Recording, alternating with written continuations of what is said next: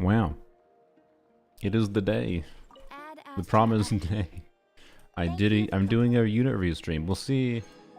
Normally in the past I've done these streams. I put the cutoff mark for doing. So hasn't watched them before. So I have a pinned message in my live chat specifically, for a form, and then you submit to this form, and I can randomly select. So right now there's only like 10 submissions. The first two are just default ones, testing ones.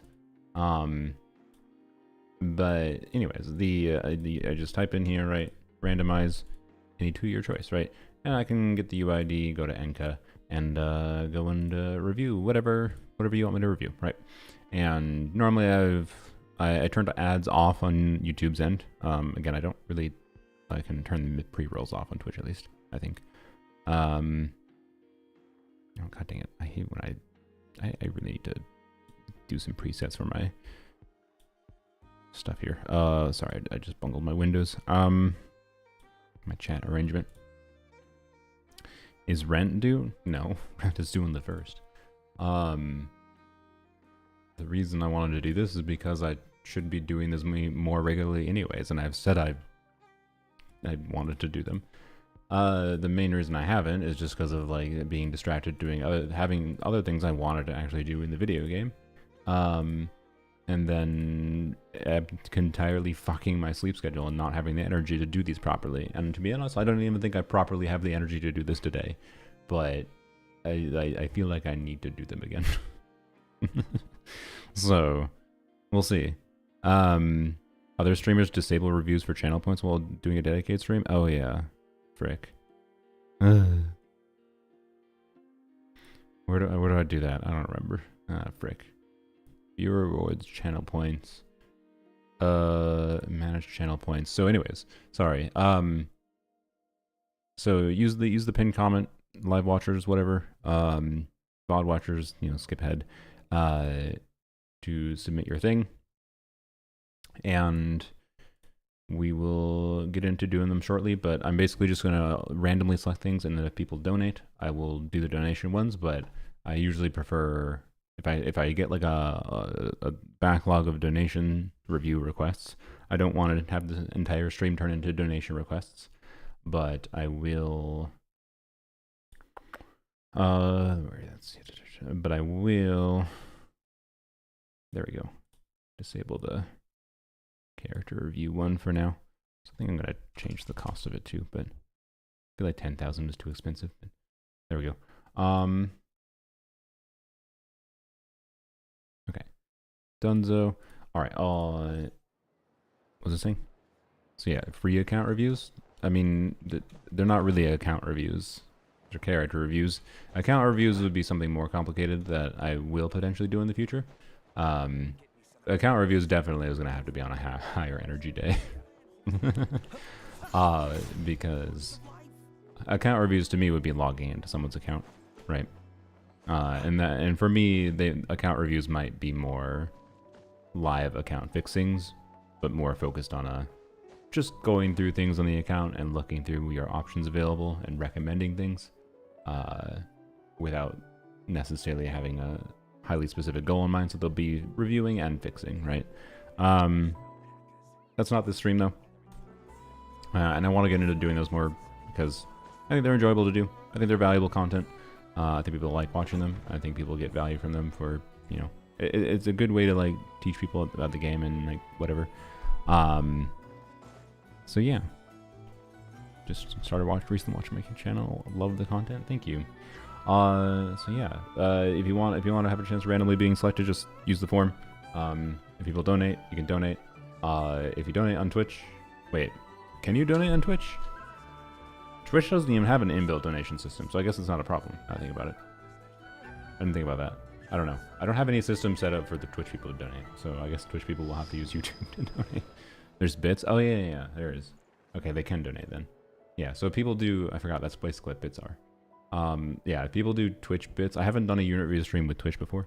If you do Twitch bits, I'll just have to, Sylviana, if you can help me out in case I missed something, but if you do Twitch bits requesting a UID review, that would be fine, I guess. I'm just going to have to manually keep track of them. Your Ko-Fi is linked here, but yeah, but I don't have anything linked for this stream, and I'm not watching my Ko-Fi actively. It's not meant for unit reviews. Could I configure something in the future through Ko-Fi for unit reviews? For sure. And I probably should, considering Ko-Fi would make it so that YouTube and Twitch doesn't take their cut. So I could actually get more money, and you know, if you want to give me more portion of your money and not give money to Google or Amazon, right? Yeah, I should do that, but I don't have that set up right now. So if you donate to me on Ko-Fi, I can give you a unit review, but I might not see it on stream, and it might just be like through Ko-Fi. So anyways, yeah, we'll see how it goes. I'm gonna go log in. Did I finish my? Yep. Okay, I'm gonna go log into my other account quick. We're just gonna find. Oops. We're gonna find a vibe spot. I'll do daily quick. Let some people join in before we start. But, yeah, I think I will go for a few hours, and then after those few hours are done, then we'll like finish up any queue I have if there's donation reviews. If there's not donation reviews, that's fine. To be clear, part of the reason I had done these in the past was because of the balance of donation reviews and non-donation reviews. So, yeah, upgrading your PC right now, but when I'm done, I'll keep it out. Thank you. Thank you, thank you. I thought Ko-Fi was pronounced like coffee, silly me. I mean, it might be. I don't pronounce like coffee. If they wanted to be pronounced like coffee, they shouldn't have spelled it K-O-F-F-I. I don't know what else... I don't know what else Ko-F-I is too much of a... You should pronounce this with separate stress syllables to me. So I don't know. It doesn't matter. I think Ko-Fi is a better name for a service as well. If you say coffee, people are like, what the fuck are you talking about coffee for? What the fuck are you on? Right? When you're saying coffee is related to donations, but whereas Ko-Fi is like its own thing. It is, that's why the logo is a mug. Okay, I understand. I'm not a dumbass. I know that the name is referencing coffee, but it can be referencing coffee and also be pronounced differently. And if the creators of the site, I don't know who created it, but if the creators of the site intended it to be pronounced coffee, they're idiots. And it doesn't even make sense to refer to it as coffee for content creators, because it's not useful to refer to it as something that's like a common, known, everyday world object. It just confuses people if you call it coffee. So it's Ko-Fi. Anyways, in your language, it's pronounced Kaffa, so Ko-Fi made sense to you. That's good. But anyways, I will never stop pronouncing it as Ko-Fi because I don't care what it's supposed to be pronounced at. I want to make sure people know it's a distinct thing that I'm referring to. So, yeah, Kofi. Yeah, Kofi is fine too. Same difference in my mind. So yeah, anyways, I'm just gonna go spend Rose in here quick. And then we will get into the unit reviews. So, small bit of stall. Holy butchered word. Yeah, I think it's honestly a terrible word for the service. I get the symbolism in calling the service Kofi, coffee, Ko-Fi, because of the idea of, yeah, buy someone a drink type service. I get the theme of it, but I think it's kind of a terrible name, other than its simplicity. But sometimes simplicity can bite you in the butt, again, when you're named after an everyday thing that people are too familiar with. So, why did I use this team? I should have used an outcry team, but whatever. Should see how well this does.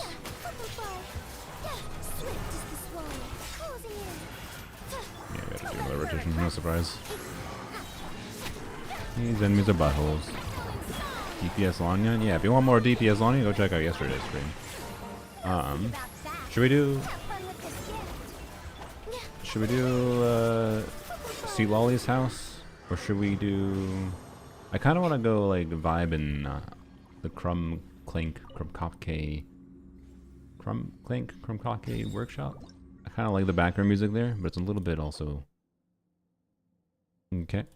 It's a little bit also weirdly loud. So, I don't know. I have not gotten a double crit attack time piece. Okay. So, yeah. Anyways. Pronounce it like the former United Nations Secretary General Kofi Annan. Nice. How do you choose the UIDs? Randomly. I think random is the main way to do it.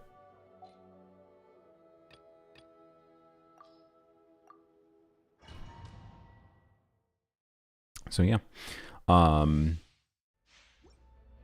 Yeah, I'll go over it a little bit as well once we actually start it. You don't really have to rewind if you don't want. We have no energy. Crap.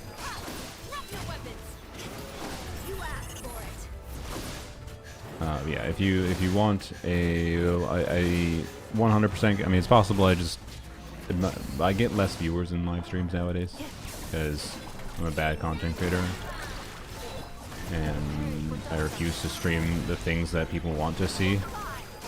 Instead, try new things, and that has made my channel slowly go to shit in the last year. But so I have no idea what the viewership I will get and the amount of like people requesting reviews.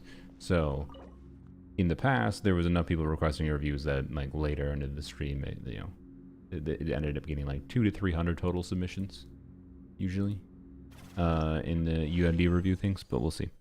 Wow. So I have no idea what to expect as far as like your actual chances to get selected, but your chances of getting selected are better earlier on in the stream when there's less total submissions compared to later. But if you want a 100% guarantee that I will look at something, you can donate on YouTube or bits on Twitch. So yeah. Was your Lonnie on C6 yesterday? No, of course not. C6 would have made it quite easy. But I did not. So I had to optimize around not C6. C6 Lanyon would have 2 skill usages, by the way. So you can tell by, if you have 2 skill charges in the bottom right, you see someone playing Lanyon. To be clear. Honestly, actually, I think even C4 Lanyon would have made it way easier because we were that close in so many of our attempts that a little EM buff for Lanyon and the rest of the team would have mattered a lot. So, yeah.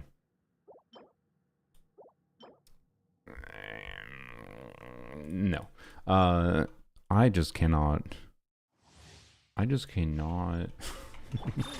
It's crazy to me that I haven't gotten any relevant timepieces in the... I've gotten multiple double crit timepieces in the other set. Actually, no, one of those cracked. I guess I only got one. Okay. I don't know. It's not that much, but I spent enough resin now. It's like kind of surprising my options for the DPS set are as shit as they are. Especially because like I haven't even gotten like a crit damage circle that's real. No, it's not. If this was the other side, I would have kept that for sure. Like what? Like what? I haven't got an attack goblin for what it's worth either. What the frick is? Okay. So I got a 4-line double crit timepiece and HP, and a 4-line double crit HP goblet. Surely they release a non-cry DPS that wants HP main stats, right? Surely. Anyways, new piece. Honestly, actually, yeah, I should try to think of something I can do with one of the HP scalers in the game with the non-cry set. Because I can probably do something with either of those pieces I just got. Columbina? I mean, yeah, maybe. I refuse to acknowledge the desire to put that in Columbina because I think manifesting main DPS Columbina would be a bad thing for the game. So yeah. But as an option for her DPS Columbina, that's fine. I just don't want her intended role to be DPS. Okay. Alright. Claim my dailies quick. Let's go find a spot to squat. We have a couch now that we can use. I don't remember where it is. Yeah, right there. We can just put this couch down pretty much anywhere. So anywhere that has like good vibe spot music, we can just vibe. We can go vibe next to a Neva the whole stream. Oops. Spamming click for some reason. Spot to squat, yeah. All I've heard about Columbinas that are DPS will be early con locked, and that's fine. If it's early con locked, that's just bait for people that think you need cons to be able to DPS a character. Because they lack creativity. Sorry. Little bit of a hot take. You don't need C6 Frina for Frina to be a fun DPS on field. Just saying. Anyways. Why did I go here? I just need to claim Daly's dumb arse brain. Ran away from the thing for some reason. Couch didn't mention before own couch? Yes. I have a plan for a couch now. My parents wanted to get rid of one of their couches. Thank you. And it's a couch that comes in 2 pieces. Like 98% certain should be able to fit in the apartment without much struggle. So I'll have a couch soon, TM. Within a month. They have to come visit. So anyways. Is this tomorrow? No, it's 2 days from now. Okay. So couch acquired, kind of, but also not here yet. So yes, couch in Genshin before couch at my apartment. Alright. Whatever cons are dog shit, that's a good thing then. Probably not gonna be though. She's probably gonna have... We'll see if they go with the strategy of shit C1 and then in order to bait to C2. That's the normal Archon strat, is meh C1 that's like not bad but not incredible. Even though with Frina I think they fucked up. I know a lot of people think C2 Frina is better than C1 Frina. I think C1 Frina is substantially better than C2 Frina. But anyways, especially over time. Yeah, we're just gonna vibe here I think for the interview. Alright. Let me know if if the music is too loud in the background. While I'm doing unit reviews, just because I might end up speaking too low and there might be music going on at different times that is loud here. Couch, Bap. Wait, no, we should go next to Anefa. Or is Anefa gonna auto-trigger the thing? We'll find out. Abyss reset soon? Yep, tomorrow I believe, right? Yeah. Abyss stream will be tomorrow. Okay. Let's squat next to Anefa. The whole time. Let's be Anefa next to Anefa. The Anefa clones. Ino is taking over the world. You know what I want to see? I want to see an Ino. I want to see an Ino this stream. Okay. It has a little propeller. I'd never noticed that. That's funny. Okay. Anyways. Okay. Let's see. Let's see how many submissions there are. Ooh, that is a lot already. Jesus. All right. I didn't need to wait that long. I mean, it wasn't on purpose, but anyways. Okay. So we're gonna random. So you can see I just click this button. It'll also random anytime there's a new submission. But so this number changes, and then I just type in this number, and this number just corresponds to a line over here, and it does filter duplicates. So if you submit a duplicate one, it's gonna look at the first one, not the second. You don't get extra chances. You can submit duplicates if you want, but if you get selected and you're here, just let me know. And I will. You can if you when I actually review your thing, you can. Ooh, Yai. We're starting with Yai, so yeah.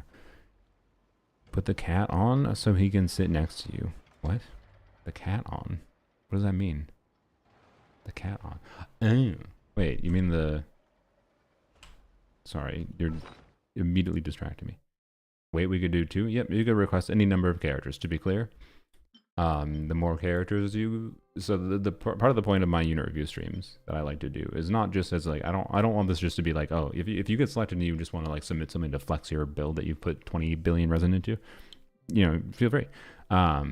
But I also want that to be like advice giving and be like, okay, I think your path to improving their build is this. And you're free to ask questions and whatever. Like it's unit reviews, but it's also like an opportunity to have a chance to randomly get selected, ask me specific questions about a team and, whatever. So I like the extra field is there. You can tell me what specific team you're using. I forgot to mention that, oh gosh, we already got a donation. Where's the there it is. Okay, so it sits down. It sits down. That's adorable. All right, 10 out of 10. This is now 100% the best anniversary gift they've given. And we're not going to see it the whole stream. Alright, Control C. Bap, start with this one.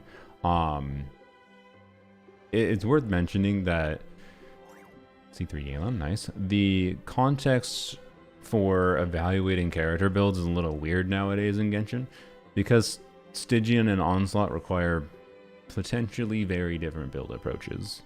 And different build approaches that will vary depending on the bot. Like Abyss, you already had builds that would need to vary depending on team context and whatever. But now Stygian exists and you have 0 energy start and like highly specific enemy mechanics that oftentimes really necessitates optimizing like around like the first rotation, getting your energy for burst reliant characters like Yelan. So yeah, anyways, we'll see.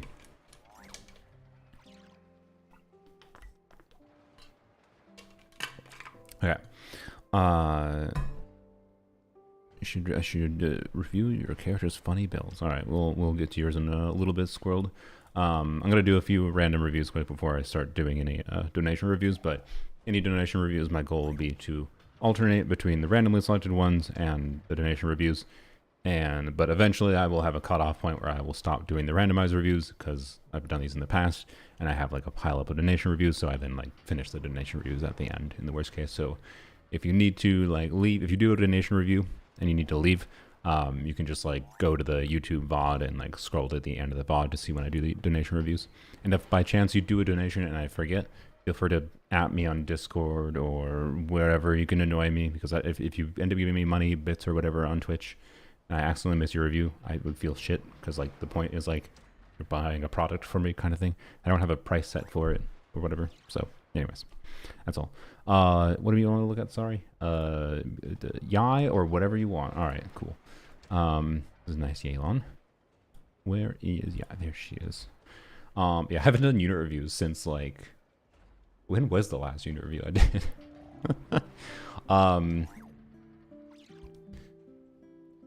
I think it maybe was it the Escoffier patch maybe?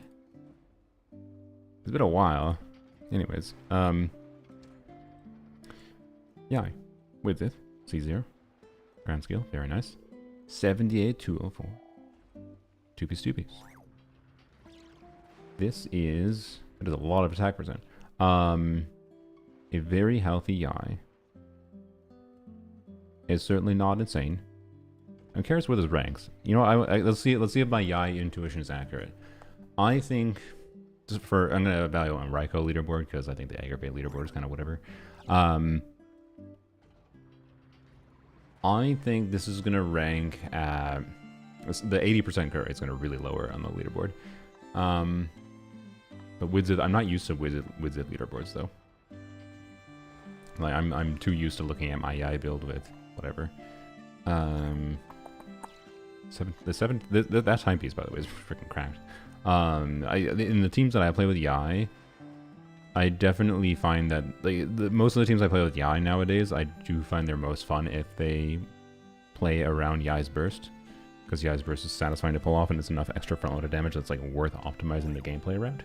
But you can still obviously use Yai in teams where you don't care about her burst much at all, so it still just depends. But yeah. Anyways, I'm gonna hazard a guess of you got no bad. This is an interesting build because you have like no bad rolls, but the overall crit value isn't insane, right? Oh, actually, sorry, you have one bad additional roll here. Like this piece is incredibly good. This piece is just like it's an onset goblet, so it's pretty good.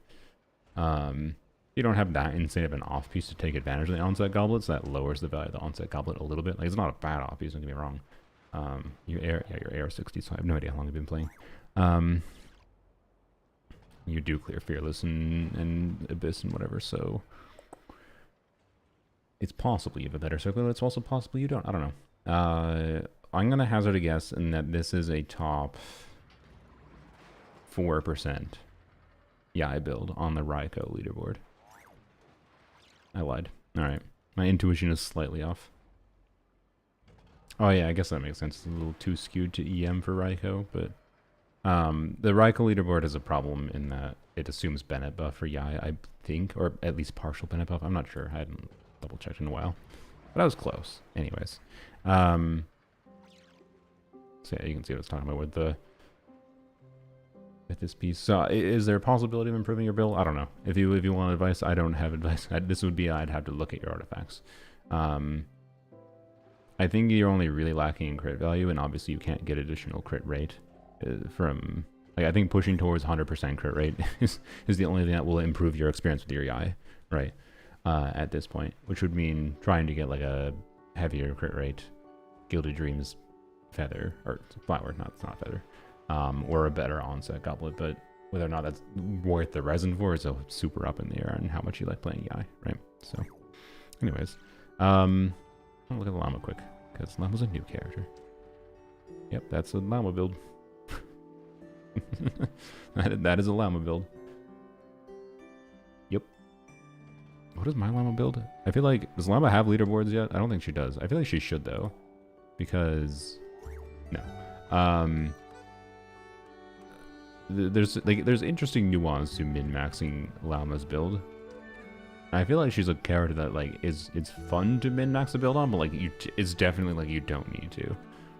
So anyways, and I have like this weird, on my main account, I have this weird like perfect middle ground build on Deepwood, where it has like something stupid like 1100 EM, if I recall. Should I just double check? Sorry, this was not intended to be a me unit review my characters, but yeah, I have 1045 EM with an okay amount of crit and a very healthy amount of ER with triple main stat EM. It's just because I have a bunch of freaking Deepwood pieces from farming a lot of Deepwood, right? These used to be Nahida artifacts, but they honestly weren't even that good on Nahida, but they're much better llama artifacts than they are Nahida artifacts, which is kind of funny. So, anyways, it's not an incredible llama build though, from a perspective of trying to min-max llama's personal damage, which is what's kind of weird. Anyways, it's a good llama. Good squirk. I think overall you seem to be a character. You seem to be a character who builds your characters up to the level of like the sensible stopping point for building them, right? Because I think I saw your builds were like, yeah, other than Farina, we're mostly in like the top 5-ish% range, right? 3%, 3%, 5%, 6%. And that's just like a healthy stopping point for builds, because like getting much past this requires a lot more resources. And it's only really, to be clear, Akasha rankings are just a framework for evaluating. Any individual leaderboard sometimes is like not worth judging that much. Like I think Skirk's leaderboards are ass. I think they're really ass at actually judging how a Skirk can perform in practice. But anyways, get the point. Healthy, what's that? Yeah, I know, right? What I should be saying is, you're not even trying. You should be having a Yai build like this, clearly. It's easy. Just get 20% more crit rate while also still having the same amount of crit damage. It's not hard at all. Like, you're not even trying. Anyways. Sorry. I'm being silly. Of course. Random. Next one is 75. So if this updated a different number since the last one, it just means there's a new submission, but which is randomized. A Zenless. Okay. Didn't expect a Zenless. Yeah, you can submit Zenless. You can submit Star Rail if you want. If you submit Star Rail in particular, though, at least Zenless, I'm familiar with character kits. But oh, really? It's on maintenance.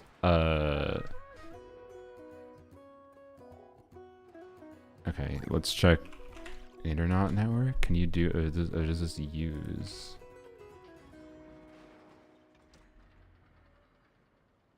Yeah, it works. All right, sick. A dono from someone? I know. I said I was just gonna do it in a second. I wanted to do some random ones. So yeah. Whoops. Let me go to the form. Use Pridewind and try to get useful subsets, but I have no clue if the builds are bad, functional, or broken. Yeah, so building characters in Zenless is interesting. I vastly prefer the experience of like min-maxing builds in Zenless compared to Genshin, but in some ways it can be annoying because it like the one benefit of the role variation system is in like as much as I've been hating it lately in Genshin, it has been you didn't request a specific character, but this is kind of not very zoomed in. I wish Enka worked, by the way, but it said Zenless was on maintenance, so I don't really have a choice to have a good UI unless someone else has a better website. Choose who you want. Sure. Okay.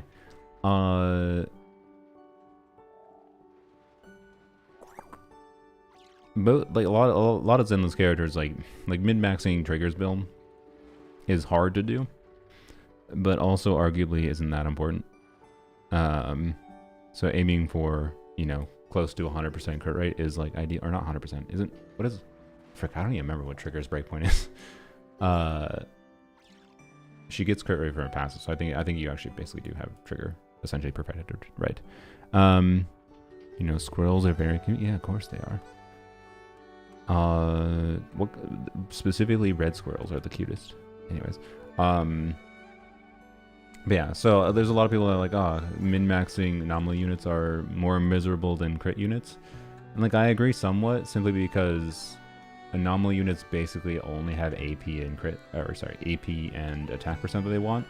Whereas crit units tend to have like crit rate, crit damage, and then like one other stat usually that's really good on them. So they have slightly more stats available to min-max. But I think people undervalue flat stats on anomaly units, and like the equivalent of a crit rate, crit damage, attack percent substat piece on an attack DPS, like say Seed, or HP percent substats on Yixuan, or attack percent on, you know, Orphe, since those are all characters that want double crit. But also then with like some attack substats. The equivalent for like Vivian is attack percent AP and then having like flat pen, flat attack. And so like this piece is better than it looks, in my opinion, because of that. It's not that you want the flat rolls, but like the flat rolls is where you can actually min-max from there. So anyways, I think you seem to be building your characters fairly well. Obviously, I mean, this site, by the way, is actually fairly good at just telling you what artifacts could be improved. But I wouldn't get too focused on the ranking, though. Like, for contrast, let's go to fine. I don't know what characters I actually have here. Right, Orphe's 382, really? Wow. I probably spend too many resources. I put Jafufu on her set that she's supposed to be on because I'm gonna play her with Monito. Yeah, like I think I farm more than you do for substats, but like, does it actually? Is there actually necessity to do this in Zenless? I'm kind of the opinion no. Just because, oops, that was dumb. I have to paste this again. Just because it doesn't normally affect the gameplay experience that much. Like when I have tested builds, right? But I don't know. It definitely can. Like, I think that it's probably worth trying to maybe get a better build on your Orphe, maybe. You know, this isn't that bad. But like, it's just my experience in like whenever I've like gotten an improved piece, or when I've tried like testing different builds, is that I struggle to see the improvements. Right? It's crazy to me that your Yixuan is this low, by the way. What the actual hell happened here? Why? Is this just like way too low of crit rate? I'm not sure. So anyways, and one thing that like wildly changes in Zenless is like different buffs that happen in Deadly Assault in particular. That's the main endgame. It's like Stygian Onslaught equivalent, but imagine if Stygian Onslaught was more fun on average. It didn't have boss mechanics that hyper restricted teams. It has those, but not in the same way. And yeah, I don't know. So I don't know. Sorry, I don't really have any helpful advice other than like generalizations is my point. Like it confuses me somewhat that like the rank on this Yixuan is that low, but I don't have enough familiarity with Yixuan to know why exactly that would be. And like Yixuan is a character that has so much gameplay optimization that like Like, I don't know. Is that the reason to farm more for your builds? Just so you don't have to optimize your gameplay as much? Maybe. Or if you just like min-maxing like me, where you like getting good at it and having good builds. I like having a good build so I can reduce the build quality as a factor. So I know if it's gone to shit, it's because I'm playing shit. Right? Maybe the engine? Maybe. I don't know. I could be YS. Isn't that one of our best engines? Because Rupture engines that aren't SIG engines are shit. 0% of all usual players use this weapon. Okay, I don't know. Anyways. Bro, I don't want to share my email. You don't have to share your email. You have to log in. I have people log in so they can't just spam a ton of shit. I don't see your email. Like, there's no email I collect. It's just a login verification on Google's end. So you're giving Google your email, but Google already has your email because you're logging in through Google. I don't get your email. I'm not collecting emails. It's email verification through Google. Anyways. So yeah, I don't know. Hopefully that was valuable in some way, Arnold. I don't know. Number 71. It's apparently staying at the same range. Navi official top 300 fish. Wow. Oops. What? Oh, I had Zenless selected. Navi official. Elegy official. Interesting. I haven't looked at trying to optimize an Elegy official build in a while. Yeah, this official build just has like no bad stats. Alright. Yeah, sure. 14. Attack percent, 2 EM rolls. A 40 with 2 ER rolls and flat attack. A 37 crit value with 2 EM rolls and an attack percent. And then a crit circlet with ER. What the fuck? This official build, to like at a glance, some people will look like shit, but until you realize it's Elegy. What the hell is this official? She's on steroids. Like at a glance, someone would be more impressed by my official, but my official looks so much better than the build actually is because it's completely carried by the crit stats that Skyward Heart gives. Oh, I censor it live with a button, or it's pre-recorded clearly.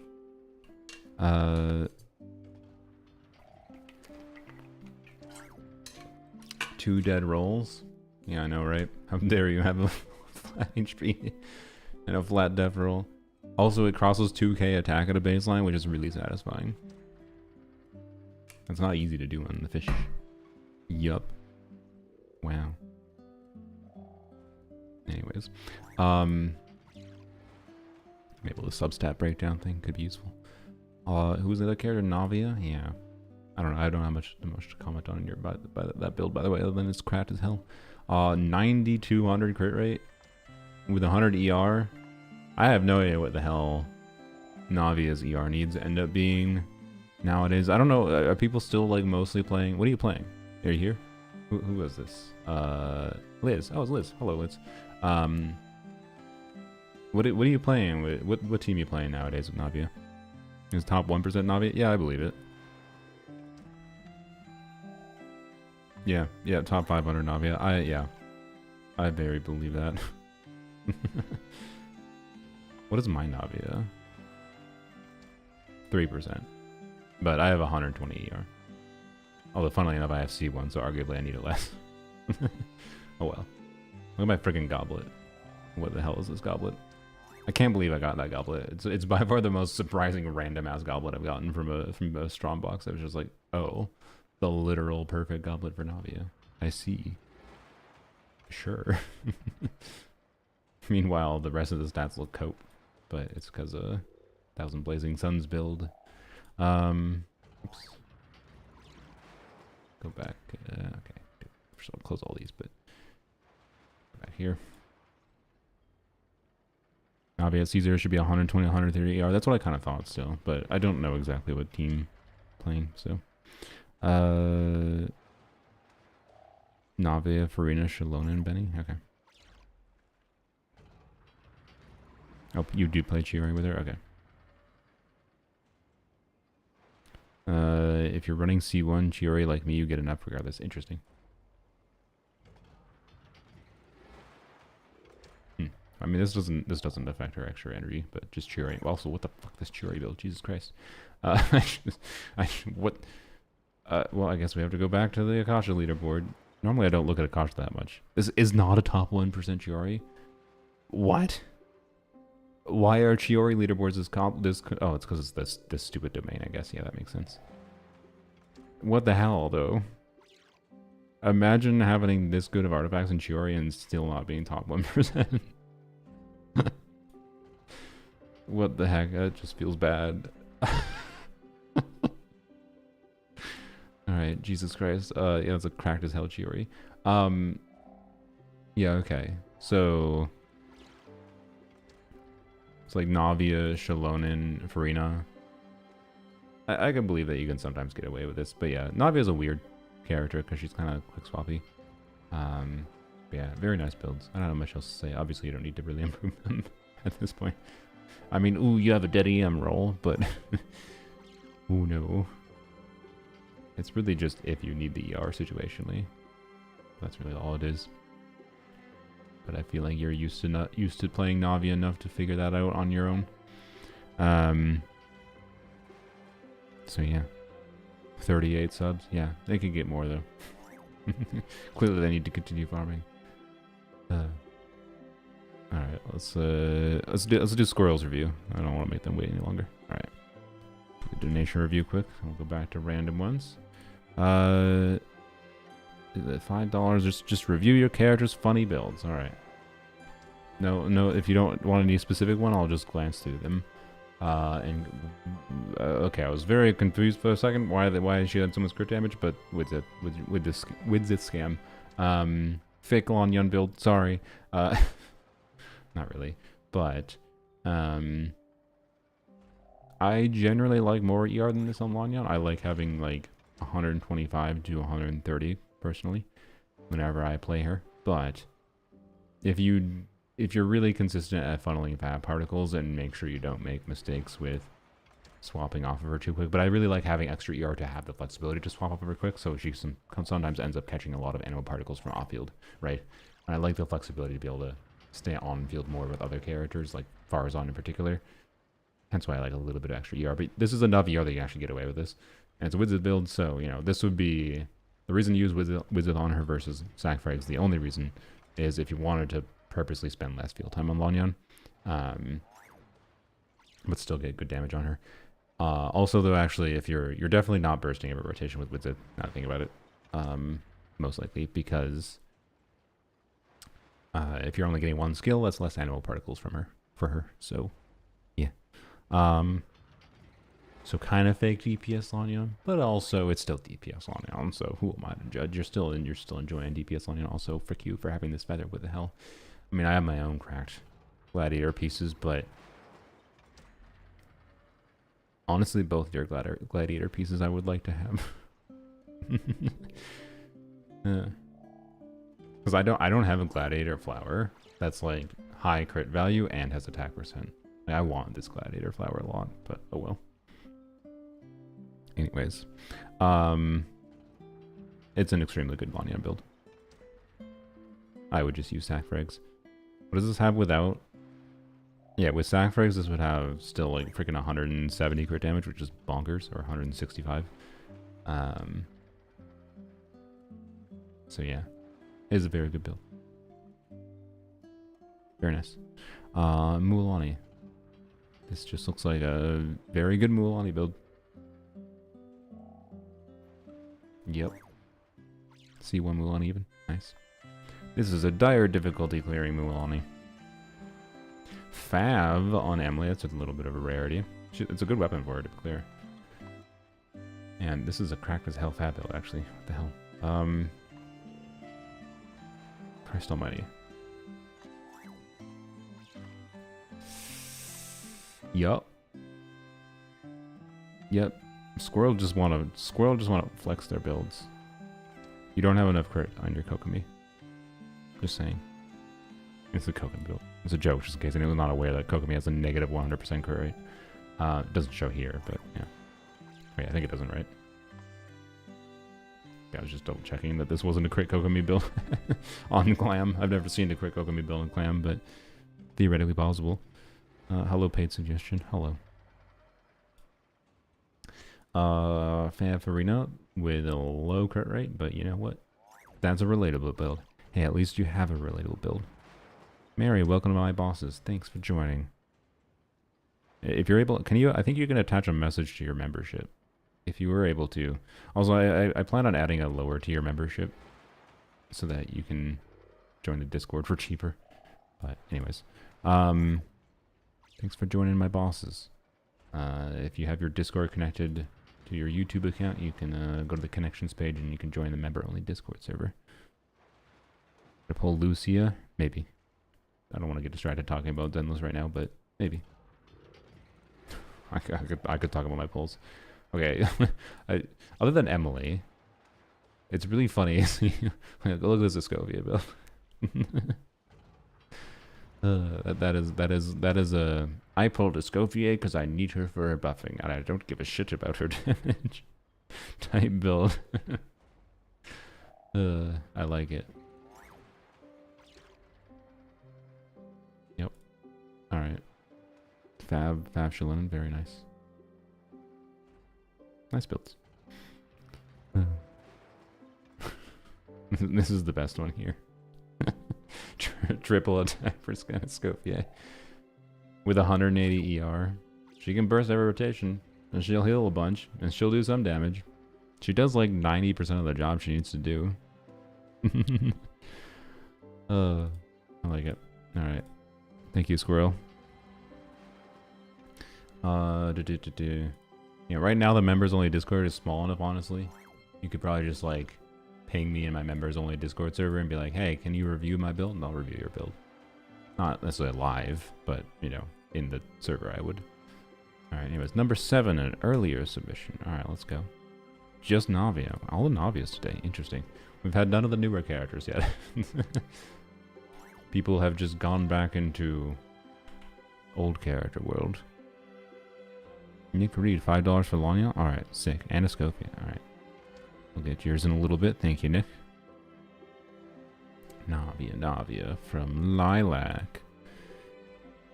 But yeah, right now the members only Discord is a pretty chill place. That's a this is the inverse of the Navia build we saw before. Like probably more ER than you need on Navia normally nowadays. Presumably. I've been intending to crown my Navia skill, by the way. But I don't know. Do I have the talent materials for it? Sorry. We're gonna check quick. I can't help when I see all the Navias and, you know, remembering particularly, you know, that what was the recent Navia team that was really fun? It was Navia Noel. Yeah, I wanted to play more of that potentially. But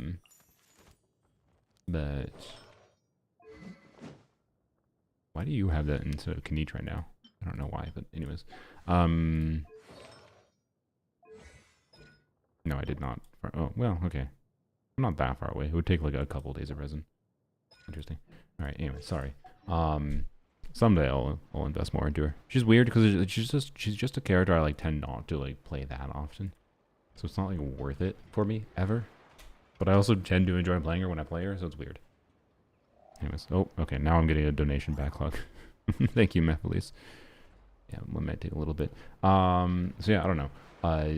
Obviously this build could be optimized potentially by trying to get more crit stats and sacrificing ER.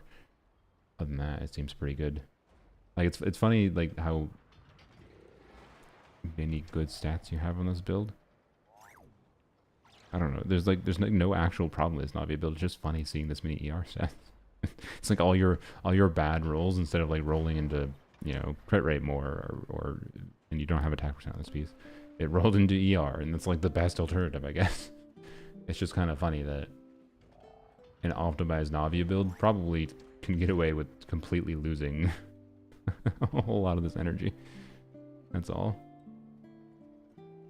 So, yeah. Like, you could completely axe the ER from this and this probably and still be fine. But this is still probably your best feather because, like, it's cracked. It's a little bit low rolls in the crit damage and crit rate, but oh well. Right? So it's funny. What is this ranking? Yeah, ranking is just a reference, like guessing on, like measuring investment level, not necessarily the ideal way to judge builds. I was gonna say I'm guessing like top 3%, but where is it? Oh, it's over here. I was right. All right, top 3%. I mean, you might not believe me. You might think I just pulled that out of my ass, but my brain literally didn't see it before I actually saw it over there. But or you might top 59% Skirk. Let's go. Skirk builds are so funny.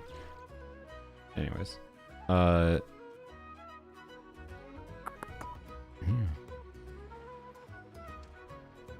I don't know. Good knob you.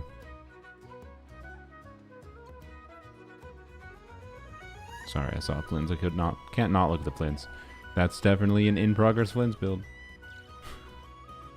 Wait, is it?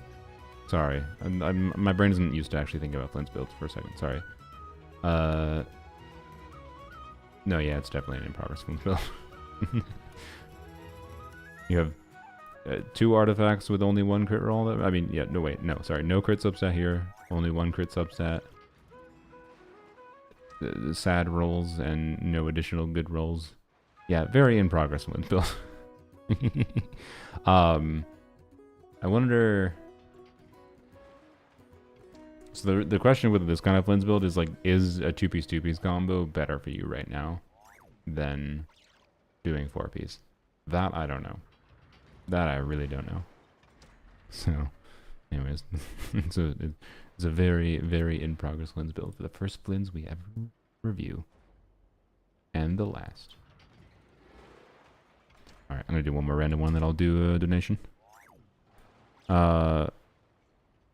Couldn't add a message in my membership saying hello for a couple of build reviews. Not how much time for my streams, but a long time. Yep, enjoy here. Your UID is 715608. All right, thank you. You are in the Google form that helps. Okay, I'll search for your thing in the Google form. I'll do yours next because you were next in the queue. After this one, Nilu, Bloom. Thank you. I probably could have guessed your Nilu build is a Bloom build instead of like a bait build. Usually I can tell, but I appreciate you telling me anyways. Nilu's a weird case for Llama where, like, because of how they just failed to release AoE content, Nilu kind of needed Llama to make her stronger in single target to feel good to play again. And Nilu teams have such an interesting gameplay dynamic that can be enjoyable. Like, really enjoyable. So, yeah, I don't know. Point being, Nilu's a fun character. And with Llama now, she is more universally useful. But I kind of wish they had just added more endgame content rather than releasing a grossly overpowered character to uplift her. But oh well. This is a pretty good Nilu build. So it's a dockhand assistant build. There's a funny amount of crit on this piece. Pretty healthy amount of HP substats, but not insane. Yeah. It's a healthy Nilu build. Without having Key of Consciousness suit. So with double Hydra, I think this is like, you're not that far away from like maxing out our buff. Without having Key of Consciousness suit, it's very hard to max out our buff. In fact, I don't even know how possible it is. I haven't checked that in a while. With Dockhand's assistant. The only real consideration though is, just in case you weren't aware, there is the new... I'm gonna Amber. There is the new craftable sword.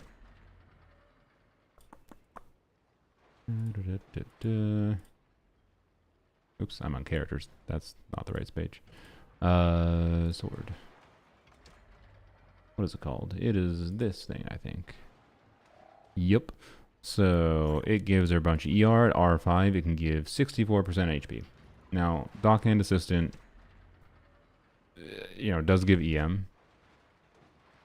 But it's less HP, and I believe this is only HP to the on-field character, right? Or sorry, it's only EM to the on-field character. Derp. Yeah. So, like, Nilou does oftentimes end up triggering some of the blooms in her setup, but like, not enough of them that I think it's actually worth using over this weapon on her. I think this weapon is better on her, generally speaking. As long as you get this. Oh wait, Ascendant Gleam is the 2 Nog Cries. Never mind, I guess it's not. I forgot. Okay, shoot, never mind. Right? Yeah, no, yeah. Nascent Gleam, god, freaking... Nog Cry System. Never mind, I take it back. I forgot. Yeah, Nascent Gleam is 1 Nog Cry, Ascendant Gleam is 2 Nog Cries. Okay, so maybe when Columbina comes out.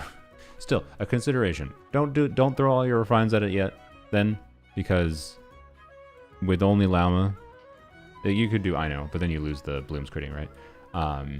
With only Ino, with Ino Llama, unless you're doing Ino Llama already, because like the reason to do Ino Llama Nilou right now is because you want to like min-max your Llama build, and because you could get some like really big holy Llama damage if you built around it. By the way, your Dendro Goblet does literally nothing for Llama. You should do EM Goblet. This might just be placeholder to complete the set bonus, which would be fair, but it doesn't technically do literally nothing, but it does very close to almost nothing. Use EM. Crit Circle can make sense though for, again though, increasing your holy damage potentially. So anyways, that's my thinking, is like if you enjoy that potential of, you can sacrifice a little bit of like the actual bloom damage in favor of configuring the team in a way where you try to min-max Llama's damage, is fun. I kind of like that more on a gameplay level than just going all in the bloom damage. So I will very likely play Ino Llama fairly often, but I also like the non-Ino team that I'm playing, which is Xingqiu, Nahida, Llama, Nilou. That's fun too. So, but I think the 2 variants I'll consider playing is either one that min-maxes Llama if I want to change her build to min-max her damage, or the Xingqiu variant, because that one is a interesting gameplay nuance. But the Xingqiu variant is definitely all into all the bloom damage, right? Nilou Llama Barbara placeholder, yeah. So Dog Water is a fake. Wait, Dog Water? What is it called? Dog Water? Dog Water is a fake weapon. I wasted 20 pulls and got almost on set. Oh wait, you mean Dog Hand Assistant? Yeah. So there's definitely no reason to pull Dog Hand Assistant anymore, because it's not that much better than an R5 version of this without Ascendant Gleam, right? It's giving Dog Hand Assistant is giving a little bit more HP and a little bit of EM than an R5 R5 of this weapon. So yeah. Thanks for joining the membership, Maja or Maha. You didn't put a message on your thing, so if anyone tries to join membership, I thought the membership allows you to attach a message to it, like when you do the membership, but I think sometimes different depending on the region, it doesn't let you. So you're kind of down in the queue, so hopefully you're still here when I do it. But otherwise, feel free to join either of my Discords, and you can @me if you joined to get a review. In case I miss it. But yeah, so membership only allows message after the first renewal. That's what it is. Okay, I see. So yeah, what was I saying? That's the path I think forward for min-maxing your Nilou build. I don't think it's that worth being like, should I try to get 20% HP on the flower and feather? Like, it could, but it's not going to be such a noticeable increase in damage that's worthwhile. Llama and other characters are going to be too much more of the work for uplifting the bloom damage to a degree that I don't think it matters that much anymore. And but yeah, this weapon is a consideration either if you want to play with Ino, or if Columbina, there's a very good chance Columbina might end up being so good for the team with either her personal damage or whatever way she might buff in the future, that losing the blooms critting and doing 2 Nog Cries, doing Llama Columbina in the future likely might make this better than Dog Hand Assistant. So it's a consideration to keep in mind for min-maxing her value in the future. That's all. And yeah, how viable that will be though, we'll see. It would probably push you towards using instead of like a Barbara or whatever in your Nilu team, if you feel like you need a Barbara, push towards a Dender healer. But I don't know, for what it's worth, I found that I could survive. This was before I activated C1 Llama. I found that I could survive with Singcho Nahida on Prototype Amber without much of a problem. But I'm also a player who doesn't mind playing a little bit more risky with a Nilu team. I think they're more fun to play that way. But anyways, all right. Let's go do Marie's or Mary's.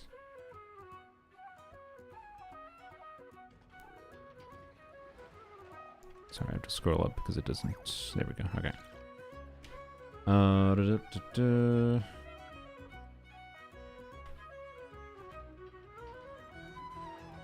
PLB subscribe with Prime. Thank you, thank you. I really need to. Is the subscription the same way? I don't know. In Twitch, I don't have a good way of like queuing things in Twitch like I do for YouTube for donation reviews. So, anyways, are you still here, Mary Marie? I don't know how to pronounce your name. I'm sorry. Would you want me to look at anything in particular? I think you just gave me your UID. Otherwise, I can just glance through. So, pretty deep. C4 for holy. That's probably more ER than you need on a Fab C4 for now. I would assume. It is funny seeing a C4 Farina that is this low investment. Even C4 Farina owners are going the Tenacity Farina route. Oh boy, that's amusing. A decent Skyward Heart, but actually this should tell you how cracked as hell the LG build was.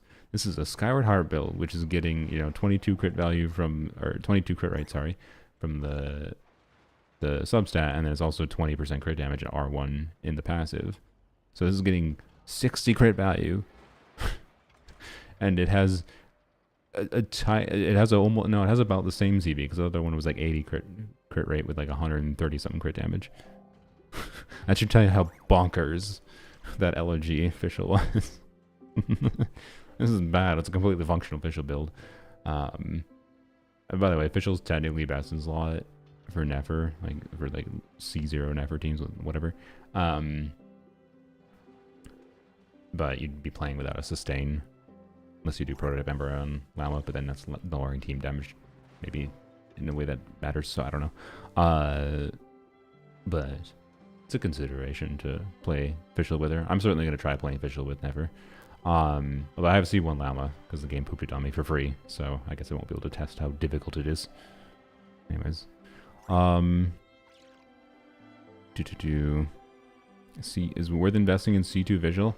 Official, it's weird. Like, Official's still one of the units that I think could often just be compelling to slot into teams to fulfill whatever requirement they throw at you for like a mechanical requirement for either Stygian or Abyss. And for Stygian context, she's a character that can, get her stuff going right away with just her skill. Are we getting a hype train? I honestly have no idea. I don't understand how a hype train start. One person did a subscription and it did it. I don't know. I don't understand hype trains. Don't ask me. So, anyways, is she worth investing heavily into at C2? From my experience on my casual account before I got C6 official, not really. I think she's worth having as an option and having leveled up, but you don't need to stress having her min-max that much unless you're happening to play a team that she's the obvious unit to use as the best in slot. But nowadays, if you're playing newer main DPSs, even if you're doing Nefer with Fish in the last slot, if you don't have a C6 official with a good build, there's no reason to play official with Nefer. You just do Cookie or whatever other sustain option, most likely. Llama less shenanigans in your Nefer stream. I mean, when I'm playing Nefer, I'll probably play with Ino instead of Llama if I don't want her to do an Unga Bunga insane amount of damage. But the nuance of Nefer, I think, that I care about is more the last slot rather than whether or not you use Llama. Whether or not you use Llama is just if I want her to do a ton more damage or not.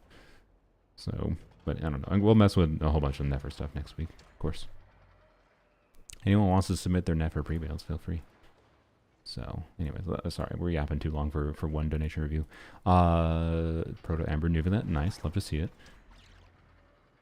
That's a very good Shao build. Very good Risley. Very competent Xiangling.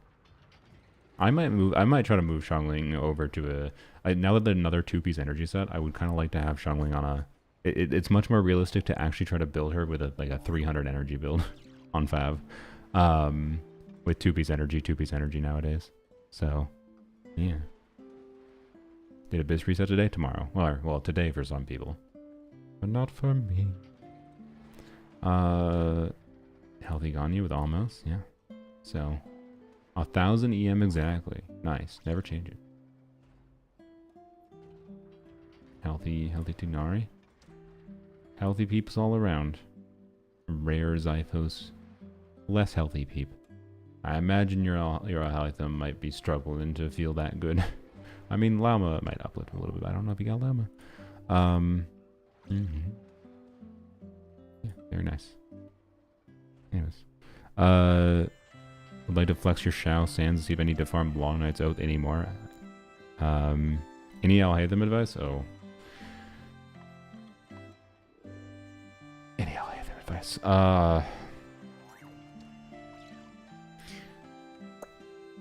Is it even worth bothering trying to farm 4-piece Gilded Dreams versus trying to just get a cracked 2-piece set on him, honestly, nowadays? I feel like with the number of options you have for 2-piece sets, like 2-piece EM sets, or even honestly 2-piece Energy Recharge, but although I would hope 2-piece Energy Recharge is not relevant because you're using Zyphos. Yeah, frankly, I don't really have any advice other than he's a boy that wants a lot of crit value in his substats while also meeting some energy needs. The fact that you're using Zyphos means you want all the crit and basically nothing else. And that makes him a pain in the ass to build, and that I think though would bias you towards 2-piece combos. But I don't really have meaningful advice for that other than, you know, best of luck in trying to get the best crit substats possible. You know, is it worth using elixirs on? Maybe. And 4-piece Gilded Dream should still be best in Salon as far as I'm aware. Although... Actually, maybe not, because... I haven't looked into this personally. So I don't know if you want to try it, looking into like some Alhaitham mains communities or something. I wouldn't be surprised if something like Lauma Enefa and then a Hydra unit, right, is Alhaitham's new best team. Lauma gives Res Shred. You have a Hydra unit in the team. You're doing some blooms, right? So you're doing the normal quick bloom Alhaitham thing, but also Lauma is buffing talent damage.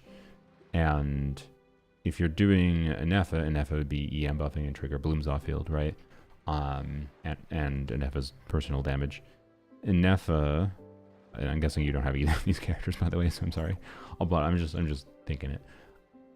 That would be a double non-cry team, which means the new DPS artifact set would be really good on him. For the future, because if you don't have Llama or Enefa, their banners currently aren't here.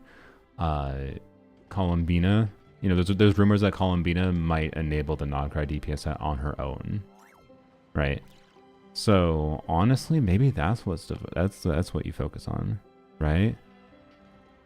That's what I'm kind of leaning towards. Is non-cry DPS set, because that can really help fix one of his main issues here, which is just he needs all the crit, and that would give 60 crit value for free, plus 2-piece EM. Like, yeah, I don't know.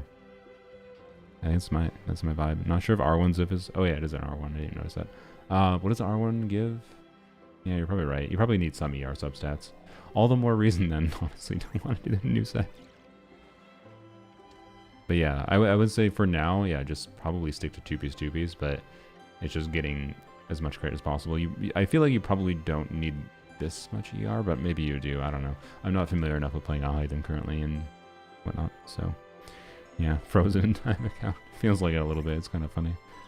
This account stopped progressing after her Fontaine, which is relatable. Just pulled all the Fontaine characters and farmed for Shao to get a cracked as hell Shao. Holy hell! Yep. That is the dream. That is the dream Shao type piece. Yep. Wow. Also, that flower is pretty cracked as well.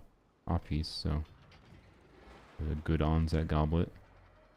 At least your bad rolls went into a relevant stat, technically. Yeah, very nice Shao. Very nice Shao boy. Alright. Alright, sorry, enough on that one. Let's do another random one.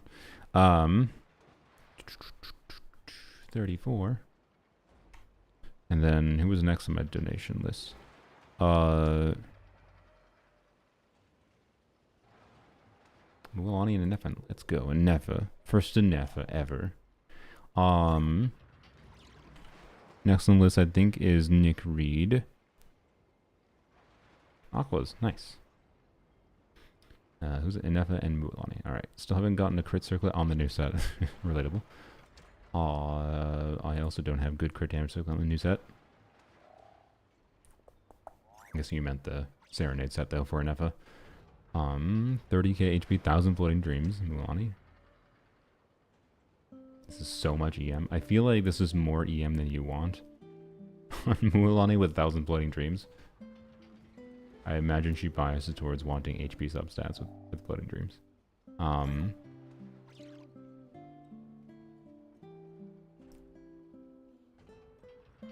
it's still a really, I don't know, there's still really good stats overall. Alright, Mualani builds are so weird. To think about min-maxing. Like, I had what I thought was a really cracked Mualani build in my casual account, and it's like top 20% on Akasha. I was just like, okay. I bet this is like a top 10-ish percent.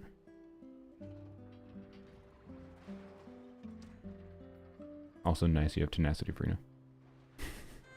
I can immediately tell just because it's in the top 70%. Just immediately like, oh, you have a better Farina build than most people by being top 70%. I don't even see it. I'm blind. Is it because there's no Mualani leaderboard? I don't remember. There was. No, there definitely is. I think you just haven't submitted it. Okay. Or I'm blind. One of that too. Anyways. So yeah. I don't know. It's a good Mualani build. I don't have meaningful commentary on it because Mualani is weird to optimize. You have really good overall stat balance. Like, it feels very, very good to me, but then sometimes I would be, like, surprised. That's why I was going to check Akasha.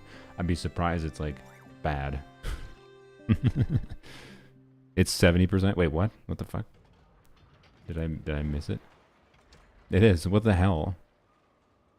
See, this is what I'm talking. Oh, this is old. Wait, can we refresh it? There we go. Okay. Top 70% did not make sense. Yeah, there we go. Yeah, that's what I thought. I thought this was a very good build. And like for how competitive Mualani builds are, this is an extremely good Mualani build. That's my vibe. So yeah, very nice. I should actually consider honestly maybe trying to use this on her. Now that I think about it on my Mualani, but I have to go look at artifacts. Ooh, oh, are you trying to emulate my build? Oh boy, you are trying to emulate my build. I don't necessarily think it's what you should do. I want to emphasize, I don't think people should do triple attack percent in Nefa, but I'm probably gonna keep her on triple attack percent forever. So yeah, I improved your Mualani. Yeah, I'm just that impressive. I clicked one button and improved your Mualani. It would have been funny if that was a top 70% build. So yeah, anyways, I mean, you have more ER than I have on mine, which might matter. Anefa has no universal build. Like, she doesn't have a universal set. She doesn't have a universal ER need. She's too versatile of a character right now, and especially like with their like next Abyss. Who boy? Who boy? Like, if you only pulled for like one Nod Cry and it's not one of the units that's like flexible for different teams, you might end up struggling. A lot of people might end up struggling because you might also not. There's people that will be like, oh, this is really easy, because if you have a 100k DPS team to brute force with past the double Nod Cry check on one side, you're good, and then you just do Bloom on the second side, and you should be fine. Oh, Salem, welcome my bosses. Thank you. All y'all doing memberships, I do appreciate it, but unless you're planning to renew the membership in the future, where you can apparently renewing memberships lets you add a message, it would be better just to do like a one-time donation to be able to attach a message for sure. Hopefully we can. I can't skip to doing memberships, otherwise I'd get stuck doing just paid reviews forever. What's the next abyss? It's the, you know, the enemy that's in the artifact domain. It's that enemy, but abyss, so more HP and 2 of them in sequential waves, not at the same time. How about a renew sub on Twitch? Will I be queued for a review? Yes, as long as I see it properly. And then you mention your UID. So if you do a sub on Twitch and you mention it, I have to manually go and put it into my queue. YouTube has a separate queue thing. So, anyways, yeah, thanks for the memberships. Okay, well, PLB, I don't know. Were you trying to make it complicated for me? Thank you, PLB, though. Thank you for the 5 gifted. Appreciate it. Congrats to whoever got it. For simplicity, I would say that gifting subs earns the sub gifter the gift, not the people that got the gifted subs. Or a whatever review you want. So, PLB, if you have your UID you want to throw in the chat, quick, I'll go put you in my notepad so I get to you eventually, hopefully. Anyways, sorry. So Inefa is a really valuable character, particularly as they're doing 2 non-cry things, and like the fact that they give Ino for free. It means like Ino and Inefa core allows you to like adapt various different teams that will significantly help getting around this direction they're seen to be going with both bosses and normal enemies that have mechanics that really want to push you towards having 2 Nod Cries. And if you don't have 2 Nod Cries, you need way more damage. You need way more damage to bypass. You don't want to skip the queue. Well, I do need your UID though. Can you put your UID again? I don't know where your UID is, or if, but thank you. Loving the streams, appreciate it. I don't know where your UID is. I'd have to scroll a whole bunch. So if you can put your UID in the chat again, I'd appreciate it. So yeah. Anyways, as far as like a triple attack percent in Efa build goes, it's what I use on her because I like it. For the idea of, I guess I should contrast it with mine. I don't remember. Did I put her on? Oh yeah, she is on her very high attack build. This is with double attack, or double attack, double pyro. So this is an extra 25% attack. I believe without double pyro, this is a 3,000 attack build. I have a little bit less ER, a little bit, not that, well, it's about the same crit value.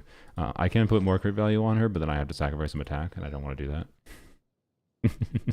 I like having her, I'm fine with having her be RNG for her damage output and then just go maximum buffing. I like this character for doing decent damage while also doing buffing. Like, if Inefa didn't have this passive, I would just feel like she's boring power creep for offfielders. So, anyways, but this is not a normal direction to go. And I only initially considered doing this because before this set came out, I was using Gilded Dreams on her. And I had a Gilded Dreams attack circlet that was actually better when I ran the numbers on it. My attack circlet on Gilded Dreams was better than running a crit circlet on her, with in conjunction with my other like Gilded Dreams stats. But my Gilded Dreams stats were like this flower, for example, right? And I had, you know, this feather. Like, I had really ideal artifacts for doing that. I don't really have the same perfectly ideal artifacts for doing that on the new set yet. It's functional, but like not quite there. Whereas my Gilded Dreams build was like these stats, but then like a little bit less attack percent than like 75 crit rate with 150 crit damage, right? which is I think a big part of why it made sense to use an attack circlet in that case. And it was a little bit better for average damage for a Nefa, and then it was obviously better for buffing. But I have a high enough investment Dia that I just kind of value buffing her as much as possible, and that's why I go that direction. And attack percent is still a damage stat for her. Also makes her shield more tanky if that's something you care about. So I don't know, I think it's fun to do a to do a triple attack percent in Nefa. But I'm not gonna say people should do it, right? And it's definitely harder to build her with triple attack percent because it makes you want a lot of crit value and you still potentially want some ER. So, and like right now my build has like a little bit of extra EM substats, and like I might re-roll this piece to get better rolls than this, but yada yada. Anyways, meow meow. Thanks for joining the memberships. All the new members. Reminder, you can connect your Discord account. Well, maybe remind me to demonstrate it later, maybe, but not right now. Bap. So yeah, good enough. Anyways, was this a donation one or was this a paid one? Oh, good lord. Good lordy lord. Thank you, Jokester. Appreciate it. Also, I just got a whole bunch of, I just missed a whole bunch of people while I was yapping. Test Icicles. I definitely read that. That's intentional. Username Test Icicles 69. That's a very funny username. Thank you for subscribing with Prime. Test Icicles. Isn't the limit for EM buff a 2k attack? Nope. That's one of the best things about a Nefa. Where do you see a limit here? There ain't no limit. There's no limit. It's just 6% of her attack. You can crank her attack to the moon.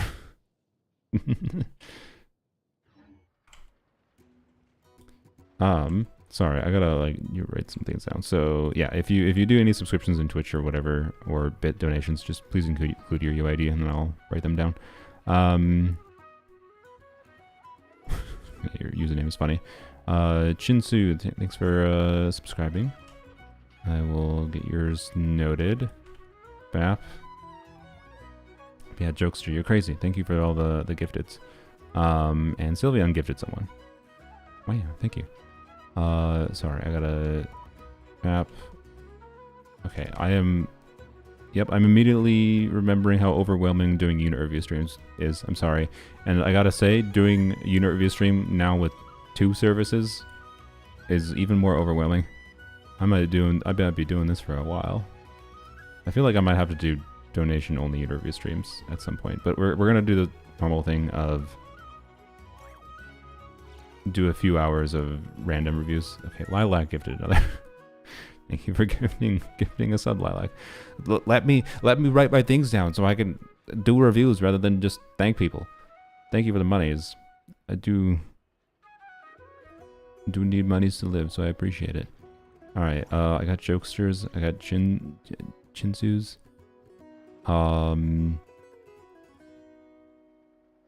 Did anyone else? Sorry. All right.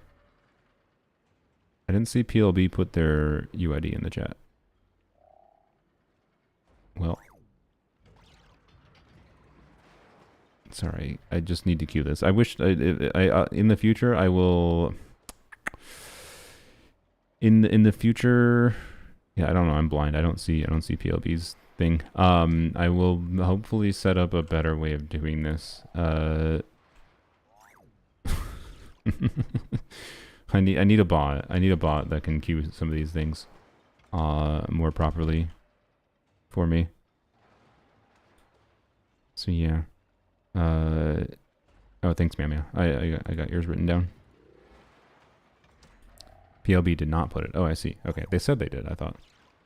Okay. Well, someone can let me know in chat if they do. Oh, you didn't want to pay to review. Oh, I see. Oh, you were just giving me money. I appreciate it. Okay, thank you. Sorry, I got confused. I'm stupid. All right. Yeah, I'm never getting reviewed. No, we're going to do random reviews in a second here. Wait, was this a random review? Was the Nefa we're looking at right now, which is slightly off screen for some reason? Was this a random review? I think it was. Yes, this is a random review. Okay. put a limit on the number of characters for non-donor reviews.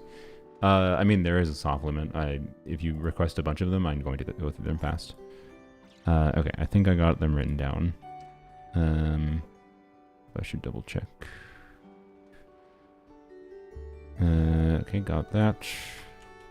I'm not writing names down, so I'm just putting these in a queue, so I apologize if I miss any. Okay.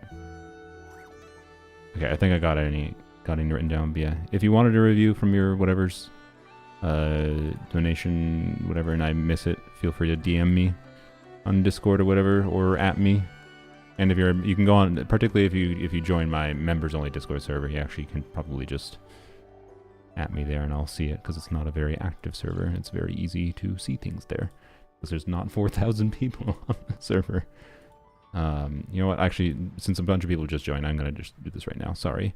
Oh boy, it's kind of mentally overwhelming to have to deal with. Brain panicking. It's fine. It's fine. Hey, it's waking me up for what it's worth, which is a good thing. More energy is good. Anyways, let me go demonstrate real quick. So you got to go to your. Yeah, let me go settings. Oh, I need to disable streamer mode to show this. Okay. Second, settings, connections. Okay. So. Where is Discord in the list? Why is Discord not popping up in OBS? There it is. Okay. Bap. So you just click on your profile, like on the bottom left where your profile normally is. You just click on the little gear, and then on the very top here, you can. Oh no, my Reddit username is showing. I'm not really active on Reddit. If you want to snoop on me and see me being a butthole on Reddit sometimes. I rarely interact with people on Reddit because they're annoying. But you connect your YouTube and Twitch on here. You might have to refresh it manually by connecting it again. Sylvian told me that she had some issues and she had to like disconnect it, reconnect it. But once you connect it, it'll appear here.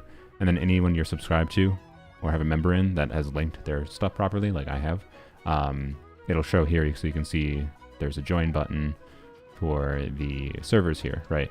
And for this one, it should only appear if you are a member or a subscriber. If you want to join my public Discord server, you can join my public Discord server. That's just like linked in the description and whatever. So you can join that, and then if you need, and we post cat pictures, of course. And I'll be able to see that there most likely in the future.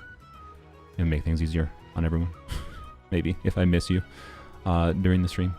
That's why I'm mentioning it. Alright. That's not what I want on the screen. Oh. There it is. There we go. Okay. I don't even remember. Let's do another random one because it took me too long to do all that. Good lord. Number 146. Tignari official. And then we'll start doing some donation reviews. But the punishment for donators donating too much is that they have to wait longer. Sorry. Normally my process, in case again anyone's not aware, is I spend at least a few hours just doing randomized reviews, but like randomized and alternating between donation reviews to not get too bogged down, and then I finish up the donation reviews at the end. That's my intention. But yeah, Tignari and another official. I feel like it's kind of surprising to see this many people ask for official review nowadays. But I still like me official. AR-60. This looks like a. I'm not gonna lie. Like having these characters in your showcase looks like an AR-55 player showcase. It's like, or not even an AR-55. This is like an AR. I just got to AR-45. Can you review my builds? Right. That's what this looked like to me when I clicked on it, or when I refreshed it, which is kind of funny. What did you want? Sorry, Tignari and official. Really like the quick swapping nature of Tignari Yai official theme. Yeah, it's nice. I like it too. It is a fun team.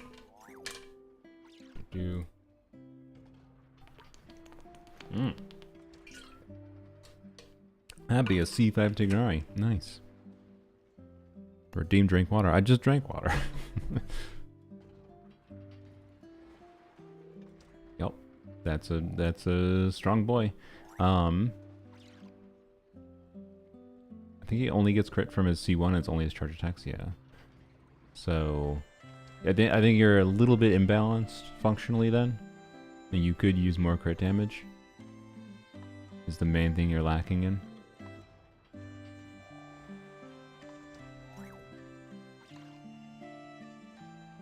But yeah, I don't know.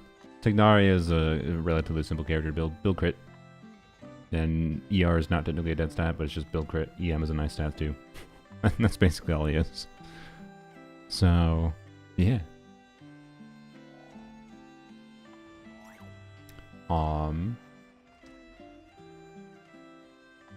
I don't know.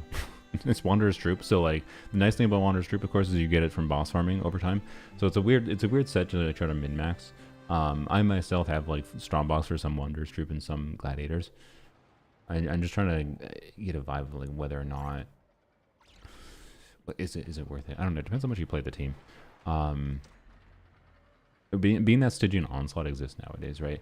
There's an actual more significant content reason if you care about trying to like use Tignari, right? Tignari Yai official in Stygian Onslaught. There's a content reason to care about investing more, like more than just I want to do more damage, because now it's more you want to do more damage to potentially do new endgame that is more difficult, or just you want to use him in Abyss more because Abyss has also become a lot harder too, right? Like the game has scaled to a degree in the last year that the reason to invest more in characters, particularly older characters, just so you could feel comfortable using them more. So whether or not you are comfortable with this Tignari is, I don't know. Like it's not that much worse than I think like my Tignari has been when I've used my Tignari, but it's the C2 Tignari with Hunter's Path. And I think mostly I have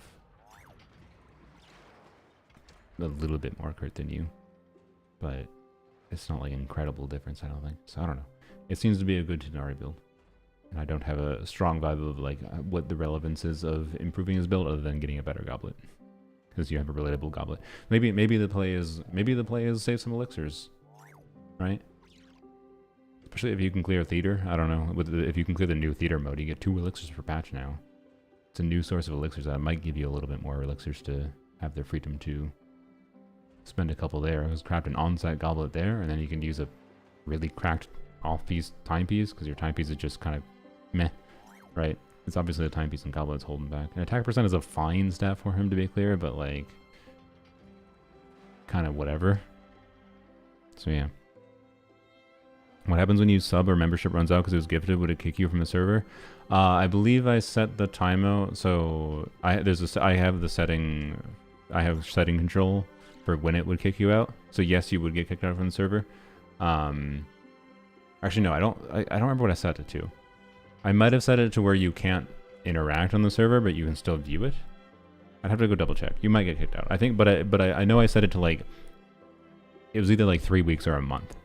So you could be subscribed, and then you'll be able to be on the server for like a month or 2 ish, approximately 2 months, because it doesn't. If I set it to kick you out, it definitely doesn't kick you out immediately, but it also might just technically lock you out. It might not kick you. I can't remember what I set it to exactly, but I know it's on a 3-week timer, and you will at least lose the ability to interact on the server. But you still might be able to see. I can't remember. So yeah. Anyways, and that's just the subscriber member only server.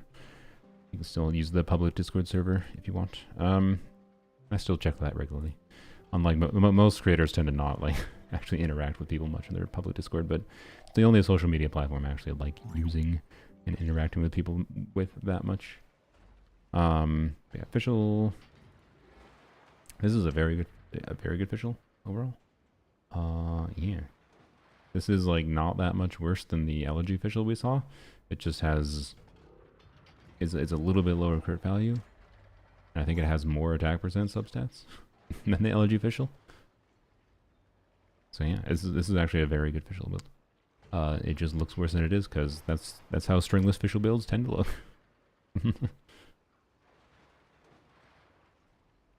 What a cracked timepiece. Why do all you peoples have my perfect Lanya pieces? Mostly a joke. At this point now, I don't really care about VV. I kind of like two-piece attack on Lanya. So yeah, the feather. Oh yeah, wow, Jesus.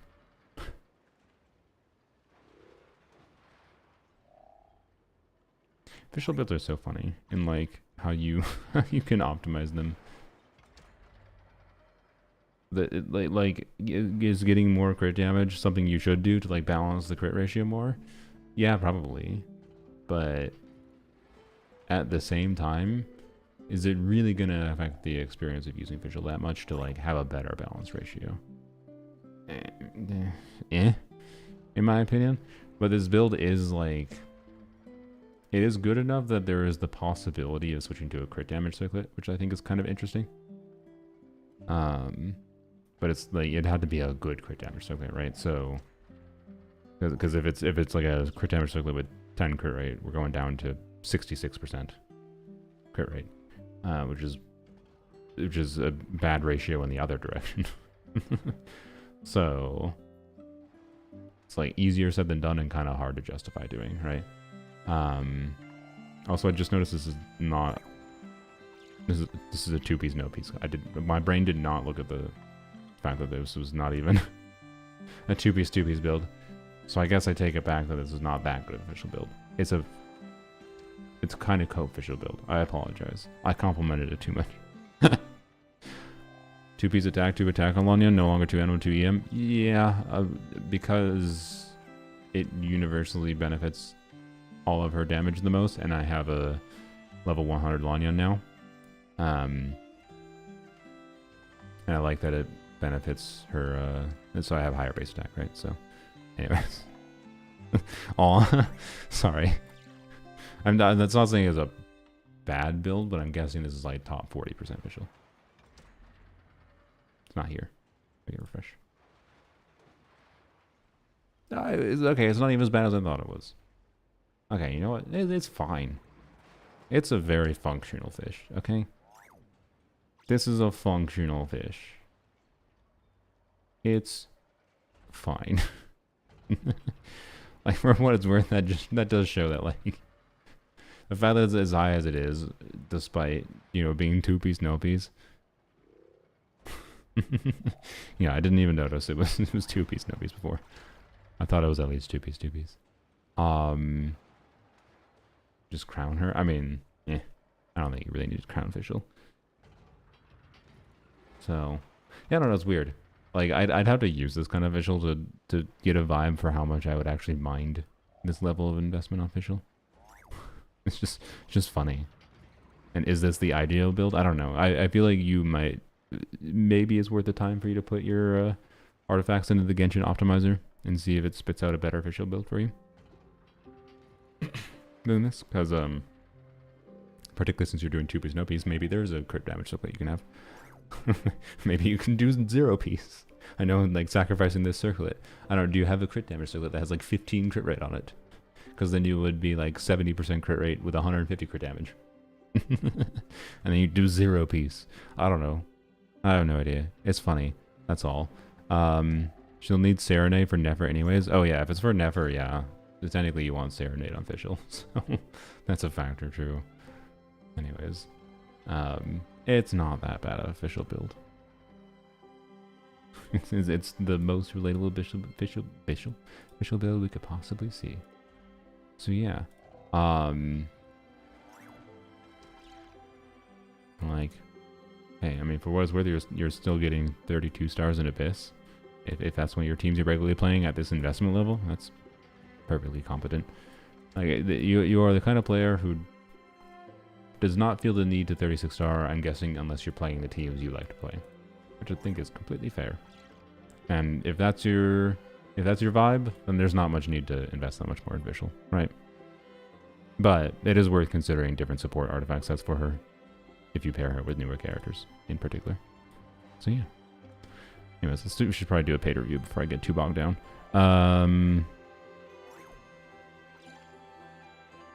So I have no way of ordering the queue properly. So other than the ones that are on YouTube, because they go in order by default. And Converse Endless is working again. Nice. Okay. Yeah, let's do Nick Reed's Lanyon. Yep. Kidoki Speedy. How's your username is Speedy? What is the reward cat adoption form? That is, I've been intending to, I want to get a cat. So, cat adoption form is, okay, let's go try to pick out a cat and fill out the adoption form. Right. I have a cat kind of picked out already, kind of. But not 100% if I want to commit to that cat. But anyways. Your Lagnon, Escophian, Nubilet. Okay. Yes, that's what you said in your message. Alright, let's do the Nervilet and Escophia. No one's asked to review a Farina yet. I'm free from the Farina curse. Not Golden Troop Farina, garbage. Or, sorry, not Tenacity Farina, garbage. That's all I need to say now. Anyways. It's a joke, mostly. It's a half joke, because it's kind of true, but kind of not. It depends on you're using Farina. Same as Farina's ER needs. I don't know. It depends on you're using Farina. Farina's a pointless character to review, because it just doesn't matter. It just depends on who you're using Farina. Farina's damage sometimes doesn't matter at all. Sometimes it does matter. Stygian makes things weird, like, because it might matter to min-max things more. I don't know. There's no such thing as a freaking universal Farina build. Anyways, this Nubila is bonkers. Also, it's extremely satisfying amount of HP. Wait, no, he loses 41k HP if you do him double Hydro. Okay, I hope you play Nubilet solo Hydro. Even though you have C1, so you just, like, having C1 means you should just always play him with Farina, no matter what. Even with C0, you play him with Farina, to be clear. But, like, I hope you don't, I hope you just don't care anyways, and you just play him. I don't think 2 people redeeming it is possible as far as I'm aware. I'm mouse ahead of everyone else. I might leave the cat adoption form up even after we do the first one, by the way, because I'm not against the idea of having 2 cats. The only problem is one of the cats I might consider getting is an FELV positive cat, which I don't feel like explaining that if you don't know what it is, but that means I'd have to get another FELV positive cat, and that's kind of weird, and there's not very many cats that are FELV positive. So we'll see. That's one thing I'll have to decide when I actually do the cat adoption. But I'm of the mindset that cats oftentimes come in pairs and are best in pairs. Anyway, sorry. This is a cracked Nubilet. It doesn't have a Hydro Goblet. That explains the HP. I have no idea what kind of damage this kind of Nubilet expects. I have no good framework for Nubilet C1 R1 nowadays. And I have no commentary to add other than play him without Farina because it's funnier to have the satisfying HP amount. And if you play him with Farina, double Hydra ruins it. Absolutely ruins it. 52 crit value feather could be better. Actually, speaking, I actually can't really as an HP roll. normally, my argument of like saying it could be better is like a lower than 50 crit value piece is better. Like a 47 crit value piece with HP percent is better than a 50 crit value piece. Generally speaking, I believe. Will depend exactly on the roll values and the balance of all the stats in the build. But this one does have an HP percent stat, so... Alright. Yup. Anyways, good Nivelet. I don't have much else to say. Could be improved, yes, because Goblet, whatever. Who cares? Who cares what C1R1 Nivelet? Not me, honestly. Who's the other characters? And Scofier. Not triple attack percent? Why even try? Oh, wait, it's Plunge. Oh, it's Plunge. Never mind. I was making a joke. Thanks, Pandemonium. We'll get to you in 3 hours. Yeah, this is so anyone that's not aware, Escoffier is a very good... It's funny that you're using 5 Lance, actually, though. That's an interesting choice for a Plunge Escoffier. But, oh, wrong weapon. Okay, what weapon is it supposed to be? Homa, I'm guessing? Or it's either Homa or Jade Spear. Staff of Scarlet Sands. Oh. Aren't you over Captain Curry then? Yeah. You're super over Captain Curry. So no, like, you know, I see.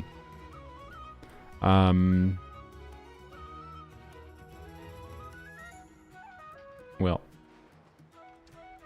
Also with Staff of Scarlet Sands, I think you do EM Goblet. That's easier said than done, but anyways. Plunge Escoffier, so Obviously, the stats on this Escovia build are good, other than the potential overcapping issue. You'd have to potentially resolve with, I don't know, like a feather that has no crit rate and just like crit damage, EM, attack percent substats kind of thing. Maybe figure out our off piece that's heavily biased towards crit damage. So that's the awkward thing with the Escovia for sure. She's a crit rate ascending character. Staff of Scarlet Sands. She can definitely max out the passive. I'm like 98% certain it should be her best in slot weapon for Plunge Escovia, but balancing the crit stats with crit rate ascending character plus 44.1% crit rate for free puts you at like a starting point of like 70% crit rate. So it can be easy when you have, you know, a bunch of double crit on all your pieces to fail to max out. Oh, actually, you have a freaking circlet that has 15% crit rate. Yeah, with Staff of Scarlet Sands, I feel like what you need is just get rid of, just axe this stupid circlet and put a circlet on that has a bunch of attack percent EM substats, right? So, yeah. Oh yeah, potential cryo res. Yes. Well, I don't. Well, no, you do, don't you? Well, anyway, sorry. Escovia can help. Sorry. To explain Plunge Escovia, just in case you're not aware, C6 Bennett gives Pyro Infusion. Escovia's own cryo application can help keep up cryo to get melts, or to enable her to get plunge melts, like Pyro Plunge melts. There's no external cryo infusion in the game other than Chongyun. And the reason that's important is because Bennett is better than Chongyun because Bennett buffs. It's better to do Pyro melt plunges because one, the Pyro melt scaling goes burr, and Rev melt is not as good scaling. So you don't really do, and then Chongyun doesn't buff in the way that Bennett does. So Chongyun is just worse than Bennett. But anyways, so you either, that's why you do like attack percent or EM goblet though. So you still get good skill damage, and you can get really big melt plunges. Like you're basically turning her into a weird version of Gomming in a sense. And it just works pretty well. She can keep up the full artifact stat buff. It's all kinds of funny. It's Jade Spear. Okay, that makes more sense with the balanced stats. Because yeah, Jade Spear would put you at basically 100% crit rate. And Jade Spear makes sense with an attack percent timepiece for sure. So you're probably at, I had to guess, Jade Spear's probably going to put you at like 2200 attack-ish. Might be over it. Well, might be over it. No, it's probably about like 2k. Anyways. Yeah, very nice. Funny to see. I like it a lot. I played it a little bit, but not much, ultimately, because Escovia is not my favorite character. Like, but Escovia Plunge is the same vibe to me as Yai Plunge, where like it's very fun to be able to take advantage of the full kit while also doing something fun on field with her. So, and I should have played Escovia on field when I made an Escovia video originally, but I didn't think about it. And yeah. So, anyways, what was the other? Oh yeah, Lanyan. C0 Lanyan. Are you gonna try to get C1, I assume? Jade Spear still overcapping between cryo resonance? I mean, if they have double cryo. You don't necessarily have to do double cryo with Escovia Plunge, as far as I'm aware. Well, that is true. If you are doing double cryo with Seat Lolly, which is there's a strong, compelling reason to do that, obviously, because Seat Lolly buff go burr. Yeah, the same thing. My suggestion would be axe this circlet and then swap to a different circlet, unless you have a feather that is no crit rate, right? But you could literally put a circlet that has 0 crit rate substats and just all attack percent EM substats and improve that. Future DPS Lanyan build. I see. Nice. Yeah, this is a very healthy Lanyan. You have, like, compared to my Lanyan, it's a little bit less crit value. But I think you have more, well, actually no, it's less. I was going to say maybe more EM or attack substats, but no. It is just a little bit less crit value, but you have more crit rate, which will make her more consistent, which is nice. I can tell you anytime I'm playing DPS Lanyan, there is oftentimes just crit RNG you can get to deal with. She ain't a character that you can get 100% crit rate on. Well, double nod cry enabled a new DPS set, or you could do 4-piece Marshal's Hunter, but I don't like 4-piece Image Hunter because one, the 2-piece not benefiting her isn't like just using 4-piece MH for only the crit value is not very good. And also, oftentimes, like, because of the delay in Farina's summons attacking, and Lania has to be on field for the summons to give the crit buff to her, right? They have to hit and then drain HP. So all 3 summons have to hit before she goes to 3 stacks. And, well, I'm sure you can learn to time things properly. I found it really awkward, and just generally speaking, oftentimes didn't have the crit stacks up when I was doing a lot of Lion's damage, and it just made it feel shit. So I don't like 4-piece MH on her. But the new Nod Cry DPS set, if you're doing 2 Nod Cry units, should be very compelling. And it's something I plan to try in the future as I get better Nod Cry pieces. So yeah. Very nice. And yeah, but this should not be that much worse than like what my DPS on it gets, really. It's not, I don't think it's the end all be all to min-max your crit value that much, but it is valuable. I don't know. It's weird. Maybe it matters more than I expect. I haven't properly tested like what my Lana would perform like with 20% less crit damage than this. Or sorry, than what I have, which is about what this is. So yeah. But I'm pretty sure this would be functional. Also, that flower is cracked. The feather is cracked too, Jesus Christ. Also, I just noticed 4-piece VV. So you probably have a better 2-piece, 2-piece build than this. The fact that it's 4-piece VV means it's a very universal build.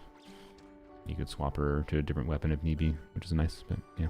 Low attack, she's level 70. So, not surprising. And with an Animal Goblet with Sack Frags, probably only gonna go to like 1800 attack at most, usually 1700 once level 90. But yeah. And she has attack ascension. VV loves me, nice. Yeah, I have really good VV artifacts too. It's just my VV artifacts are a bit worse than my 2-piece builds, so I use 2-piece because I like it. But VV is definitely a compelling option on her. All right. Anyways, that's all. Sorry. This is what I do. I get too yappy, and then didn't we do 35 before? No, we did not.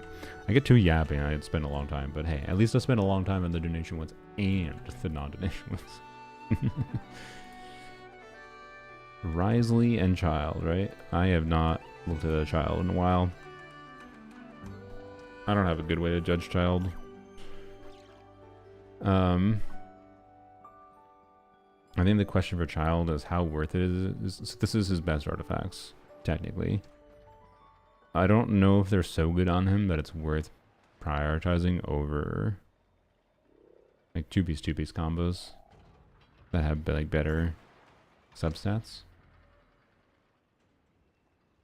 That's my question in my head.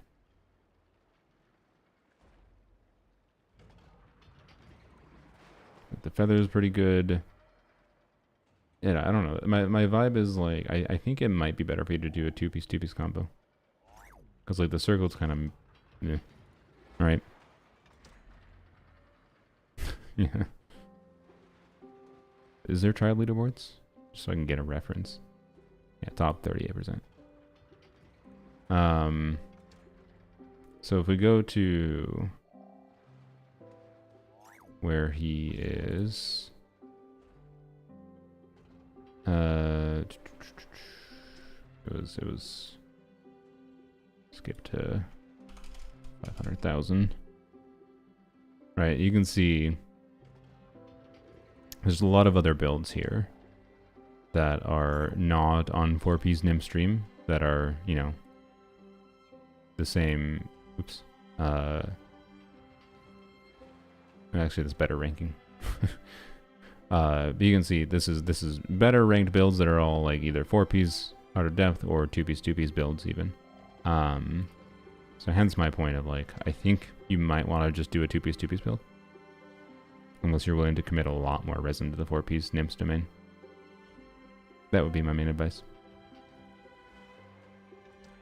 Yeah, and if you, I think you can. This is a case where you can use Akasha as a very good reference tool to see like where the balance is for like different kinds of like stat breakpoints to make different kinds of combinations of artifacts make sense on him, right? But yeah, and as far as gameplay, I don't even have any advice for Child gameplay. I feel like he's weird in that he hasn't really gained that many new team options, but I imagine Nefa might be pretty good with him in some form, because Nefa is good with everyone. Or you could do a Scof, yeah, whatever, right. See, I run Nim stream top 200 child. I think it's worth it. Yeah, but this is not a top 200 child. If you want to play child a lot, to be clear, like if I was playing child in 2025, I would probably be farming for a really good Nim stream build. But I don't know what Rot's standards are for characters, right? I mean, based on the build investment here. I mean, they have more investment in their other builds a little bit. This MH? No, stupid. Well,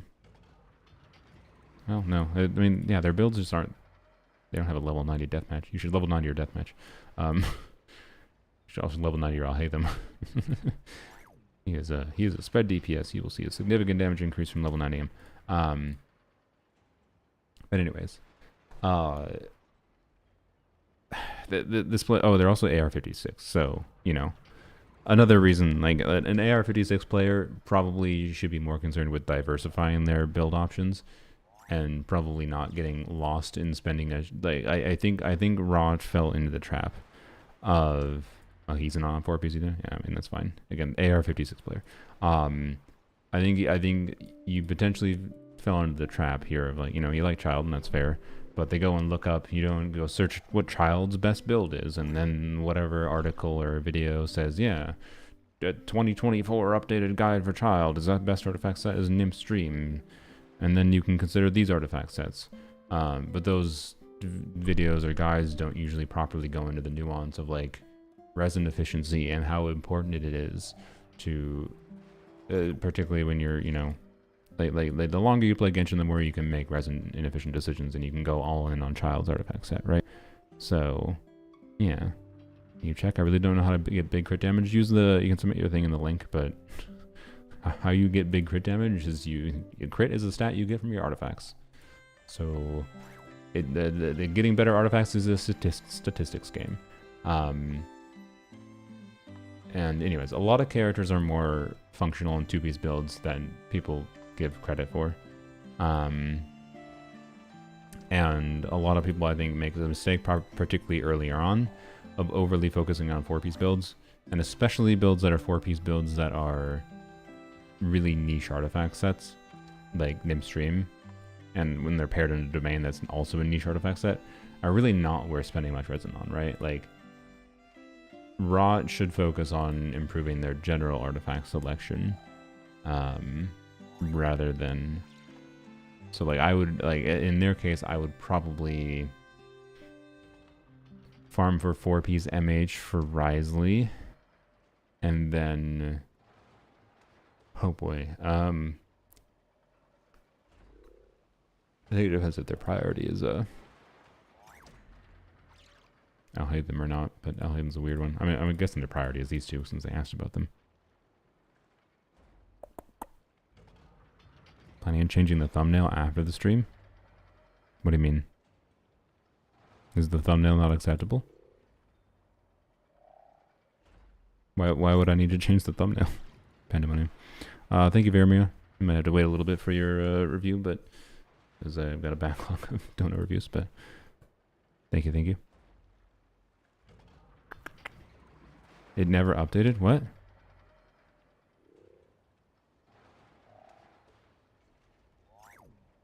Has my thumbnail been the Lanyan thumbnail the whole time? It has. Oh, well, frick me. God damn it. I don't know if I just never clicked. I never uploaded it. That probably is my mistake. I probably just... Oops. The whole time I had the frickin' Lanyan thumbnail from yesterday. Oopsie doopsies. I probably lost a bunch of viewers from not doing that, but oh well. I don't know if anyone else mentioned that before you, but thanks. Only took streaming for 2 hours for someone, either for someone to mention it or for me to notice someone mentioned it. Oh boy. Mistakes you shouldn't make, particularly for unit review streams that get me income that isn't just ad revenue. You should probably thumbnail them properly. Thumbnails are always good enough for me. Yeah, no, I definitely made a thumbnail for reference. What I just updated it to for anyone that cares is this thumbnail. There it is. This thumbnail is even a good thumbnail, I thought, because it was like, haha. Flynn's is like looking through the hourglass and like it's looking at the unit review kind of thing. Like, I thought it was a good thumbnail, and my dumb ass just didn't update it. Like, god damn it. So, oopsies, just a mistake. Oh well. So anyways, yeah, so I don't know, sorry for not having like more like specific advice, other than just, yeah, resin efficient decisions. I know Sevi doesn't make any videos anymore, but this video is still very applicable today, just factoring in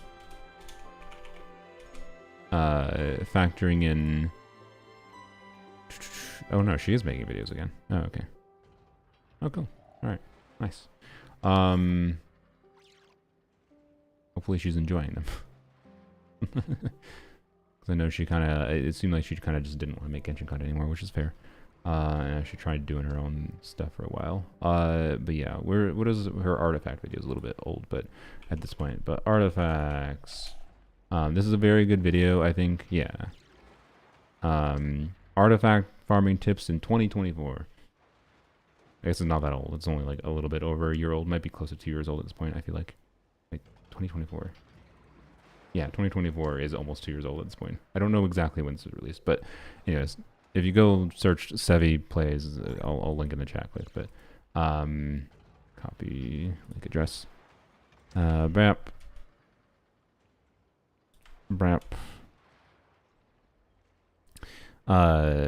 This video is very good at like going over like resin efficiency, and I highly recommend you check it out. It's very important, I think, for understanding the path for like how you should make decisions for how to build characters. And the longer you play, the more you can just justify farming for characters' best artifact sets. But and nowadays, for like new character releases, to be clear, the new artifact sets are so good. Like particularly the characters like Risley, for example. The new artifact sets that give crit for a DPS on-fielder, especially with DPS units that are doing so much damage. Risley isn't one of them, sorry. But the crit DPSs that are doing so much damage that like the entire team's damage and just going all into their damage is like it can very much be resin efficient to just farm the new artifact sets on the 4-piece sets. And you force the 4-piece set bonuses because the 4-piece set bonus is so powerful with the like amount of crit it gets for free that it's very easy potentially to get to the point of a 4-piece bonus on the new DPS set for, say, Flynn's being much better than any 2-piece options you have. But in the case of characters like Tartag and Nelhatham, I think it's kind of actually hard to get to that point, and 2-piece will probably make sense for a long time on this account until it gets to the point where it potentially can make sense, and you can strongbox along the way and for whatever, right, to try to progress. And I don't know what the exact best route is. It depends on the character I think you want to play the most. I would advise probably the Marsh, say Hunter. Sorry. And take a drink of water. I would probably test probably the Marsh, say Hunter domain if you want to improve Risley, because Risley has a set that gives crit rate for free. It will get your Risley to have actually a not cope crit rate. Like if this was 4-piece MH right now, this would be a pretty good Risley.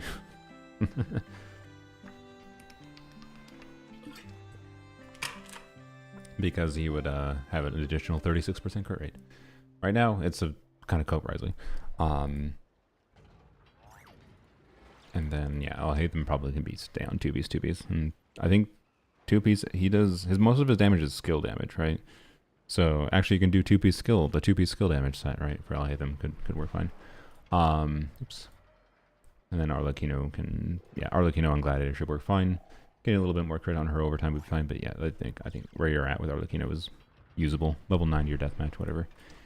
And then Child is just a strong box for various 2-pieces. Put 2-piece Glad, 2-piece Hydro, 2-piece whatever on him. It gives as much crit as possible. That's the best advice. Level talents. I mean, yeah. Definitely level talents. Level, I'll have them skill. Probably is burst. Arlecchino, skill and burst don't matter at all. Level normal attack talent. You, I believe, so you just get normal attack bonus. Yeah, normal attack bonus burst. Risley's a bit of a pain in the dick because technically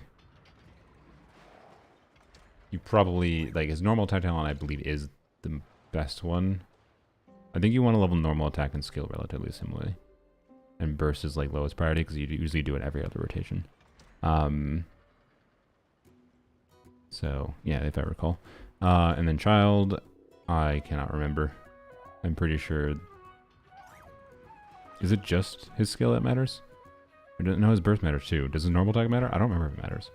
No, it does, because is child also a pain in the ass? See, the one thing that's nice about newer characters, by newer characters I mean most characters in the last like 2 years, they almost always don't care about leveling all 3 talents. Oftentimes they like only care about primarily leveling 1, and then like they have a secondary talent. It's like, yeah, it's worth leveling up, but like don't concern yourself that much about it. Risley 1099, perfect as it should be. Yeah, skill and all for child. Okay, so yeah, there you go. Anyways, yeah, thanks for submitting. I think getting these random ones, these are the ones that are like hard to think about, of like giving direct advice for. It's like hard to give specific advice because like this is a point where like making rising efficient decisions matter, but at the same time, like this is the kind of thing like it's not gonna necessarily even get you to the point of like clearing abyss or anything necessarily with these characters anymore, because of how restrictive the abyss is and how much harder the end game is now than it used to be. It used to be you do some of the things I mentioned, you just make resonant efficient decisions, and you could like with this account, I almost guarantee you, if it was a year ago, right, or a little over a year ago, I could have done an account fixing video and spent like maybe a month's worth of resin on this account and gotten it to the point of 36 starring abyss. But like now, no. I don't think the abyss is resetting tomorrow, and this account will not clear the abyss tomorrow. In 36 stars, even if it had like better investment of the characters, unless there's more characters that they have, like if they have a surprise Nefa Lauma, then I change my estimate, because then you could do a Nefa, I know, Arlecchino on one side, and then Lauma Bloom on the other side, and you can definitely 36 star. Literally just 2 5-star specific 5-star characters, and this account definitely could 36 star the abyss. But that's kind of how it is now, right? And it just kind of sucks. So it's mostly just like a personal self-satisfaction thing to make your characters feel good to play, because you want your characters to feel good to play, even if they don't have the ability to, you know, yeah. So, anywho's, we'll see how the abyss is tomorrow. I can tell you, my account will have plenty of options dealing with the abyss, because I have the options to have plenty of things with the brute force. But we'll be messing around with. We'll be messing around with a whole bunch of things. I think, so for what it's worth, I think tomorrow's abyss might, so every time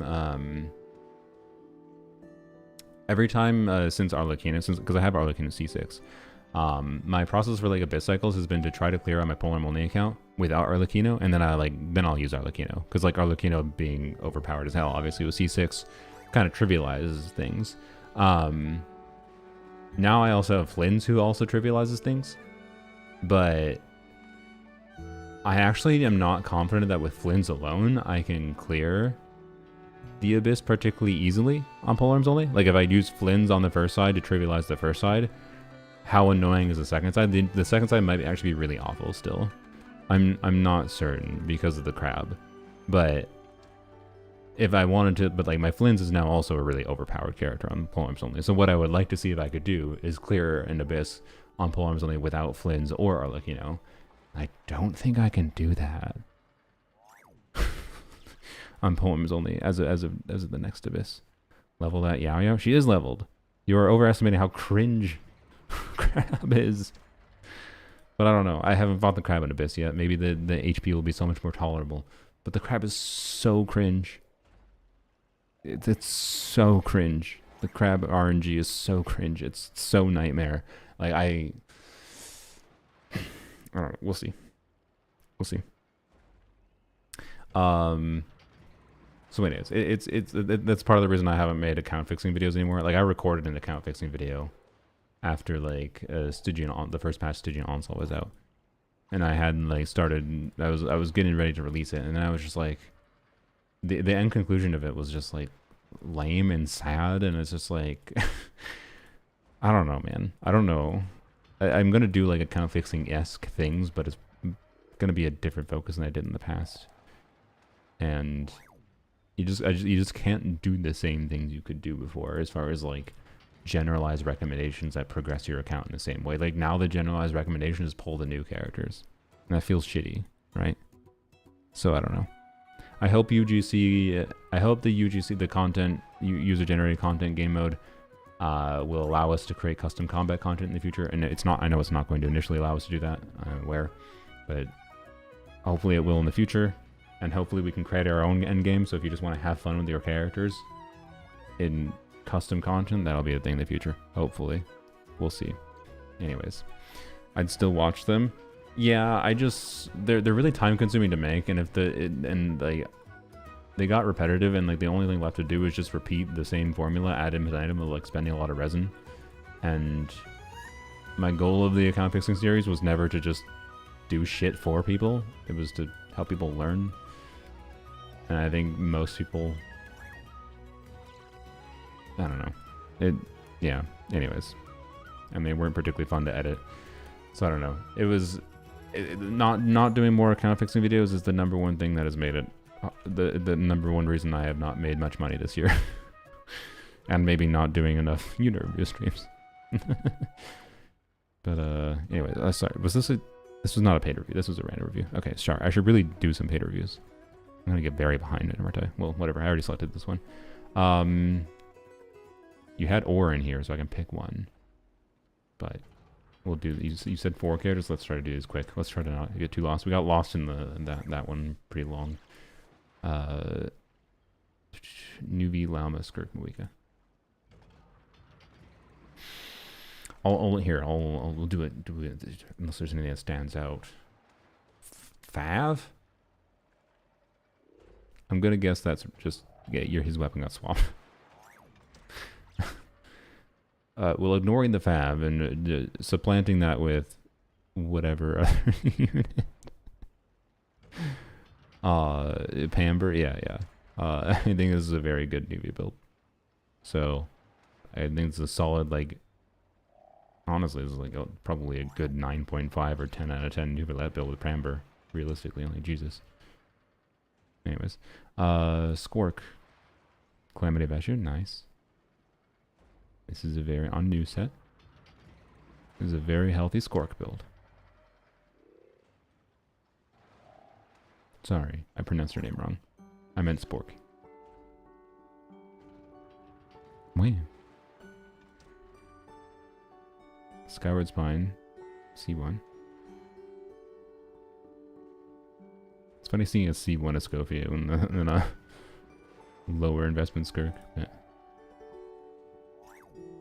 Because definitely, if your priority was C1 Escoffier just for Skirk, would have been better to get, like, you know, save the pulls for C1 of this to get either C1 or R1 on her, right? But maybe you didn't know that when you were pulling, or maybe you pulled... Oh, you have Ayaka too, I'm blind. Well.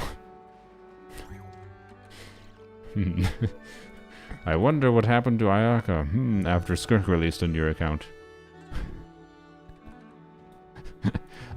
Okay, I feel like the story of this account is Hari was like, oh sick, yay, Ayaka can be a 100k DPS team. And then you even like the idea of pulling C1 to make her even better. And then Skirk released and you're like, ah, crap, I like Skirk. And you pulled Skirk and you're just like, ah, crap. Skirk is just way more enjoyable playing than Ayaka. Goodbye forever. That's, I think, what happened. That's why they got Z1 Escoffier versus saving the pulls for more investment on Skirk. Oh. Rip. I'm sorry, Ayaka. Hey, you know what? My suggestion. You have Llama. Try C6 Bennett, Llama, Farina, Ayaka. Unironically. Isn't C1 Skirk kind of bad? It would be better than C1 Escoffier, I think. I'm not 100% certain, to be clear, but R1 Skirk is definitely a lot better than C1 Escoffier. So, yeah, that goblet, wow. What the frick this llama build? That's a cracked as hell llama build, Jesus. Anyway, talking about the freaking, you know, when I was discussing building llama for damage and like playing Ino llama with Nilu or Colomine in the future. This is the kind of llama build we're talking about. Oh, it got rolled in the random jokester. Oh, I see. Nice. What's your UID jokester so I can remove you from the list? Actually, wait, I can check. I have it here. 894. Why was I asking? I have it typed in. I'm a dumbass. All right, there we go. Sweet.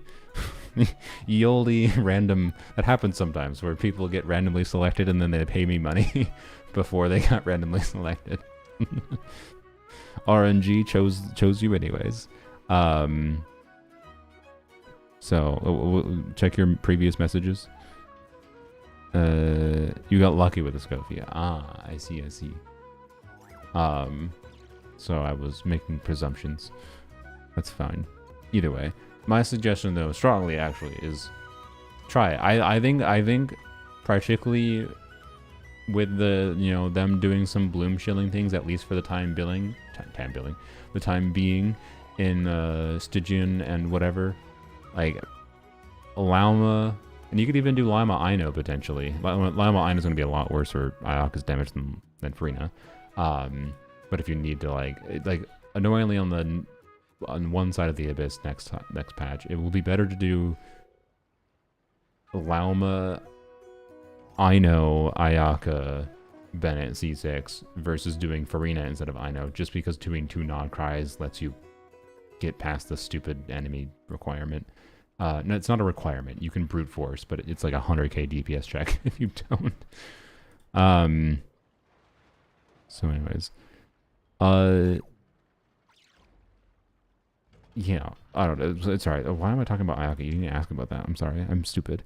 Was there... Check Moika? Okay, we'll do. Or no, you had Moika on the list. Sorry, I just got lost talking about Ayaka. I'm bad. I'm stupid. Look at me reviewing characters and giving suggestions for things you literally didn't ask about. This is a good Moika.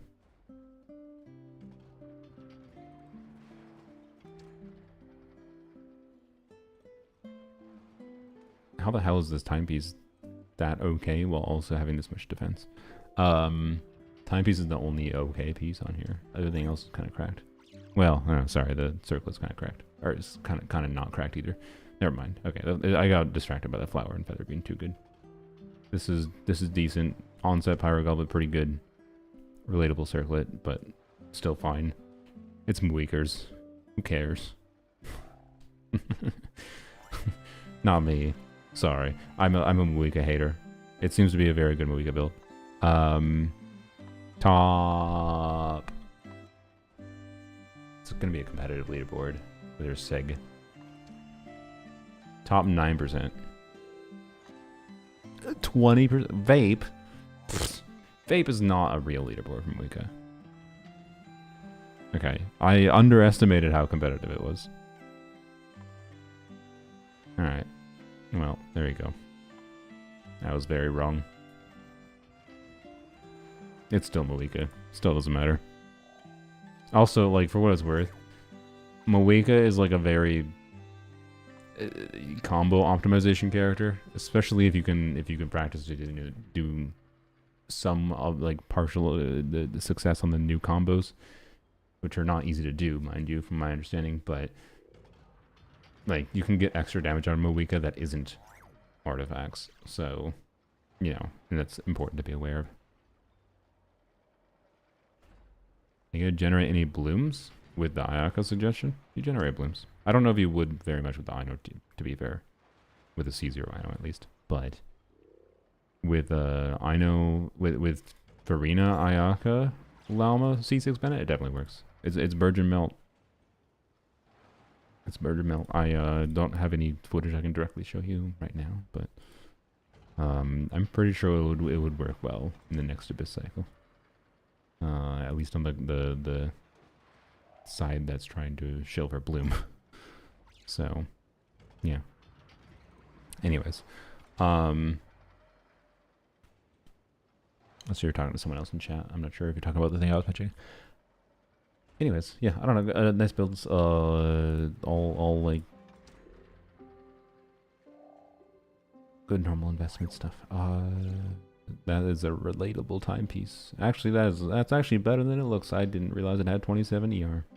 I would love to have that timepiece. I would from like that's relatable to no, that's actually kind of cracked.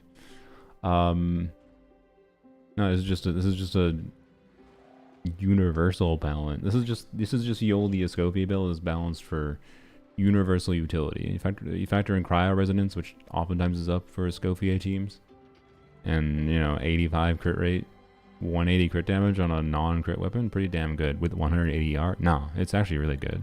Never mind. I was gonna say it's more relatable, but no, that's a really good build for universality's sake. But yeah. Not tenacity Frina though. Sad. Rip. But hey, you have a lot of ER, which I like. So I give this Frina an 8 out of 10. Let's do a random one. Wait. This was a random one. Well, I guess we'll...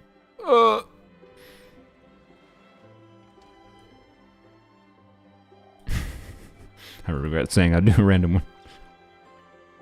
So I really need to do donation reviews, actually. I do want to do random reviews, but I keep... whatever. Alright, we're doing the quick. We're doing quick. Risley. Where's your crit rate?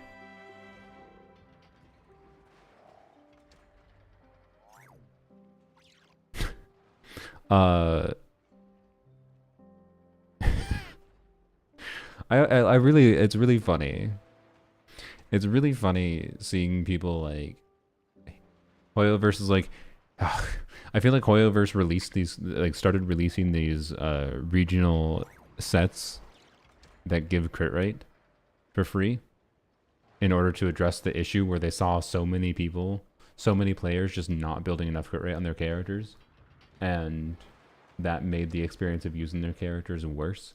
So they're like, okay, let's just make it so every new DPS, not everyone, but like most new characters can use these free crit artifact sets, and they're a lot easier to build, so it makes characters more accessible to build for players.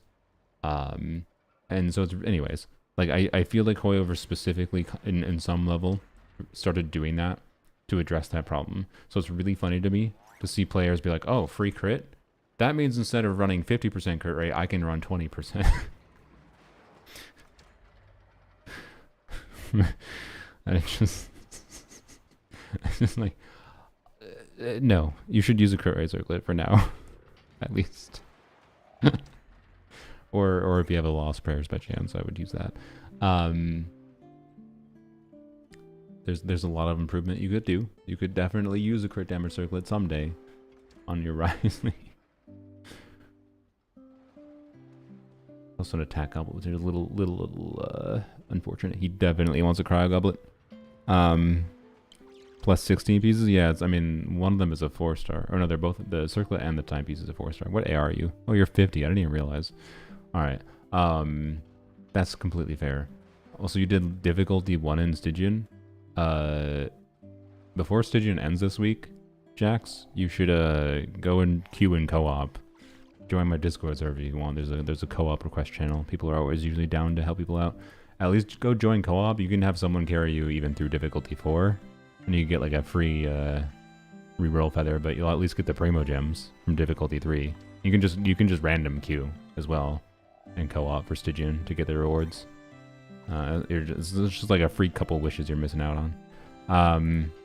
Anyway, so AR50, they're obviously very newer player. I didn't get the vibe that they were AR50 immediately because I saw too many level 90 characters. But yeah, that explains it. That's fine. Okay, it is funny though. I don't think this is a player purposely trying to have this low of crit rate. So, although yeah, wait, 1100 achievements. That's it. What the frick? Okay, who are you? Is this like the legendary? player who still cares about building the characters, but they actually just care about the exploration and story content of the game.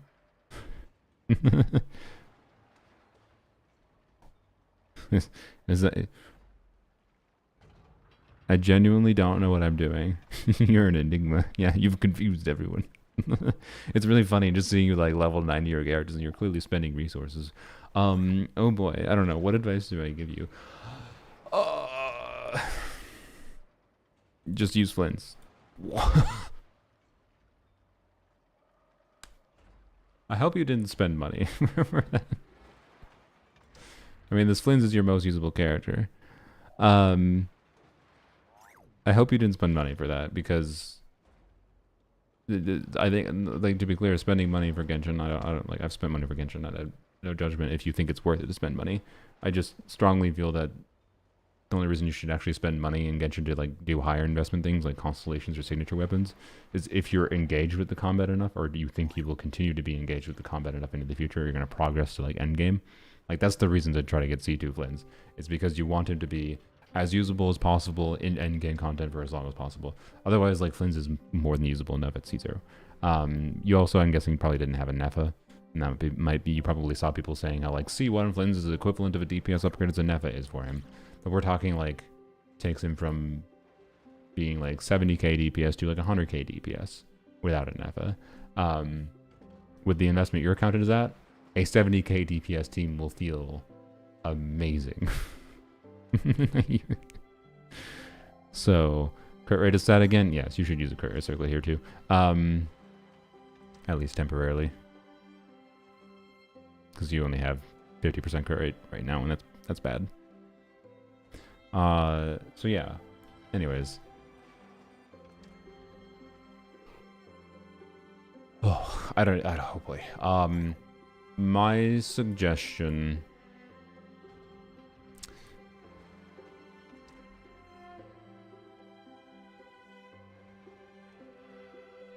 Cons show your dedication. Yeah. Why are you leveling his normal attack? Oh yeah, you don't really need to level. Level is just bother with leveling his mini burst. You don't need to level anything else.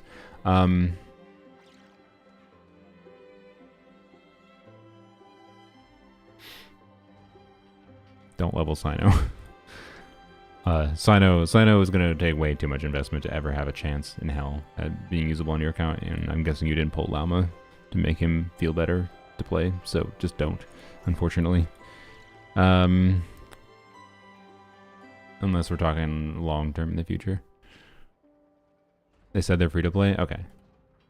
Oh yeah, I think I forgot about that. So yeah, Risley, Flins, I hate them, Xingqiu. Xingqiu, not C6, it's fine. So Xingqiu for Flins if you're using him for Flins. Well, no, sorry, you need to use Ino if you don't have an Nefa. Xingqiu, you can say it for Alhaitham, whatever.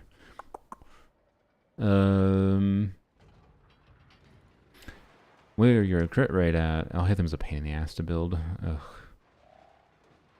But at least you have a crit rate circlet.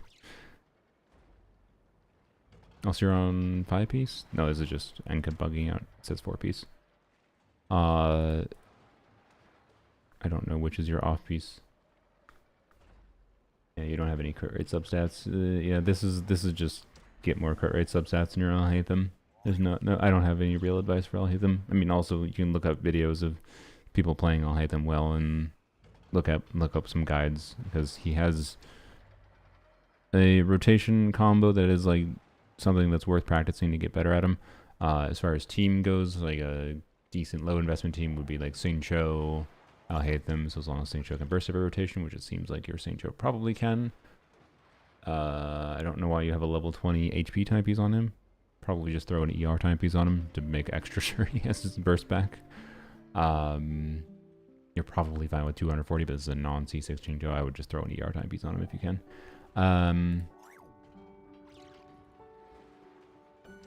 So like Xingqiu, Kuki on EM main stats. Don't worry too much about forcing 4-piece Guild of Dreams, just EM main stats at your investment level. They haven't even cleared like past 4-7 of Abyss, right?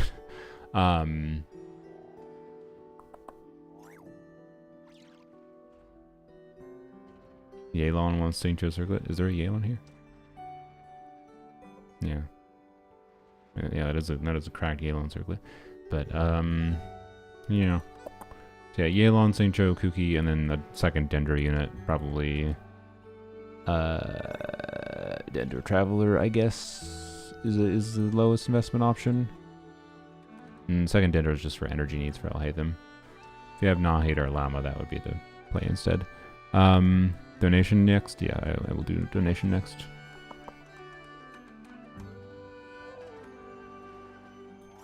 Yeah. Risley is temporarily get a crit rate circlet. So Risley is just keep farming. You can strongbox probably. I would farm the new artifact sets first, because getting Flynn's is by far your strongest character you have available, who is going to feel the best to play. With the least investment required. You can do Flynn's, Ino, Sucrose, and then you need a second Electra unit. So Auron, if you got the free Auron, is a compelling choice. Well, you probably want defensive utility, don't you? Shoot. Second Electra that does defensive utility. Frick, it's Kuki again, isn't it? Or Eonson. Yeah, probably Eonson is actually who I would recommend if you have her. Eonson or Kuki. Check Kaya. I mean... Yeah. Yep, Izakaya. Yep. Let's not get too lost in the Kaya weeds. So I would continue farming this a little bit, and in the short term, put a attack timepiece on him instead of EM timepiece. EM timepiece is just not that good on him. It's not technically worthless, but you really want an attack timepiece. I'm pretty sure an attack timepiece with next to no good substats should be better than EM timepiece, unless you're playing with Staff of Scarlet Sands, which no, you don't have. Okay. So yeah, put him on attack timepiece as soon as possible, and then temporarily put him on a crit rate circlet. Even if it doesn't have any crit substats, you're gonna have a better experience putting Flynn's on a crit rate circlet. He'll immediately go to 80% crit rate. Even if you put like attack percent timepiece with no crit, I'm pretty sure, and then a crit rate circlet should improve your experience with Flynn's. And then you play him with Ino, and then Sucrose. Sucrose would be on BB. If you don't have Sucrose, maybe use Lanyan. I mean, for your standard of investment, actually, if you have Lanyan, just use Lanyan, because Lanyan will provide a shield. Use Thrilling Tales of Dragon Slayers either on Lanyan or Sucrose, because that will give an attack buff. It's a 3-star weapon, in case you're not aware. And when you swap from your Anemo unit, you do the swirl, you get 4-piece VV, get the swirl, you get the debuff going on the enemy, switch from them into Flynn's, you'll get a big attack buff on him. Yay. If he didn't get Sucrose, oh yeah, Sucrose was on his banner, I forgot. Duh. Or not was, is. So never mind, yes, use Sucrose, probably. And then use Eonson if you can survive without having more than just Eonson's healing. Is my vibe. If you need more defensive utility or healing, honestly, you have a C2 Flynn's.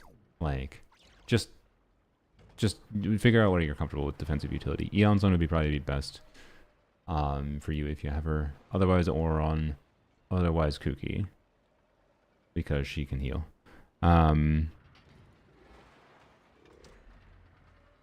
Sucrose is C6, that's not a problem. I mean, you don't need Sucrose copies, but yeah. So, and Sucrose, by the way, wants full EM VV.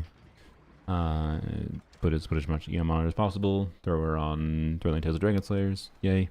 If you really need defensive utility, you could put Sucrose on Prototype Amber, I guess. And you could burst on Prototype Amber, turn her into the healer. So yeah. Yeah, you do have the option of doing potentially a Dendro unit instead. And just getting some bloom value. That'd be fine. Yeah. Anyways, if you Google Zajef Flynn's guide, Zajef has a written Flynn's guide that has a depth of information to give you all the Flynn's information you need. You're not very far away from having a very functional, nice feeling Flynn's with a C2 Flynn. So, like a C2 Flynn's with attack circlet, sorry, attack timepiece, not circlet, and a crit rate circlet is gonna make your build like have a lot less crit damage. The numbers you see when you crit will be smaller, but it will feel much more consistent, and like he will feel like he was doing a lot more damage. And Risley is a problem of I don't know what kind of teammates you have for Risley supports. You're gonna want to invest in your Bennett.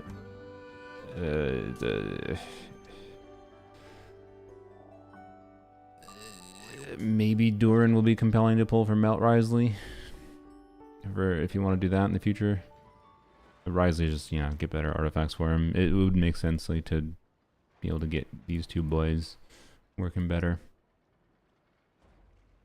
Singcho can be used for Hatham, as mentioned, yeah. Anyways, okay, another interesting one to look at for a lower investor perspective. I don't know. Okay. Hopefully that information helped, but there's a lot to potentially do here, so it's hard to give any like one specific thing that you'd like do now, but I think Flynn's is the short-term convenient unit to focus on that will help you. But as far as like getting two teams, if you want to start like clearing more of Abyss, Flynn's is one of your best options, and then probably is Hatham the best option? Or is it Nuvilat? I don't know. Probably Hatham if you have Kuki. They already have a built signature that can burst at least, right? And the Hatham was okay. Like the Hatham at this investment level plus Kuki Singjo is easily enough to clear up to floor 10, right? That's my thinking. Whereas Nuvilat's not quite there. Still can clear floor 8, but Alhatham's never the best option. I mean, that's true. but like, we're talking AR-50 world level 5 player.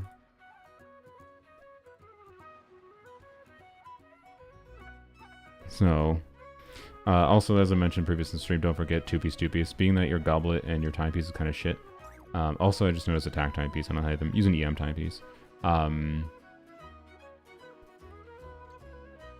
timepiece, and then like just forgo the 4-piece bonus if you have better pieces to do, like for the goblet and the timepiece. EM timepiece, Dender goblet, get a little bit more crit rate on him, and he should actually feel decent. So I don't know. For the investment this count is at, I think Alhatham should actually be a decent option for them if they can do Alhatham Singcho Kuki. It's not going to feel anywhere near as what Flynn's will feel, mind you. It should feel fine. Otherwise, they can do similarly like a Hyper Bloom Nuvilat team as another alternative, right? But the Alhatham is closer to feeling good to use, I think, than Nuvilat.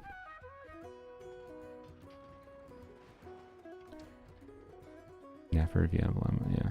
Just got off work for the day. I'm glad I made it. No review for me today. Say it here, procking Mars to say with Virgin is the truth. I agree. I haven't done it in a while, but yeah, being able to use Virgin to proc Mars South Seas is fun. All right, I don't know. Okay, sorry, we spent a long time on this one. I think it was an interesting one. I don't know. Hopefully something I said helped. We overlooking Kave? I mean, yes. Sorry.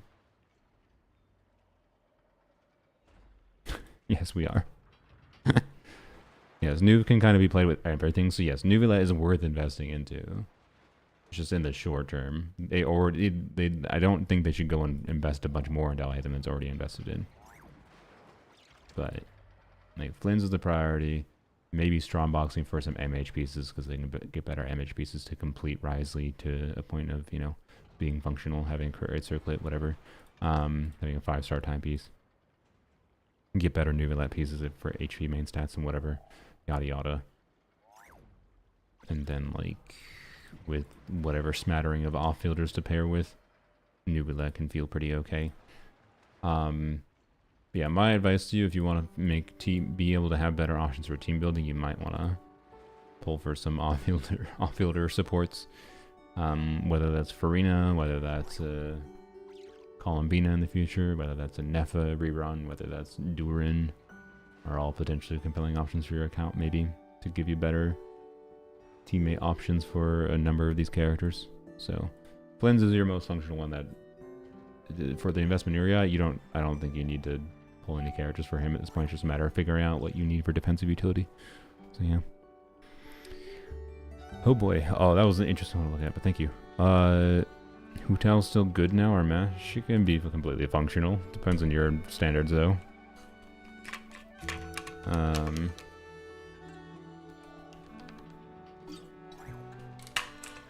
I'd say the main problem is how restrictive Abyss cycles aren't necessarily kind to doing like typical, just normal vape Hu Tao teams by default. Like, I feel like if you're gonna do, you probably have to use an Efa if you want to clear Abyss with Hu Tao in the next Abyss, most likely, for most people. And that doesn't feel very good. But over vape Hu Tao should work fine, right? So, and you could do Ino, Anefa, Singcho, Hu Tao. It's not that high investment. It's just 2 5-stars, but that could definitely clear one side, right? But it has Anefa, which a lot of people didn't get, right? So the next Abyss is gonna be weird. Anyways, okay, next donation thing. My God, I have such a backlog. I'm already 2 hours and 40 minutes in the stream. Holy. This is why I need to do these unit review streams more, because like I think my yapping and like where I get lost in like that kind of like thought pattern where I just look at people's characters like that, I'm just like, oh boy, where do we begin? Where do we go? How do we make recommendations? And I feel like even if I can't say anything specific, just my random rambling is hopefully helpful to people. And that's the goal of these streams. It's an opportunity to flex. Speaking of Hu Tao, it's an opportunity. And speaking of flexing, Jesus Christ, what the actual fuck? They actually, you know what? It's not that impressive. It's not an EM timepiece, Hu Tao.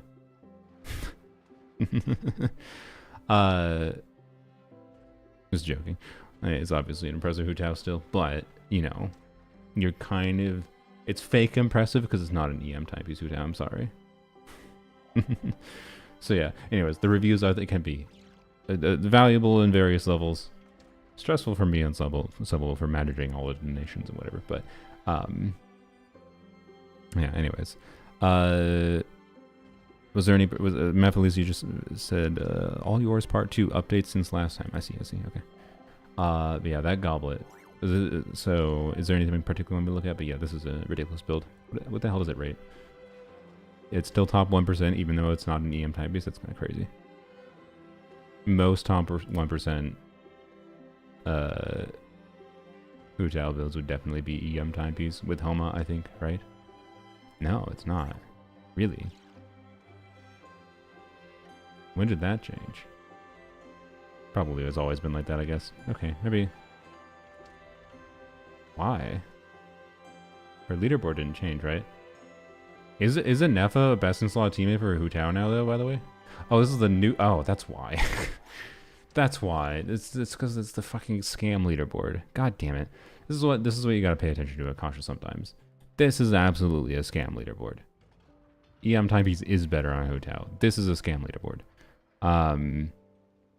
Because you have EM from LG, and then instructors on Amber, and you have EM from C2 Kazuha, you get so much EM buffing that Hu Tao on EM timepiece no longer makes sense for this Akasha leaderboard. This is a scam leaderboard. Unless you're actually playing this team, which if you are, you know, respect to you, because this will give you really big Hu Tao numbers, but it's difficult to play. So anyways, Hu Tao needs a leaderboard for like a Nefa double hydro with Ino probably, because especially considering the double nod cry incentivization, like a freaking C1 Ino, maybe C2. I don't know if the extra hydro is needed, but like Singcho or Yelan plus Ino plus a Nefa, particularly factoring in the fact that, you know, there's just bosses and enemies that are just going to have a hard requirement or hard or soft requirement for double nod cry. That's kind of Hu Tao's best team now. And Nefa gives EM. Yeah, anyways. I don't know if Ino C2 is necessary for that, but anyways. That's what it be. There's lots of characters that potentially need new leaderboards in there, but yeah. Anyways. Good Hu Tao. regardless. Since it's obviously a cracked down. 95 Arlecchino. Wow, I'm waiting to level my Arlecchino on Polearms only until wait, I like how it says 95 out of 100. That's kind of annoying. It's kind of annoying that doesn't say, because it says 90 out of 90 for characters that are 90. It doesn't say 95 out of 100. But then when you 95 on Enka, it says 95 out of 100. It's like 95 out of 100. It implies that like you can level it more, when you might just not be able to level her more. Yeah, it's just like a screw you. Like what the hell, Enka? Lame. Anyways, sorry, that has nothing to do with the build. It's just lame. Next 95 is Hu-Tao. Nice.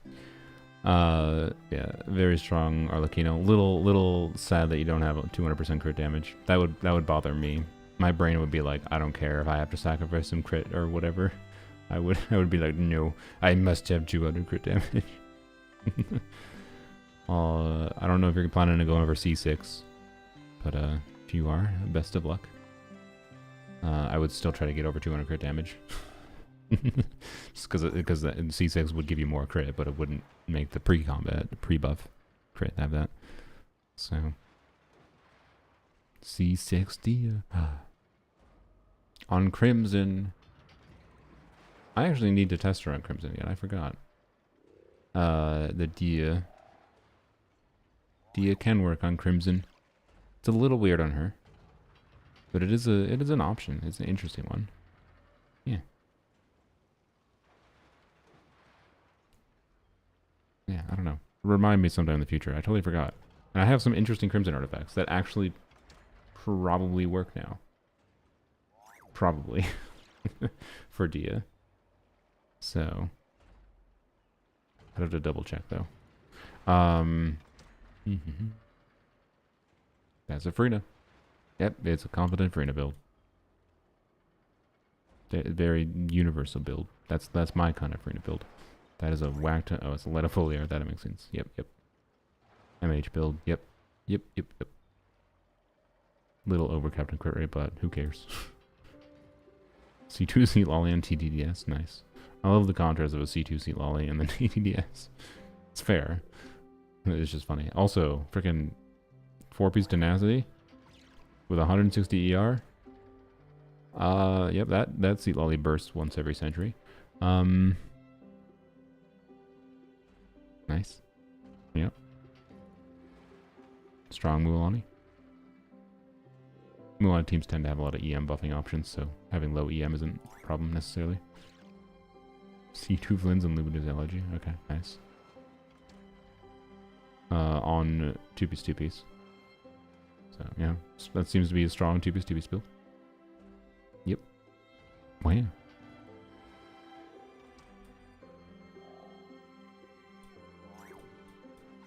Alright, yeah, nice builds. Anyways, alright, let's next. Sorry. I gotta take a drink of water. Do not have FE. Skirk team is Farina, Seat Lolly, Kokomi. Nice. Wait, Kokomi, really? Why Kokomi? Oh, you need a healer. Yeah, duh. Derp. Why not Mika?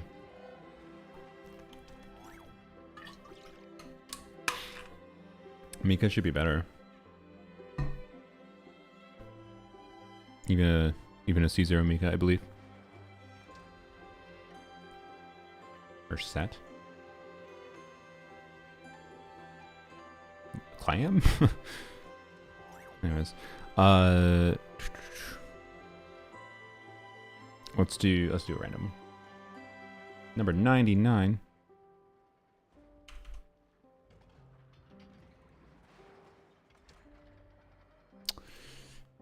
Well, that's an easy one. Flinzy boy. Flinzy one worth it with Farina coming up. Farina question, yeah. So, I mean, I'm gonna guess you don't have a Neva. Farina is not gonna be a meaningful upgrade for Flynn's. Farina might be an upgrade for your account for Chaska. Among any other number of potential characters, right? So it's the weird part, particularly for you if you didn't get a Nefa, is to plan around potentially maybe wanting Columbina. And it's very possible Columbina could also end up being a better unit than for Chaska than Farina, right? You run Tenacity Skirk. What? Sorry, we have to go back quick. Oops, there's it back again. That's not Tenacity Skirk. What do you mean Tenacity Skirk?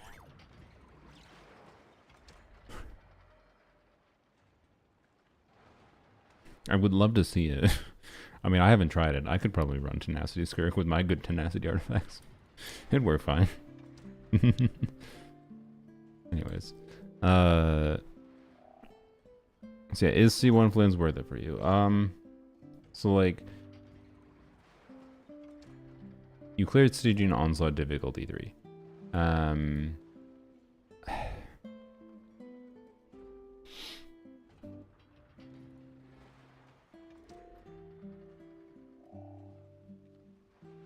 Take whatever you need for your characters.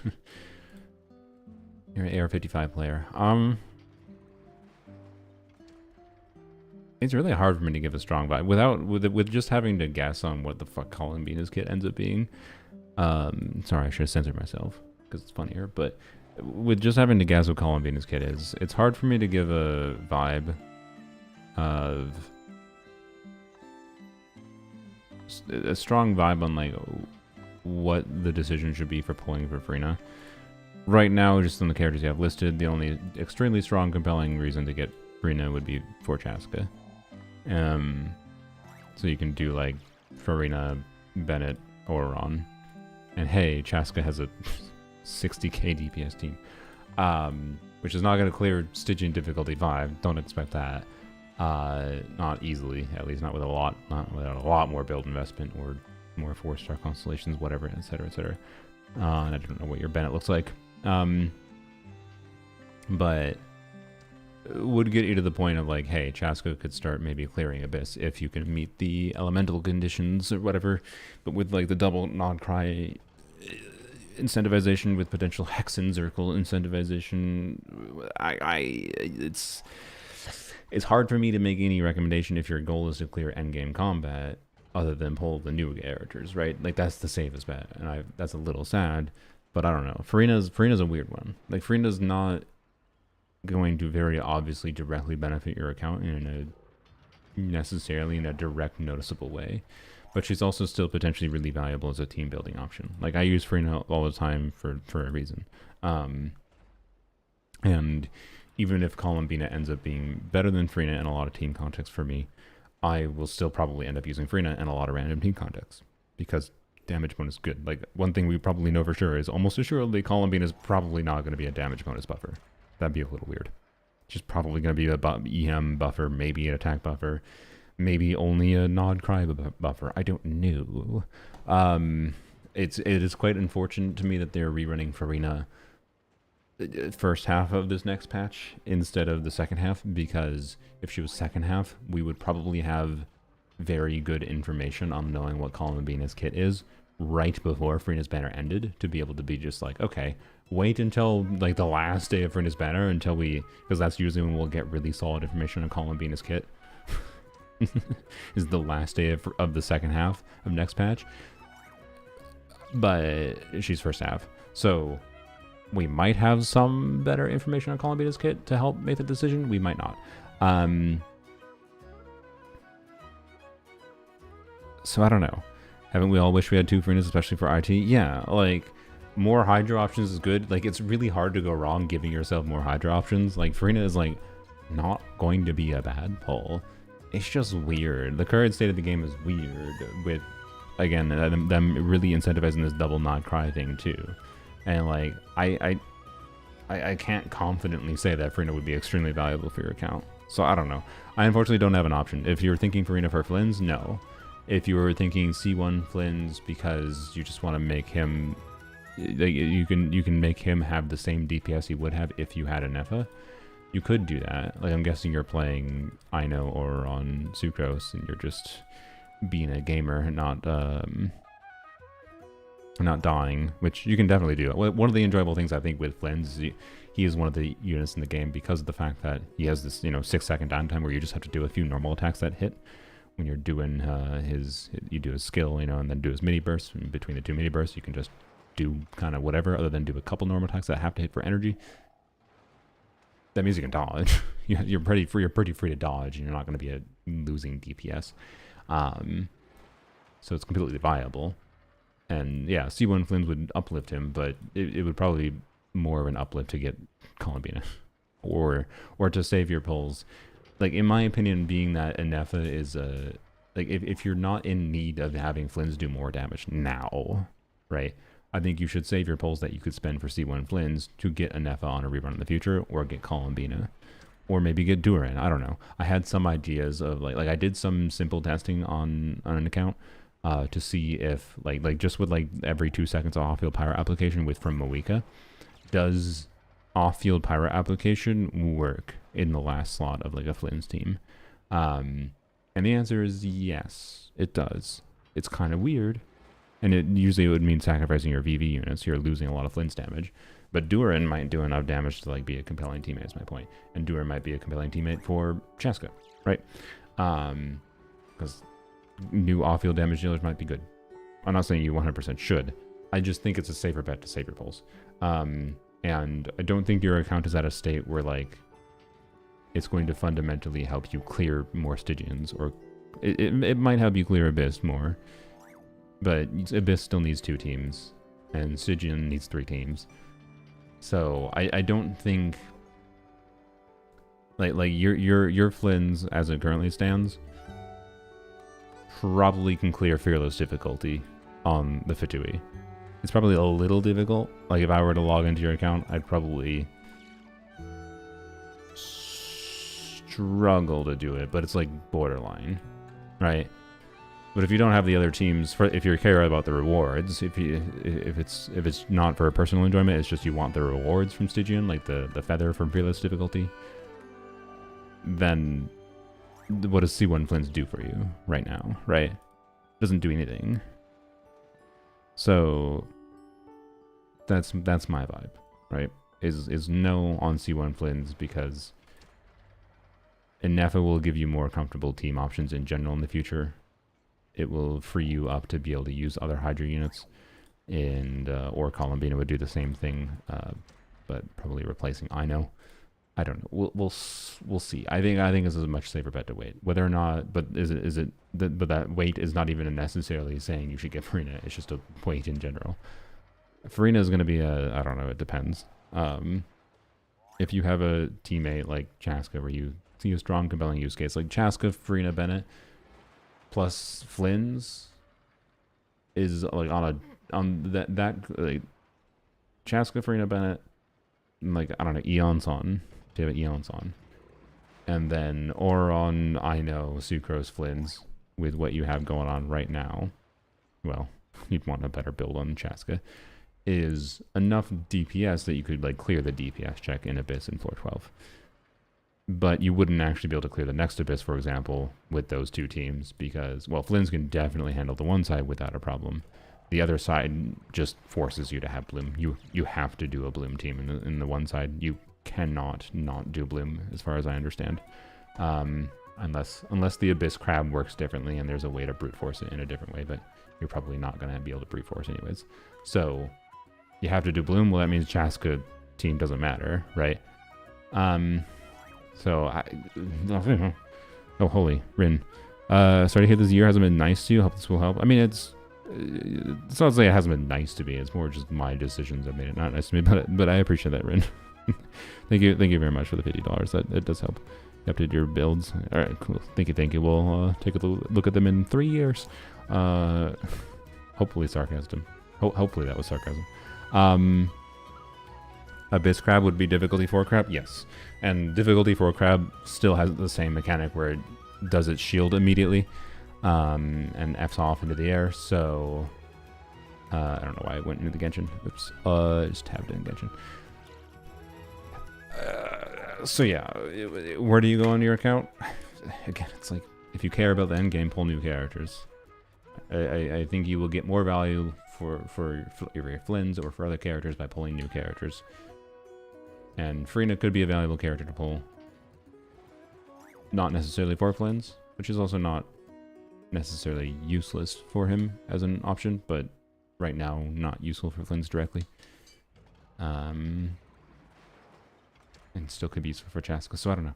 It's all weird now. They're shilling so much, it's all weird now. But Freena's still extremely valuable for, like, giving you team building options to, like, deal with boss mechanics and whatever. Because Hydro good. The current Stygian essentially requires 2 Hydro units. So, Freena is one of them, potentially. Crab is just cringe. Indeed it is. So yeah. That's where the game's at. I wouldn't bother at your investment. Hold on, see one Flint's. Anyways, that was a lot of yapping. Sorry. I feel like it was important yapping to think about. It's a very good question. And it's a simple question that has a complicated wishy-washy answer. Or wishy-washy non-answer. Anyways, let's do a donation review. I believe Maha just said they were subscribing. I didn't have their UID written down. Should I do... I think I should do one of the Twitch ones. Let's see who this is. For donation review. Yami Kek, if you want to put your submission form in. Or click the submission form for the link or whatever. Thank you, Dorcas, for subscribing with Prime. If you were subscribing with Prime to get a review, feel free to drop your UID in. I can put you in the queue. Alright. Chinsu. Alright, you still here, Chinsu? Abyss reset was tough. Good luck for non-NFF Flynn's Llama Havers. Yep. I'm very curious what the community response to the Abyss will be. Because, like, for the people that have meta teams, like, that can do 100k DPS, you can bypass the requirement. Like, just by having a Hyper Bloom team or a Burgeon team. Burgeon might, I think a Burgeon actual... So the Crab in Abyss should not have the anti-Burgeon thing, as far as I'm aware. Because the difficulty 4 Crab does not have it. So Burgeon will probably be like the more consistent default strategy, because Burgeon's AoE will trigger multiple of the seeds a lot more reliably. But you're here? Okay. Did you want me to look at anything in particular, Jinsu? Level 20 weapon. I don't know if they want me to look at Lynette, but this is... What is this? Is this a plunge 2-piece Lynette? Also, what the frick, this artifact? Give me it, please. I need your artifacts to move my Arlecchino over to... over to Whimsy.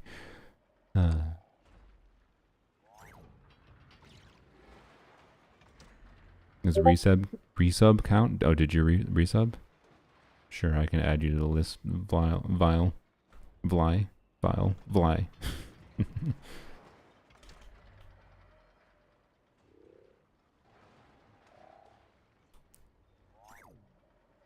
There's anti-Burgeon? Not at Abyss, as far as I'm aware. Not for the Crab. The Crab is anti-Burgeon in Stygian at difficulty 5 or 6. You can still Burgeon though. I did it. Nice. Missplitter. I mean, you're a little RNG. For your Lynette. A little RNG. But realistically, look, I played like I saw some people like there's some people that was upset that like I didn't like C6 DPS Lynette. I'm sorry, but like it's a problem of the 2 skill usages on Lynette with 12-second cooldown doesn't really line up well with any teams with 6-second uptime from her Animo Infusion, and her multipliers also aren't really good. Like, she's just sadly not that enjoyable for DPS to me, and there's not that interesting of things to do with her other than using her as a reaction like driver, but that's not crit DPS, that's reaction driver. So anyways, my point with this is it doesn't matter if you have low crit rate, because she's not going to do much damage anyways. So you may as well. So like the point is that the whole fun of doing crit DPS Lynette is just to see a big number from her. So you may as well just embrace the RNG anyways. She's not going to be carrying the team to success regardless. So just use the build that makes you happy for seeing big numbers on it, right? That's it, right? She served her purpose in the triple Magu Abyss, yeah. Phoenix Saturn, subscribe with tier 1. Thank you, thank you. Reminder again, you can check your Discord connections page if you link your Twitch, YouTube, whatever. Join the members only Discord. But Phoenix, if you want to drop your UID in chat, I can add you to the queue. What crab? The fire one in Fontaine? No. The new crab in Stygian. That is the from Nodcry. It's the Bloom boss. It's also is a local legend if you have to do a quest to fight it, but I don't know if the one you fight in the quest is actually the real one. But anyways,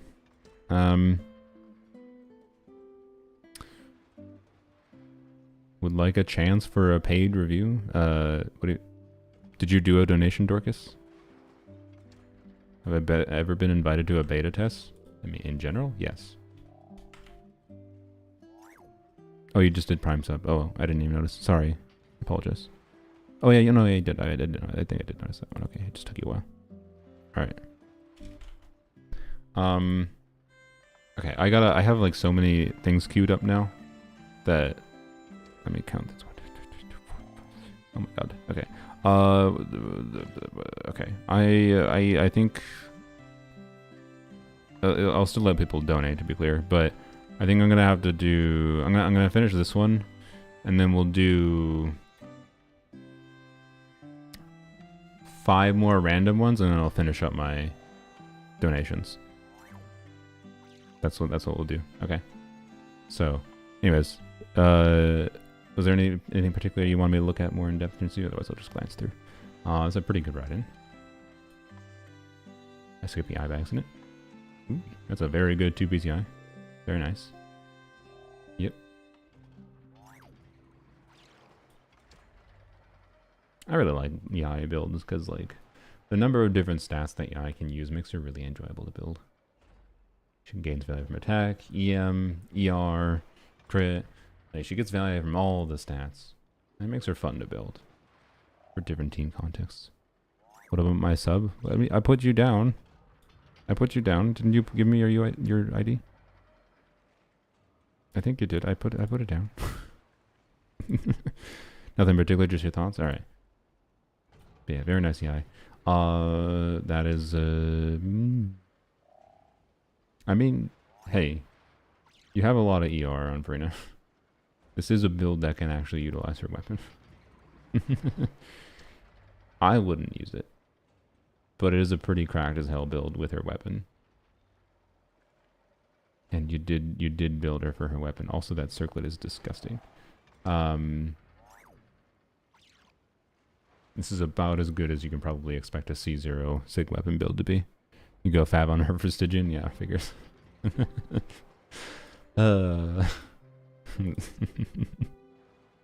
mean, yeah, your build is at a nice spot where, like, yeah, you have 80 crit rate, you just swap her to 5, you just lose the crit damage, and you still have a, now you suddenly have a 250 ER fab build, and it's perfect.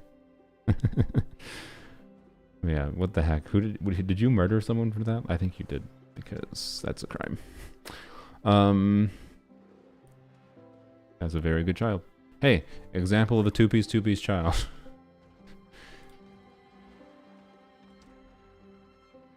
That's a top 1% two-piece child. Wow. Case in point. Why the hell even bother? Find he's a really good build. This is what I was talking about. Like, it's just probably not worth it for that person we had before to, like, farm 4-piece nymphs. Right? That's a... What is that? That's 80% crit rate? Yeah. It's a pretty healthy Skirk. Could use more crit damage, but, you know. It's a joke. It's a very healthy amount of attack subsets. Yeah, it's just a really, really good Skirk build. This goblet is cracked as hell. Yep. This is... Yep. As long as you have Cryo Resonance up, this is pretty much near as good of a Skirk build as you can have on MH. With this weapon, obviously. Different weapons will change your balance a little bit. Catch a fish. That's some Muikers with no EM timepiece. Rip. It's still Muika, so does it matter? Probably not. Depends on what kind of content you care about using her in, though.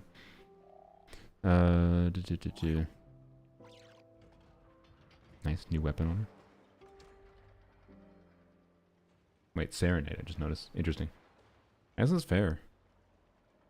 I hadn't really considered the potential of just, yeah, put Nilou on Serenade, just sacrifice a little bit of HP on her. Yeah. So that's fine. Like, is it ideal per se? Not necessarily, but putting a Serenade on her means you don't have to think about it on someone else, right? So, I get it. I think it's a fair approach for sure. I don't think it's going to be the DPS min-maxy thing most likely. But I don't think it's going to matter that much. Yeah, fair. Prep for Nefer. Oh yeah, you have C1 Neely. Yeah, okay. That makes even more sense. Yep, fair. Don't forget, by the way, for Nilou with Nefer, if you're using your solo Hydro, you definitely want to do E, normal attack, E. You want to save as much time as possible. You don't want to have to do E on Nilou. That's like way too long. E, normal attack, E is probably fine, but it's also even faster to do E3 normal attacks. Is definitely the fastest, but if you do E3 normal attacks while that activates your stuff, it does not get you Hydra application off field. So you'd have to have a second Hydra unit, which is something I'm going to mess with. I'm going to see. So I plan to do similar things. We'll see. Yeah, that little bit of time will potentially matter for Nefer. Maybe not for you, because I don't know. It'll matter for me because I have an account that is like, you know, clearing dire difficulty and gameplay optimization, like with a C0 Nefer to clear dire difficulty. Might matter meaningfully. But also I just enjoy doing that kind of min-maxy thing. So I don't know. From a more casual standpoint, you can just do your E's and not fucking worry about it, right? That's another Hu Tao without an EM type piece. Rip. Well, actually, I guess, okay, you have a lot of EM subsets, so maybe this is a Hu Tao build that doesn't need an EM type piece, actually. Also, if you're playing with an F nowadays, maybe not. Oh, again, I haven't seen calcs. I have not seen calcs of how Hu Tao performs with the Nefa, like over vape Hu Tao instead of normal Hu Tao. I would not be surprised if it's better in practice than her old teams. But yeah, it's a good Hu Tao build. Fairness. I mean, to be clear, not exactly an ideal amount of crit rate. But yeah, this is the pain in the ass of it. Hu Tao is a pain in the ass character to build on Homa. Like, and when RNG decides to give you all the EM substats and all the crit damage substats instead of the crit rate substats, what can you do? Farm more, I guess. So, yeah. Overvape Tao feels too sacrilegious for me. I just can't. Why? Because Zhongli was doing so much for her teams. I feel like as long as... If the Electro application doesn't make her lose vaporizes, I personally would vastly prefer Nefa over Vape. And as long as Nefa isn't feeling like she's doing more damage than Hu Tao, but it shouldn't feel like that. Based on my experience playing Dia, before I had C6 Dia with Nefa, it should not be... as long as you can still get all your vapes, over Vape Hu Tao should still feel like Hu Tao, but just better. That's my assumption. Pretty sure there's a thing with Fischl back then. I think Fischl causes problems with like Fischl, but Nefer shouldn't. So, Akira Okami, thanks for subscribing. Let me know if you want a review. I can add you to the queue. I'll have to wait a while though. But you can drop your UID. I should have been telling people to drop their UID plus the character, because I just been pasting UIDs without any information. So, yeah, drop your UID with the character you want reviewed. Just feels wrong? I mean, I disagree that it feels wrong. I think it's fun. I think it would make Hu Tao a more fun character as long as it doesn't make her lose vapes. And as long as the balance is such that Hu Tao is still doing majority contribution, right? If it's like, if the team DPS balance was Nefa is doing 70% of the team damage, yes, that would feel wrong. But that's the difference in the nuance of it. Why it doesn't feel like an Escoffier Farina Shenhe with Ganyu situation. Right? Sure, here's a Veresa. Sure, thank you, thank you. Alright. I added you on. If you need, you can check my YouTube VOD, and it's going to take a while to get to you if you have to go. But you can check my YouTube VOD or the Twitch VOD. You're on the queue, though. So, yeah, anyways. Sorry. I like the idea of Overvape Hu Tao. I wish I had another Hydra unit on polearms only to, like, properly test it. Maybe Columbine is a polearm. Probably not. But if Columbine is a polearm, maybe Overvape Hu Tao will become a real beast on polearms only. We'll see. We'll see. Too late to be added to the reviewing queue? Nope. You can get added to the queue, Maja. If you want.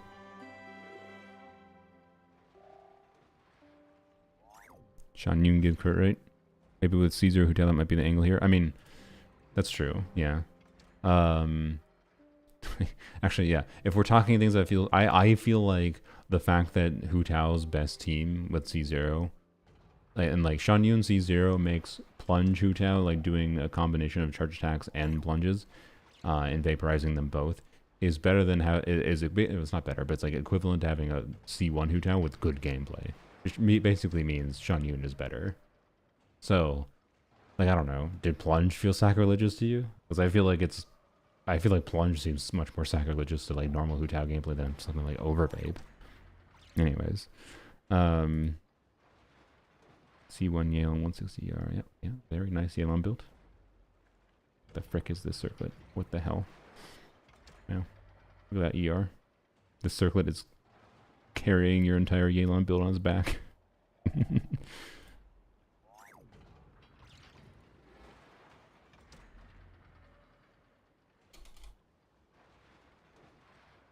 That's a lot of crit rate for a no crit weapon Navi. Wow. Jesus. 2-piece, but 2-piece Navi is very functional. Only reason I wanted Navi to move to her 4-piece set was because I didn't want to have to. I couldn't keep her on a 2-piece build because I like was using the same artifacts for other characters. So I wanted her to just have a build that I could use her if I wanted to use her. But yeah, wow, very nice. Yeah. Anyways, All right, thank you, Maja. Hu Tao gets a lot of EM if you have enough. Yeah.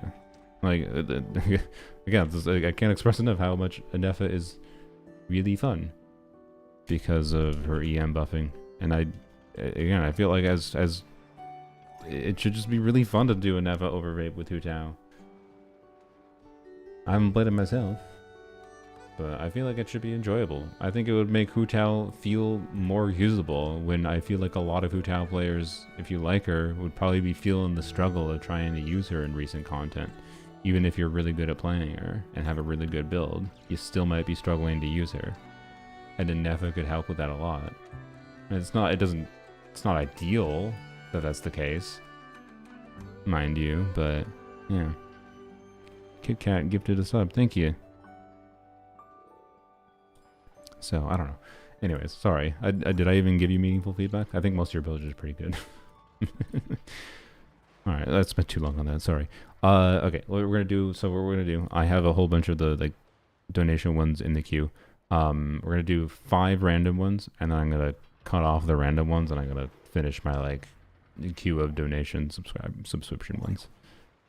So speed round, maybe not speed, but we'll see. Like I still have energy right now. I'll probably not have energy by the time I get done with all the donation ones. So I apologize to the donators that like might get a review where my brain is dead. We'll see. Hopefully I'll be able to stay not brain dead. I get mixed opinions about my builds from different people, and it's confusing me quite a bit. Okay, interesting. Arlecchino, Raiden, Shogun. Okay, we'll talk about that. Okay, we'll talk about that. I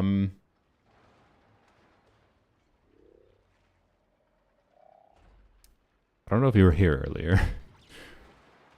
Hockey. PLB, you gave 5 more subs. Jesus, thank you. Appreciate it. Appreciate it a lot. Yeah. making me feel better for my terrible performing videos, my edited channel. See, this is what I've been saying, where maybe I should just do live stream stuff and just do this content. It seems much more profitable as a Genshin creator with knowledge about the game's combat to do things like this than do my weird videos that I make. But I like doing what I like doing. I like showing how I enjoy the game.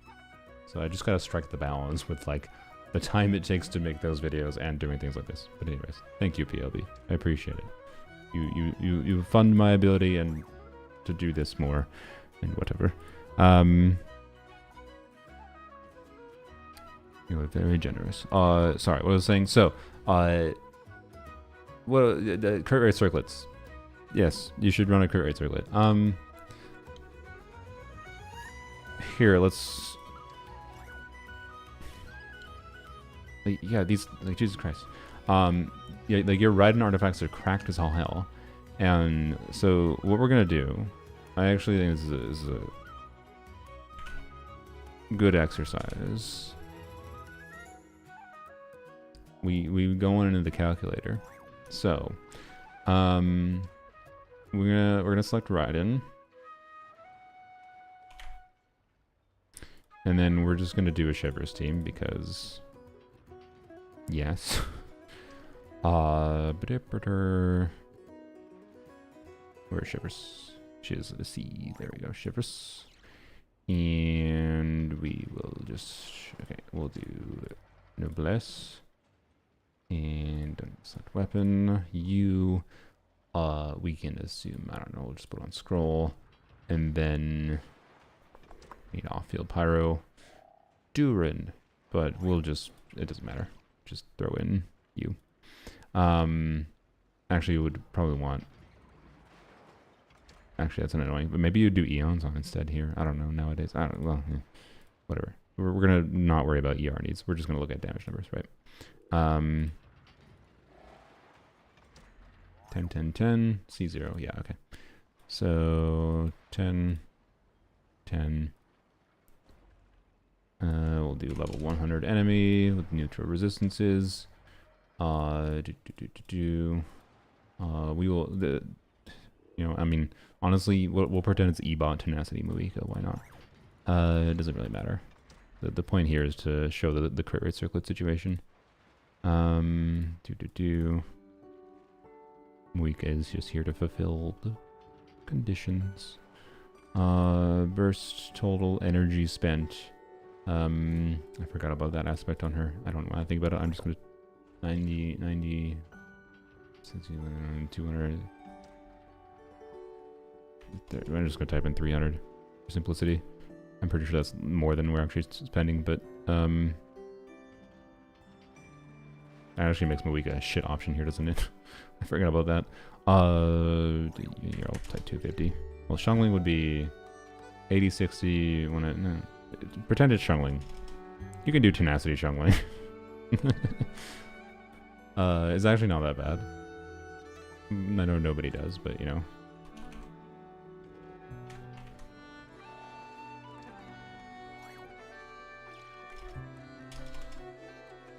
Okay.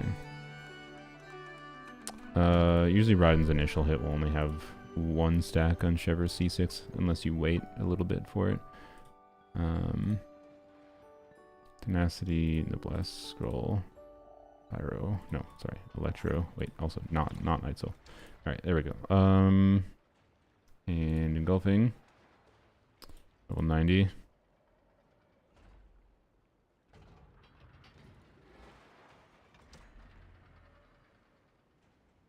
Also, just realized the average numbers are cut off. There we go. Oops. All right, so we're going to put in your exact build.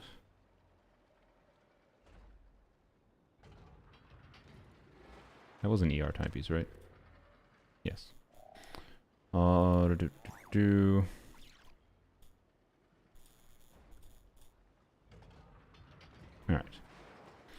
And now we get to type in 21, 14.9, 39 flat attack. Okay.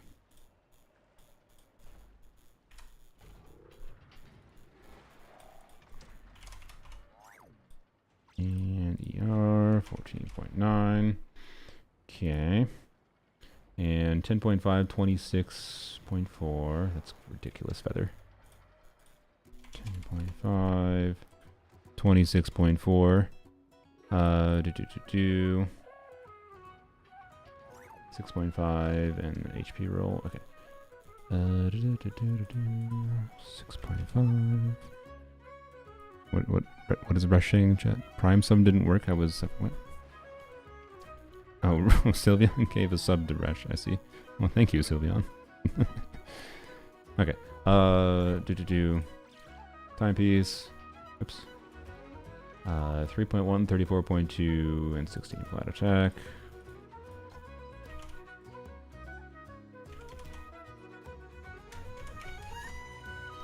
And 10.5, 23.3.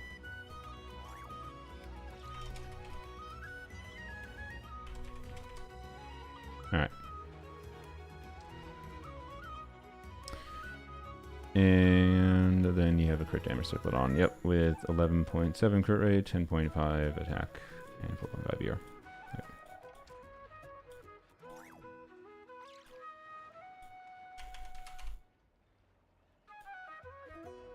What's it again? 7.7, 10.5, 4.5. Okay. Alright. So, what we were looking at is we're just going to look at the initial burst hit. Wow, you hit 291,000 damage in this team context on her burst. But what the important number we're looking at here is the average damage. And also, all of these numbers matter too. Raiden's damage is not just her initial burst hit. You might say, oh, you can just play the RNG game. And I mean, look, if you're insane and you want to play the RNG game on 40% crit rate, sure, you can, right? You know, if you want to, that's your personal choice. If you want to go that insane with crit RNG, but I just want to show, like, on a math level what's happening here on the averages, because ultimately, right, crit damage is a stat you have a shit ton of, but crit damage is a stat that doesn't do anything for you if you don't crit. So average damage is 173,000 here. I am fairly confident that if we switch to a crit rate circlet with 0 relevant substats, like this is a cracked crit damage circlet, right, with a ton of good substats for it, for your build.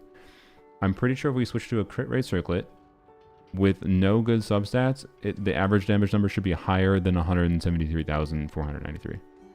So that's what we're going to check. So we'll just say 173,000. Just so that's what we're looking for. Crit rate. No, okay. I'm barely wrong. Apparently a crit rate circlet with 0 relevant substats is equivalent, basically. It gets 2k less damage. My bad. It gets the same average damage, basically, except yeah, you're slightly less insane for the critting. And like this doesn't even solve your inconsistency issue potentially, but anyways, as soon as we add, let's assume it's equivalent. So let's assume 21 crit damage, 10.5. Here, this is a equivalent-ish circlet, and suddenly you can see 189,000. If we have an equivalent investment crit rate circlet, we are immediately in the territory of this is like 15% plus better, and then 15% plus better is humongous. And so that's the same thing that's going to be for Arlecchino. And you would potentially have a reason to try to do even more crit rate, I would say. Like it's notable. Like obviously, the ideal would be if you had a feather. If we just pretend we live in fairy tale land and this is a 10.5 crit rate feather, that would be ideal, right? But let's see if we just so yeah, with this crit rate circlet, 189,000. What if we do a 10.5 crit rate feather so that you have 70% crit rate? Because I'd say 70% crit rate Raiden is where Raiden starts to feel not annoying to play, in my opinion. But let's just delete all your crit damage. That's better. See? Not much better, mind you. Like, but it is more consistent. And the average damage will be the same. But, you know, this would be a choice of, like, if you wanted to stick to the slightly more inconsistent build. I could see why you'd stick... You could choose to stick to the more inconsistent build with 60% crit rate, because the average is relatively close. And maybe you just like seeing the bigger damage number on screen, right? Like, to some degree, you can definitely choose the more inconsistent build and see the bigger damage number on screen and be fine with that. But there is, like, optimization. You might have to optimize your clears and whether or not you, like, get some crits. I would personally be of the preference to do, you know, the crit rate version of this. Not just because it's better on average, just because I prefer the more consistency. And this is around the 1 to 2 crit ratio, right? So, like, that's what when you hear people saying 1 to 2 ratio, that's what's ideal. Is 1 to balancing your crit ratios. This is closer to a 1 to 2 ratio, and that's why it's better. Yeah, so...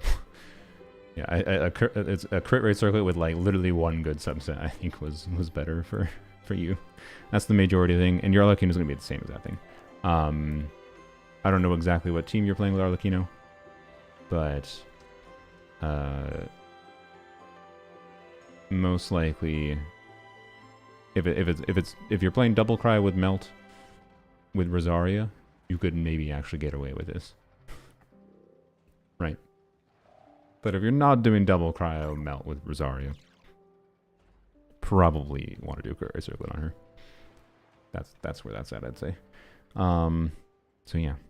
Anyways, that was an interesting one to look at. We're not going to do any more numbers, calculation things, I don't think, but it's a fun one to look at. So bam. Now, another Arlecchino. Let's go. Hey, this is a Melt Arlecchino. We'll do 3 more after this. 3 more random ones. Then we'll do the whales. Ooh, look at that gummy. Ooh, look at that gummy. Alright, sorry. Chlorine Arlecchino, Melt Arlo with C2 C Lolly, Chlorine build for all things. Okay, cool. The Chlorine first. Absolution. Nice. As far as crit rate goes, I think this is a good Chlorine build. Although I will say, I do... Wow, look at that goblin. I do like having a Chlorine that has basically 100% crit rate. I've generally speaking been running 100% crit rate Chlorine because I use Ayato's weapon on her, which is not a crit damage weapon, it's a crit rate weapon, and she's a crit rate ascending character if I recall that gets crit rate for free. Like, she starts with 45% crit rate for free. So it's quite hard to build her with that weapon, but I have a good build for it. So I like playing her with that weapon and having 100% crit rate. My point is, it's not that you need to have 100% crit rate.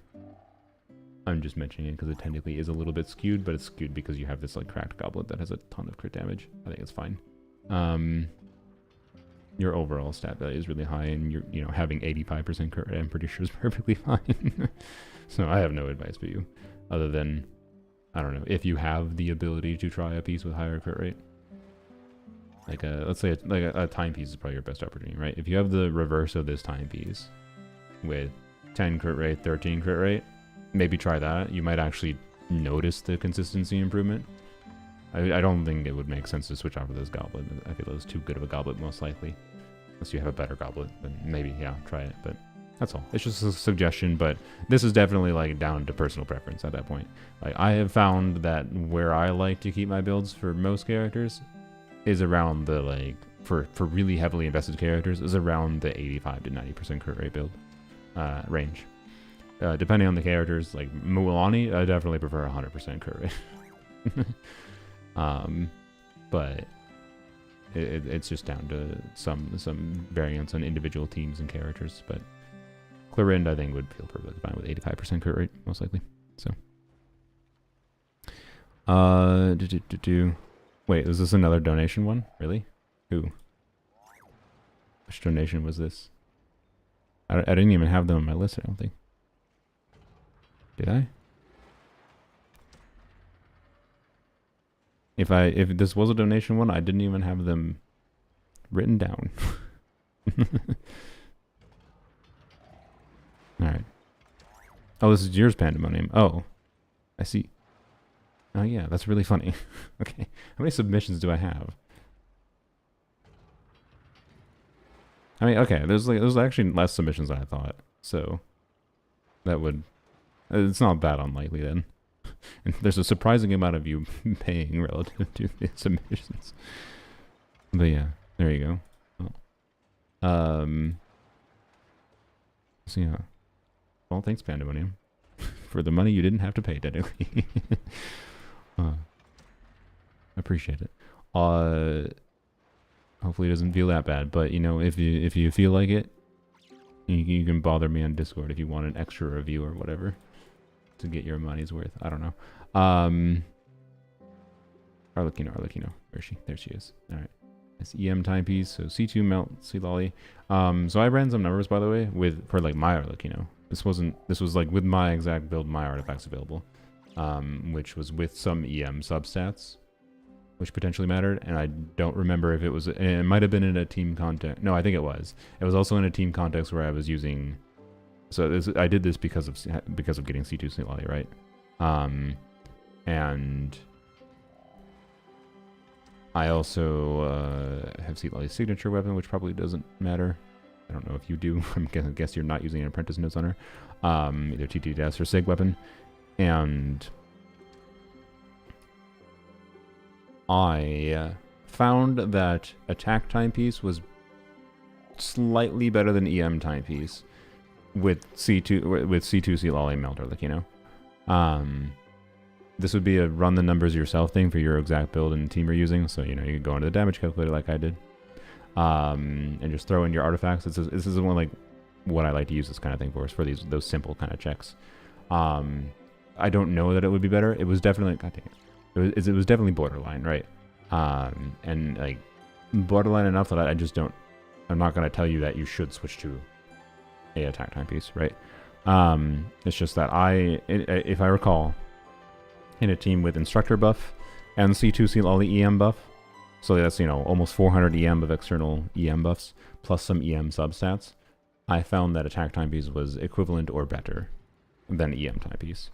And that was with an EM timepiece I have that's like really good, to be clear. Like I have an EM timepiece that is like, I think it's only like 20 CV, but it has really high roll value overall. Or no, let me go double check.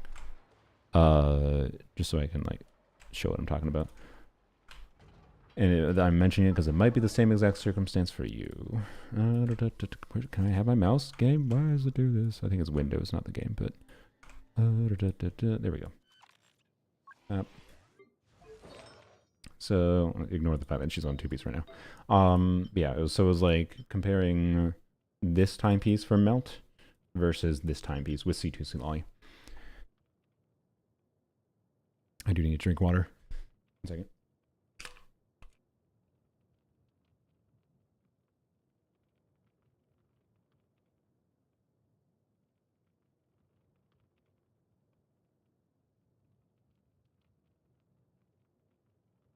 Oh boy, my voice is dying a little bit. That's a bad sign.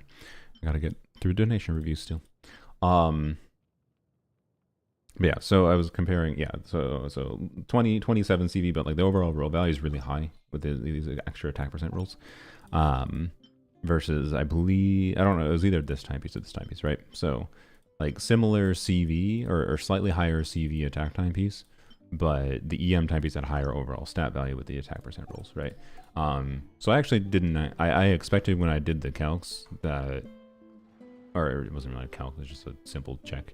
When I did the damage check, I thought the attack timepiece would be worse still because of how good my EM timepiece is, but it's more like it was equivalent. And so it's simply worth checking, that's all. And in particular, I'd say if your attack timepiece is close, the nice aspect about, you know, that is if attack timepiece with C2 C lolly is essentially equivalent or slightly better or maybe slightly worse than EM timepiece, well, attack timepiece is better for overload Arlecchino, so it's better for most other circumstances for Arlecchino, right? Attack timepiece is. So then you like never have to change your build, which is kind of nice. So yeah. Yeah, but attack sense we sometimes switch between the crit rate is 14 and the crit damage is 7. Oh yeah, I can see how that'd be a little funky. I would still probably consider doing that, but yeah. So that's where it's at. And yeah, I don't know. I don't think there's much else to say other than your Arlecchino build is really good. Other than that, like, you could end up being in a. I feel like you're in a similar situation to me, where like, actually, your build would be a little bit easier to transition to 4-piece Whimsy. You know, if you needed to like free your Gladiator pieces for other characters, but otherwise, you know, I don't know. I've been very happy with Gladiators on Arlecchino, at least with the C1 Arlecchino. So I haven't felt that much need to move to Whimsy. I just want to move to Whimsy so that I can free my good Gladiator artifacts for other characters to use. Because I'm finding reason like I can have my Clorind on Gladiators instead of she's on Gladiators currently, but right now because Arlecchino and Clorind share artifacts, I don't want to have to change their builds when I'm using either of them. Clorind has slightly worse artifacts than she otherwise could have if Arlecchino's on Whimsy. So, anyways. Can't imagine going back to Whimsy. Oh, yeah. Yeah, that's fair. Yeah, it does make sense. Yeah, that makes sense. Oh, that's a pretty juicy piece for Arlecchino, though. Anyways. Thanks, Bandamonium. Alright. 3 more random ones. Number 209. Alright. More recent one. Another Arlecchino. Wow. And a Veressa. C1 Arlecchino. 100 EM exactly. Very nice. It's clean. That's a cracked as heck onset goblet. Jesus. It enables a... yes, it's cracked, but not that cracked, honestly. It's like, this circlet is an off-piece, is uplifting the crate ratio. But... yeah. Anyways, sorry. 6.2 crit rate, 6.2 crit damage. Relatable flower. That explains why this circlet is uplifting the crit rate. this it's really funny. This is a rarity. Seeing like really high 40 CV feather, you know, over 40 CV timepiece, a cracked onset goblet, which enables a very good circlet, and then relatable feather. Or flower, whatever. It's just very funny. It's a very good build. It's just funny. So yeah, I don't know. This would be the kind of build like that could get minor improvements by obviously continuing to try to improve the flower and get more crit rate, whatever for it. But yeah, yeah, it has a very good roll value. I wonder what this ranks as. This is gonna rank. The 75 crit rate is gonna hurt the ranking a lot. Because the crit rate matters a lot for a Kasha ranking, right? Top 5%. Nailed it. Wait, it's top 5% in melt? I was thinking overload because attack timepiece, but like, oh wait, it has 100 EM and subsets. Duh, that makes sense. Derp, yeah. Duh. So it's still right. My brain was just on the wrong path slightly because I forgot about the EM. I'm too familiar with Arlecchino, man. I'm too familiar with Arlecchino's leaderboards. I can just look at an Arlecchino build and be like, yeah, it's that ranking. That's funny. I wonder if I could do that more consistently. I don't know. It's funny. All right. So yeah, good Arlecchino build. Do you need to improve or pass that? Not really. I don't know. I feel like a C1 Arlecchino with Sig Weapon with this good of a build is way more than usable enough. But OMG, it's you. It is you. Veressa. That is not Veressa.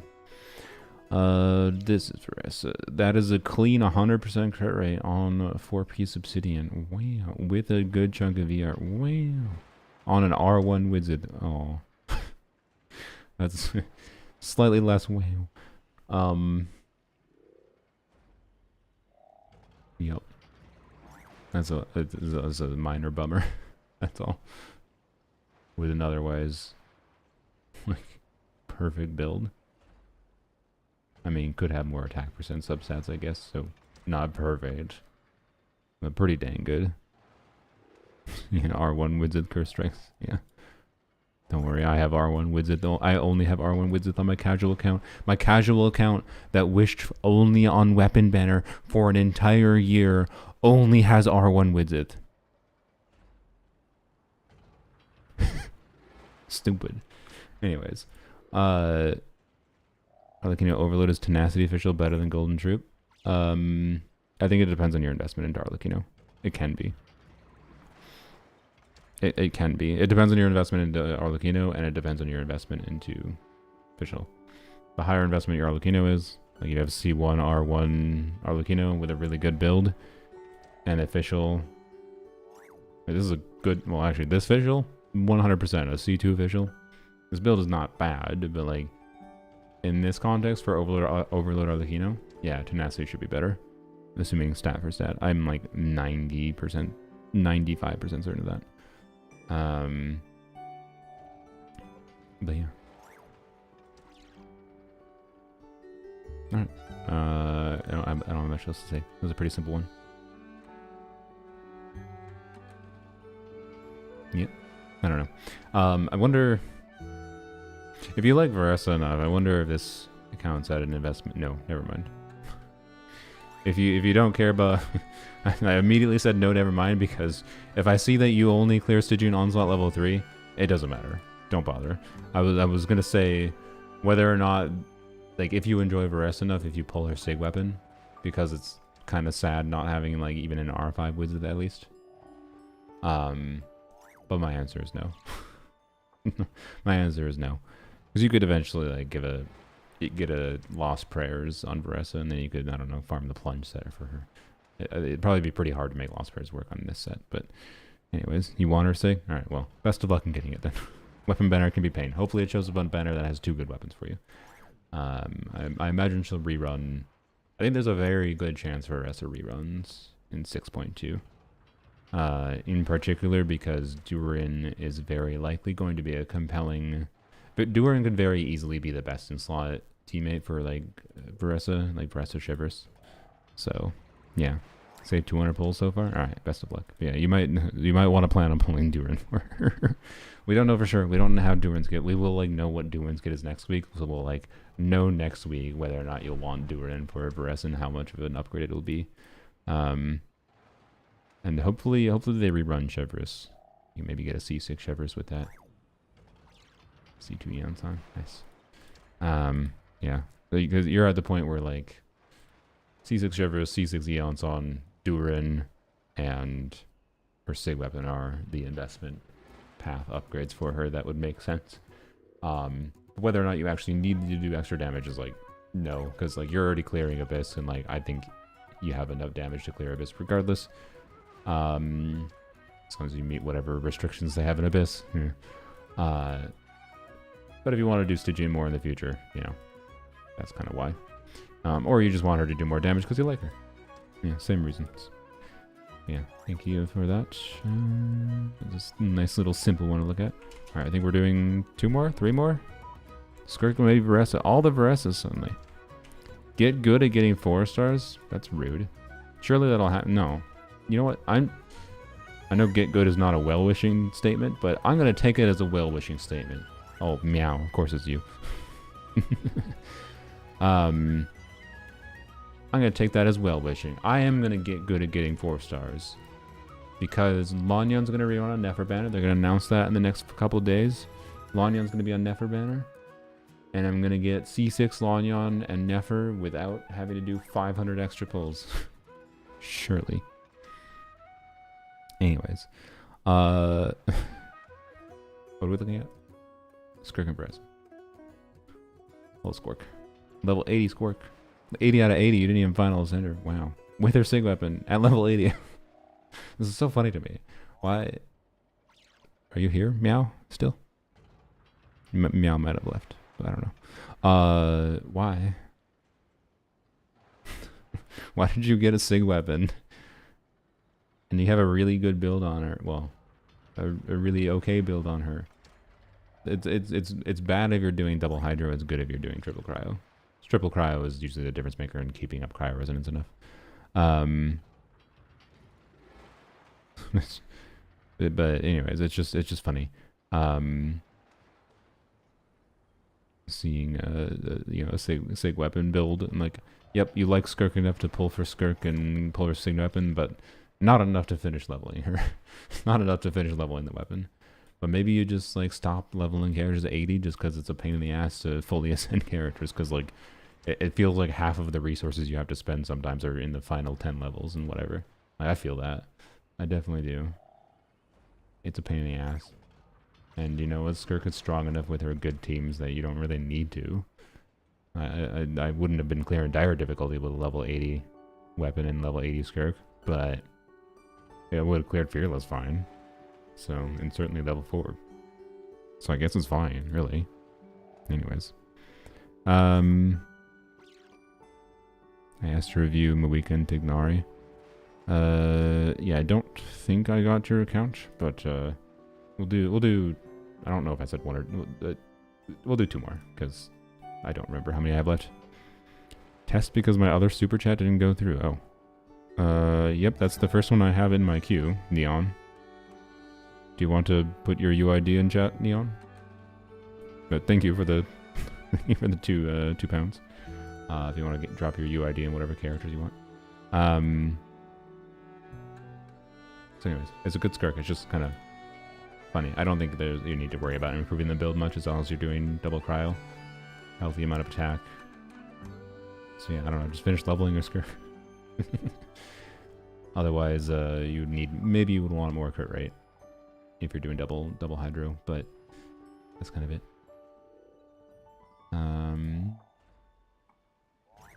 Where is Vressa? There she is. Sig weapon Vressa. Hey, another level 80 out of 80 weapon. This is a 674 base attack weapon too. Should go up to like 2500 attack, I think, with that increase. Well, maybe not 2500, but probably like 2400. Well, no, definitely 2400. No, 20, 22, 90, 9, or 70, 85 times. How much attack percent do you have? Let's do the math. A lot. Okay. No, I think she would go up to like almost 2500 attack. With leveling her weapon fully.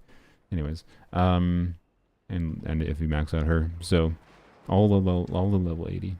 It's just interesting to see. I think Meow's gone, unfortunately. But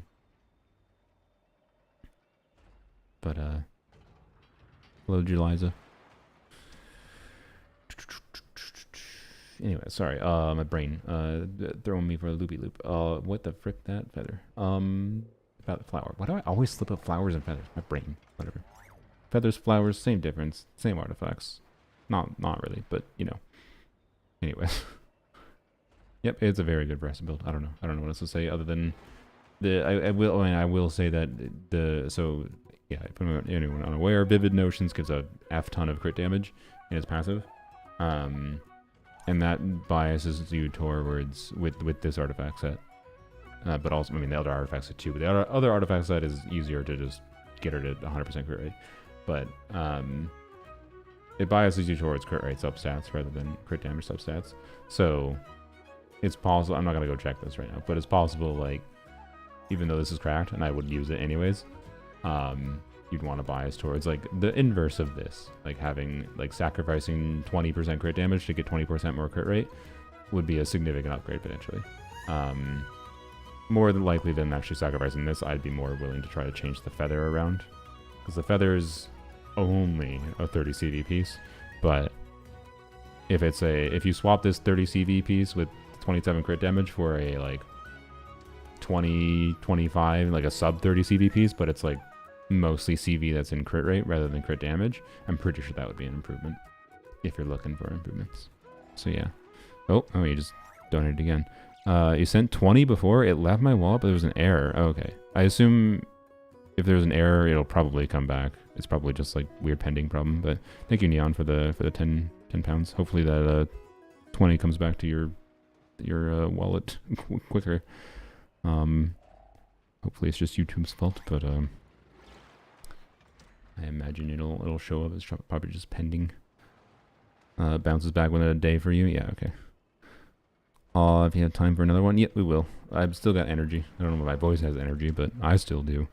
Anyways, what time is it? 5:25 p.m. Oh, okay.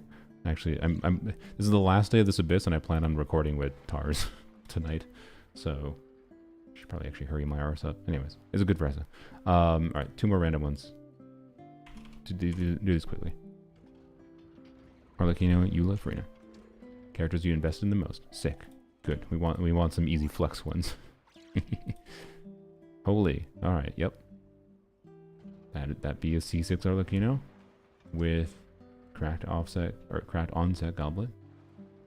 Yep, this is just I'm glad you balance your build actually around your C6 too. You seem to maybe on purpose, maybe it was accidental, but I think it kind of seems like you balance your build towards attack percent substats a little bit because of the fact that C6 gives you so much crit damage, which I think is a smart play.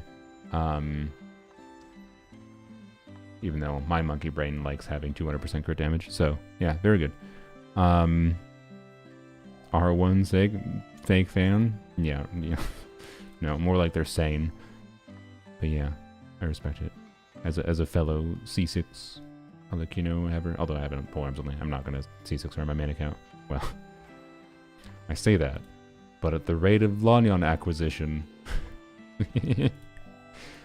if Lanyon is on Arlecchino banner, we'll see. I swear to God, I better not get. If I get multiple Arlecchinos on my main account and going for Lanyon. Anyways, your Arlecchino is very good. That's a Eula crit ratio. Sylveon, you're still here. What's your rate? What do you rate this Eula? This is a classic Eula build. I feel like the Eula build where you just get a crit is easy.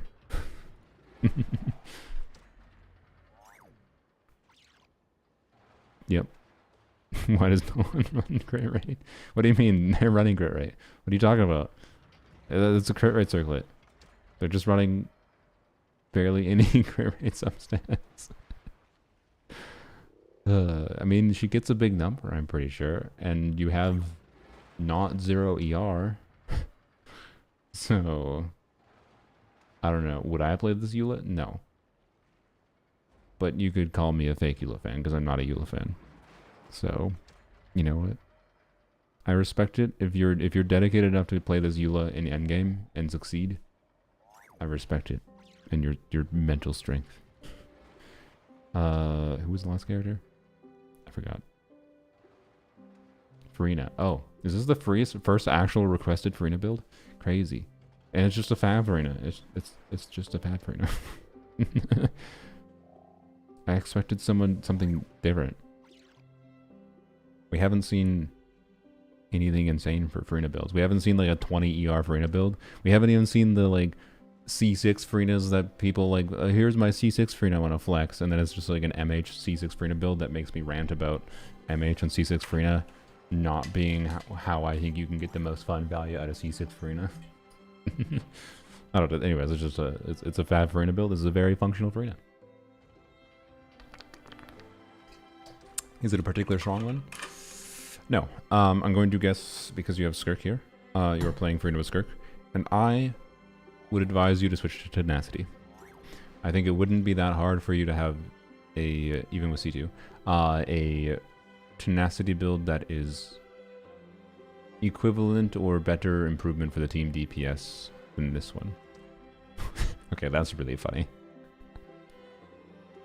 Okay, that's really funny.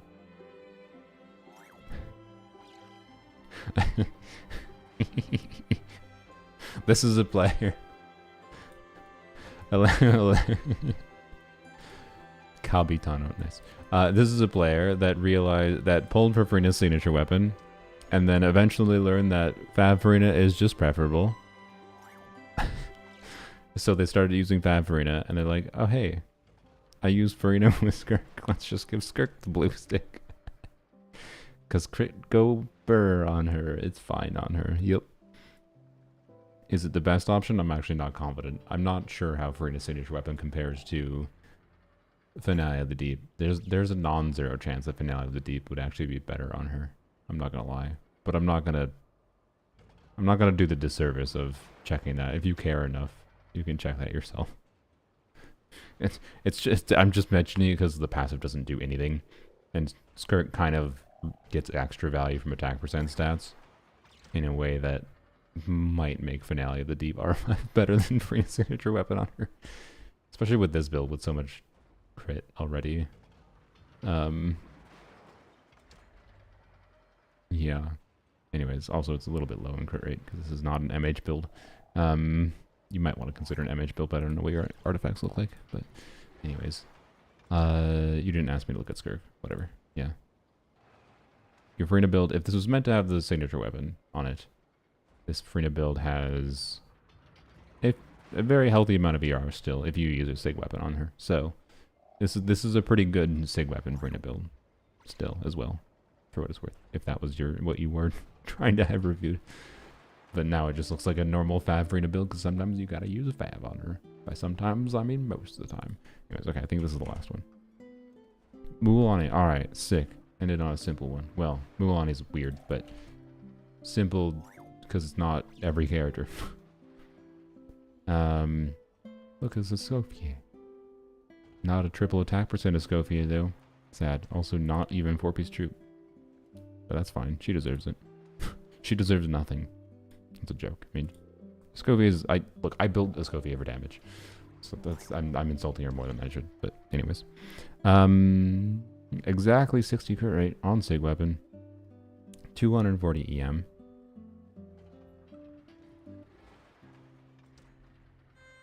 With a shite ton of HP still. What the hell? Jesus. Well.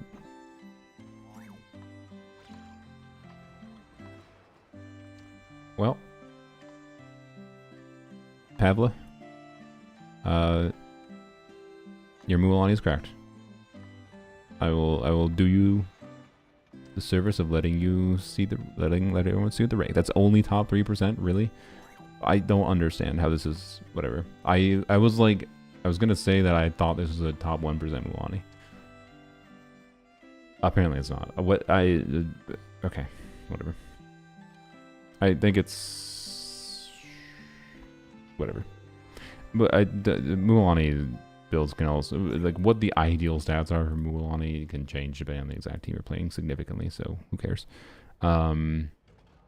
HP circle. Oh, yeah, you're right. That might be why. But honestly,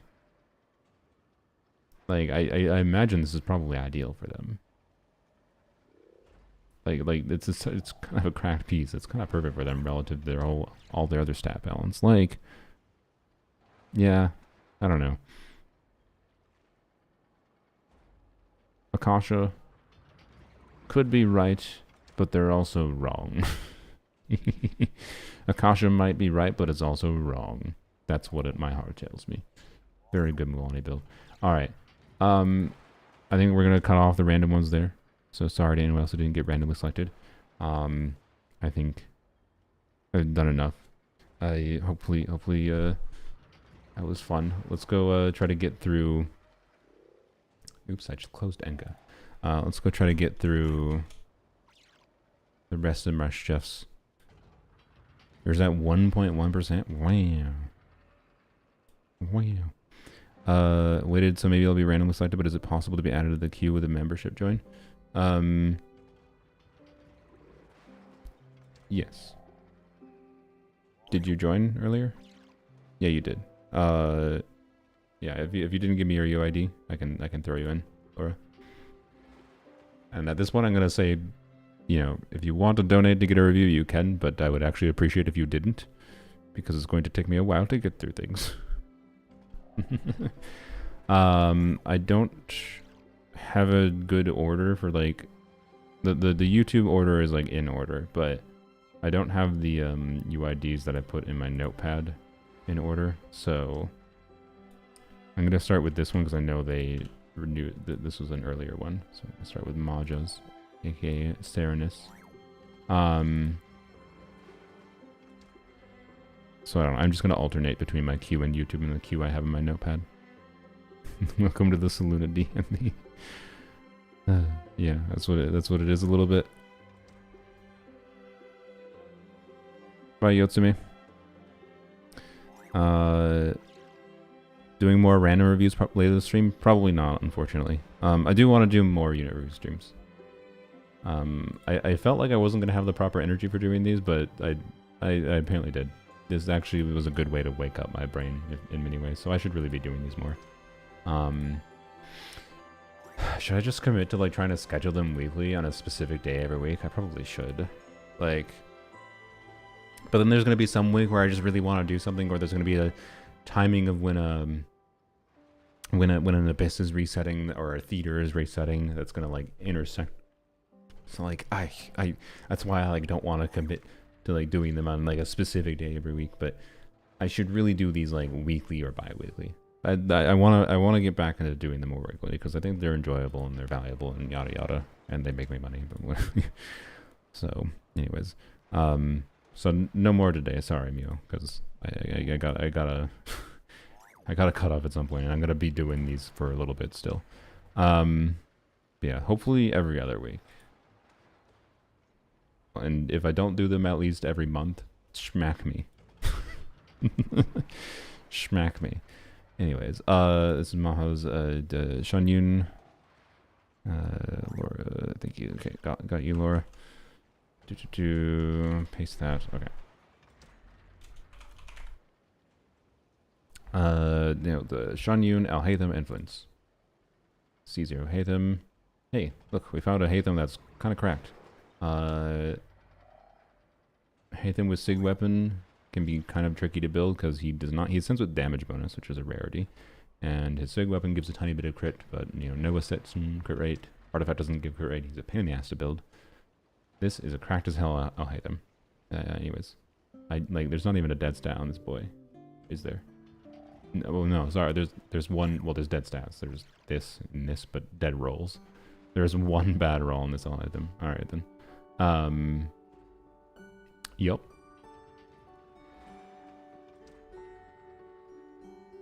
Very nice. No comments. I mean, obviously, whatever. Oh, 1-2 ratio. Like, yes. More crit rate would technically be better on a spreadsheet level, but like, who the hell cares what this would have build? I think you probably just prefer seeing Unga Bunga numbers. Like, yeah. Anyways. Don't think you should put it on a schedule. Maybe 1 to 2 a month, then I'll do it. Yeah. That's what I'm thinking bi-weekly, but I should just, if I get into the habit of doing them more regularly, I was like good at doing them earlier this year regularly, and I just fell out of doing habit, and that just forever became like, oh well. I'll hate him, Shanyu Flames. Is this gonna be it is a DPS Shanyu. Yeah. Nice, okay. Interesting. I don't have that weapon, I've never tried it on her. If you have a Lost Prayers, I think it's possible Lost Prayers might be a better DPS weapon on her, but this also gives her a bunch of crit damage, so, I'm sure it's not bad. C1 Shanyu, nice. And a healthy amount of ER. I have found when I do, so DPS Shanyu is like, same as like Shao, except better. Sorry. Because instead of, like, Shao is, you're doing Shao, Farina, Shanyu, Farazan. Sweet. Except DPS Shanyu gets rid of Shao in favor of on-fielding Shanyu, and then you add another buffer. You add Bennett into the team. And in my opinion, in single target at least, because Shanyu's buff is relegated to single target, at least in single target, it's better than Shao. In my experience. I'm sorry. I have found Plunge Shanyu both more fun and pleasing to play than Shao, and I blame Hoyoverse for making it so polearm units have to do normal attack cancels instead of dash cancels for their plunges, okay? I think it's more enjoyable and just better damage output, and it's funny to be able to do Bennett, Farazan, Farina, and Plunge Shanyu, and I like your build. Anyways, I think you have more ER than you probably need. Maybe, but maybe not. It depends. Also, wait, sorry, Eon's on exists now? You don't even have to do Bennett. You can do Eon's on now, which is great. That's actually, the last time I played Plunge Shanyu was with Eon's on Bennett, Farina. Sorry, not Eon's on Bennett. Eon's on Farazan, Farina, which is fun. So, anyways, have Varessa's Sega's DPS Shanyu seen so much fun? Yeah, Varessa's Sega is very strong for her. It's definitely her best DPS weapon. Not that you need to get it. She's strong regardless. But yeah, honestly, having access to Versa's Sig, even with it only having technically partial uptime for the full buff, it's such a strong weapon that, like, you know, that even more, I think, makes Plunge Shunyun kind of better than Zhao, which is a little weird, but is what it is. Zhao is better in some ways. Zhao is more self-contained and has more team options, to be clear. But Zhao is not reliant on Shunyun. DPS Shunyun is reliant on Shunyun. Flints. C1 Flints. R1. I have found I didn't need much energy on C1 R1 Flints personally. But extra energy can still let you do big burst more. With C1 tends to make it so you don't big burst very often, but anyways, I'm just mentioning it. But yeah, this is a cracked build. You don't have much attack percent substats. You do have a little bit of EM substats, and you have a whack ton of crit, and you're almost at 100% crit rate, and still have 233 crit damage. That's kind of insane. I am curious, is this better than my build on polearms only? I have a, last I checked, there might have been more flints added, but I had a top 700-ish flints on polearms only. The difference is I had way more attack percent, I think. So my build might beat out this just on attack percent substats. I have less crit value, but more attack percent. I think this is going to be a top 2% build. It's not refreshed. Is it? No, I don't see him. What? How is it that low? Okay, I guess the attack percent stats matter more for him in his build than I thought for Akasha. What's funny is on my polearm account, though, attack percent substats actually matter less for me than crit because I play with Eon's on. Eon's attack buff means I get a little bit more value from crit than attack. Also, yep, I'm not surprised. Number 82, I'll hit him. Jesus Christ. Especially even with not being like towards 100% crit rate. Usually, if you want to get super high ranking builds like this, you need to bias towards 100% crit rate. So that's insane. Anyways, how long on average does it take to get a reasonable number of good artifacts? I mean, good artifacts are relative to what your current artifacts are. I guess I need to show my build, don't I? Can't just talk about my build. Oh, it's fallen to top 2%. Okay, more people have submitted their builds. Oh wait, no, this is not the build I'm using. Where's my build? Oh, I didn't save it. Ah, frick. Oops. I didn't save it. This is the build I'm using because I don't mind having a 100% crit rate. The better build that I had that was actually top 700 was like 205 crit damage with 100% crit rate and 2900 attack. Them attack percent stats matter. So, anyways, it's just surprising to me that there's that big of a gulf actually between the builds. So, yeah, this is actually the worst one of my builds, but I prefer this build right now on the account. That's why I'm using that, but I didn't save the other one, which is technically better ranking. Oh well. Oh no, my Arlecchino's fallen to number 85. Sad. Lame. Oh well. Such is life. This is not the build I actually use anyways. It's a fake build because I have C6. Anyways, why am I spending so long on this? Jesus Christ.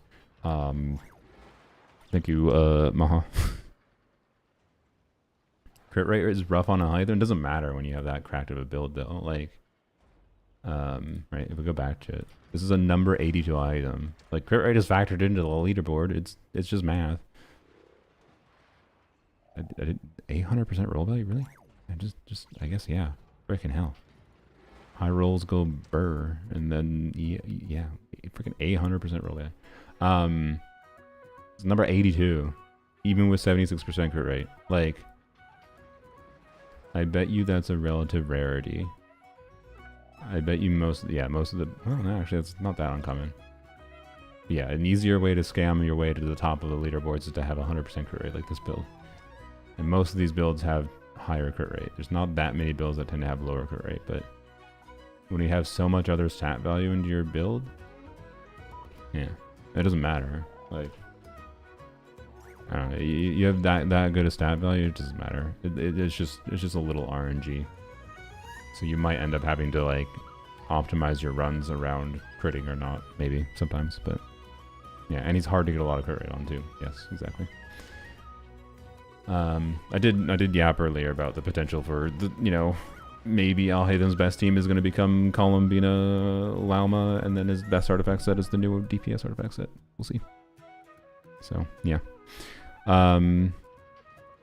There's a combo that uses 3 Minery Bursts at C0 and I think 4 at C1+, but it's very hard. For Flynn's, yes, there is. It is extremely hard to do. I haven't practiced it with trying to do 4 with C1 and Flynn's. I'll probably practice it more on Plorms only at some point, but not right now. That's for sure. I tried to do it when I had C0 Flynn's activated, and it was extremely hard to even try to do. Alright. Anyways, oh, Sylveon's thing is next.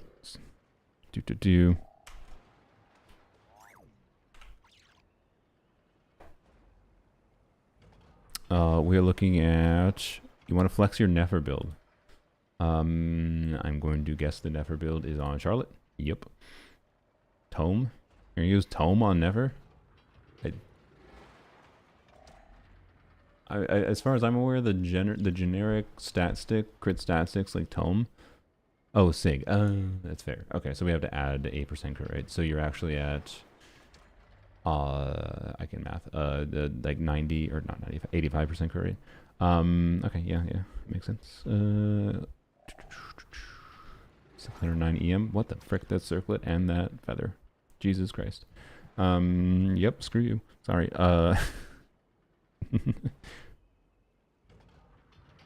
Yep. Wow. That's a very good Nefer build. Timepiece and Goblet aren't incredible though. Best of luck in getting a better Goblet. I mean, actually, I feel like improving your build, if you do want it, because this piece is actually absolutely bonkers. And this piece is bonkers as well for overall stat value. But you're in a situation where, like, with the Sig weapon giving so much crit damage, you're going to want to bias towards crit rate. And these two pieces are kind of ideal for biasing towards crit rate. Like, you have a really good balance overall. But I wonder if you use elixirs to craft an onset goblet, hopefully it rolls heavily into crit rate. And then you can use an off-piece timepiece that has, like, a whack ton of crit rate, right? Like I have an EM timepiece that is 16.3 crit rate, for example, like that kind of thing. Maybe that's a play. I don't know. Anyways, regardless, I think you got a cracked Nefer build. I don't think you really have to do that. Yes, that was my Discord bloop. Sorry.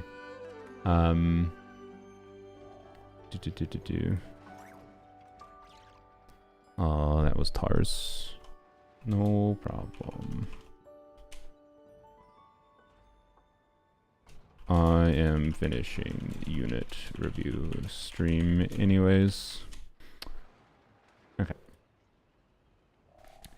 Keep elixiring Nefer Sands. Are you sure though? Like, do you have? I mean, I guess you know your artifacts. If you don't have any better compelling off-piece Sands, I'm just saying I think it might actually be better in your case to elixir for a goblet and then off-piece Sands. It's a rare case where I think that might make sense. Just because of the absurd rarity of off-piece goblets and the fact that this goblet should be able to be improved. But yeah. Anyways. Who's the other? Let me look at your messages. Oh, Nefa. Yeah. C2 and Nefer's 88, 181, 157. Holy.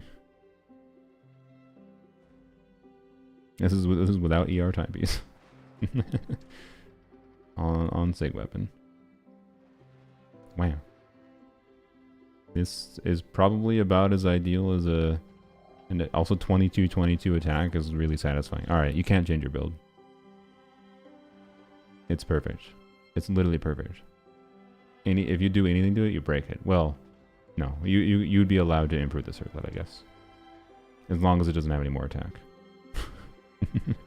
You are legally allowed to change the circlet as long as it doesn't have more attack. You could re-roll this circlet and probably get a better circlet, right? Which is probably the play. Because It's not, I think that's 4. That's either 3. That's 3 or 4 8 flat HP rolls. So yeah, you have better single crit combos. Okay, that's fair. Need a little bit of extra ER on a Nefa? Maybe for Nefer, yeah. If you mean a little bit of extra ER for Nefer, no, Nefer doesn't need ER. Her burst is a use it when it might situationally make sense to use, because it doesn't do no damage. It's a damage neutral ability, generally speaking. But you don't build extra ER for Nefer, for sure. So for Nefa, you might, but Nefa is a... It depends on the team situation, but this Nefa has an off piece, time piece. And so if you need more ER on this Nefa, you probably switch to an ER timepiece. You go up to probably 200 ER, and that's hopefully enough, I imagine. So, yeah. But I will say, Nefa's ER needs is why I don't give 2 hoots about a signature weapon ever. It's a poo-poo signature weapon in my opinion. Also, it's actually really garbage because, for me, I like playing a Nefa with Dia, and Dia does not want a shield. Like, I actively do not want to use a Nefa skill with Dia. And you know what this stupid ass weapon has as a requirement? If the equipping character creates a shield. Garbage. I hate this weapon. I'm a hater of it, sorry. Might get it in polearms only eventually, because there it doesn't matter, but it's going to be an eventually thing. And the only reason I care about potentially getting on polearms only is because I don't have a Skyward Spine. But if I get a Skyward Spine, I'll probably be happy with Skyward Spine on polearms only instead of Fractured Halo. Because Skyward Spine just lets you min-max her attack stat for buffing more. And I kind of like that path more than her Fractured Halo. I don't think they designed this weapon very well, in my opinion.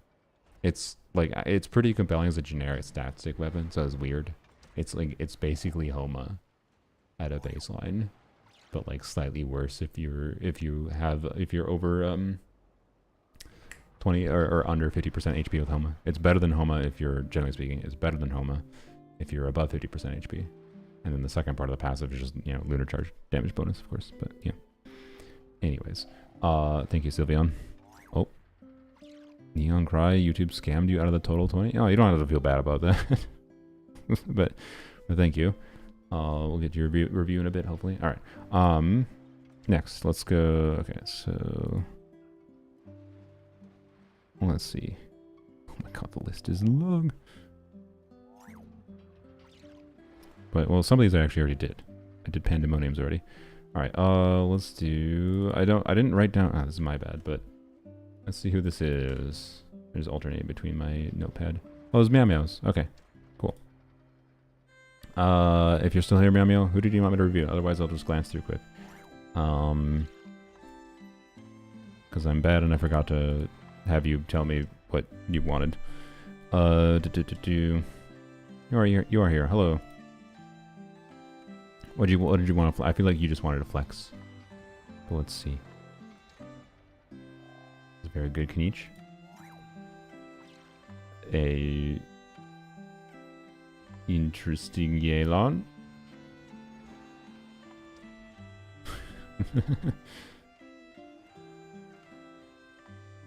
Very good Rising.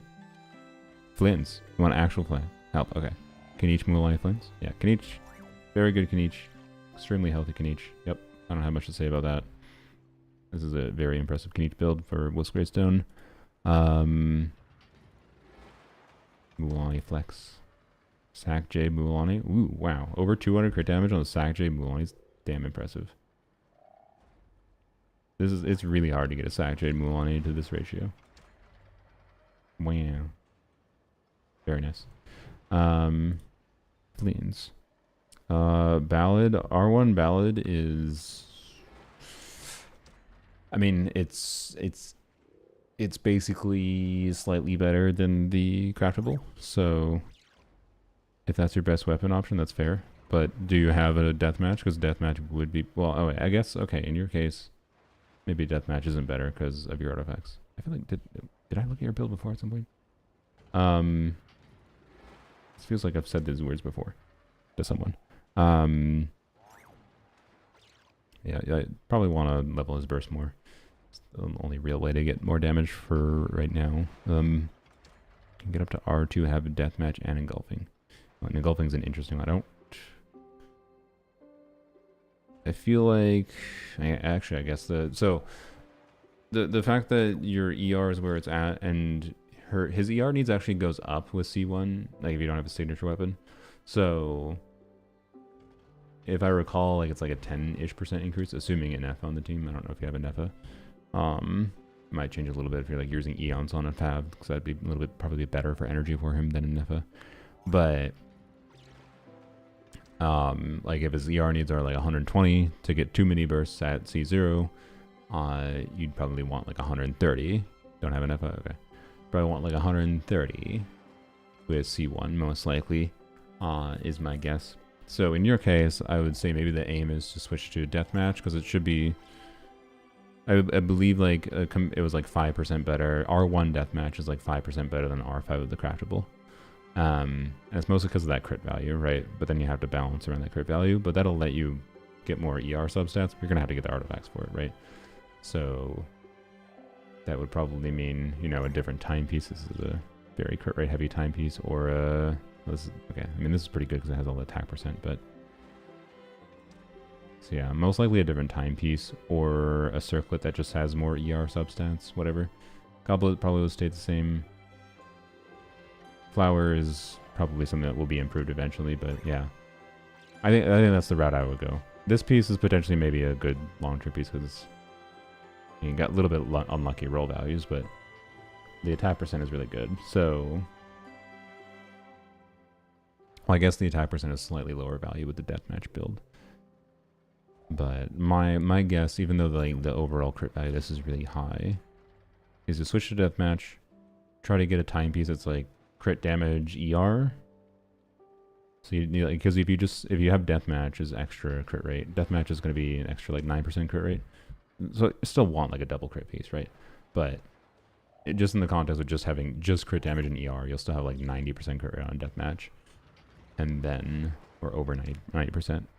And then you have some extra ER to potentially get some rolls into. That's my vibe. Have Kuki, I know, on Fab. Nice. Okay. Yeah, I don't know exactly what the ER needs to be in your team. I mean, if you're getting 3 mini bursts, fine with 110 every rotation, but then you're theoretically good. Navia. Yeah, that's the only thoughts I have, other than, you know, yeah, getting more crit and whatever. Because he scales mostly with crit, and then EM and attack is a bonus, but you also want the ER. And C1's just going to slightly increase that, because he needs 90 energy to do 3 mini bursts, right? Versus 60 at C0. Or sorry, not 90 energy. He needs 60. You get 8 energy every. He needs like 65 energy or something. 64 energy, and that's enough to like need a couple extra ER rolls potentially, but the Favs in your team might be enough. Navia Earthshaker. I forgot that was a good weapon for her. Well, it restricts you to having to have Pyro in the team, I guess, but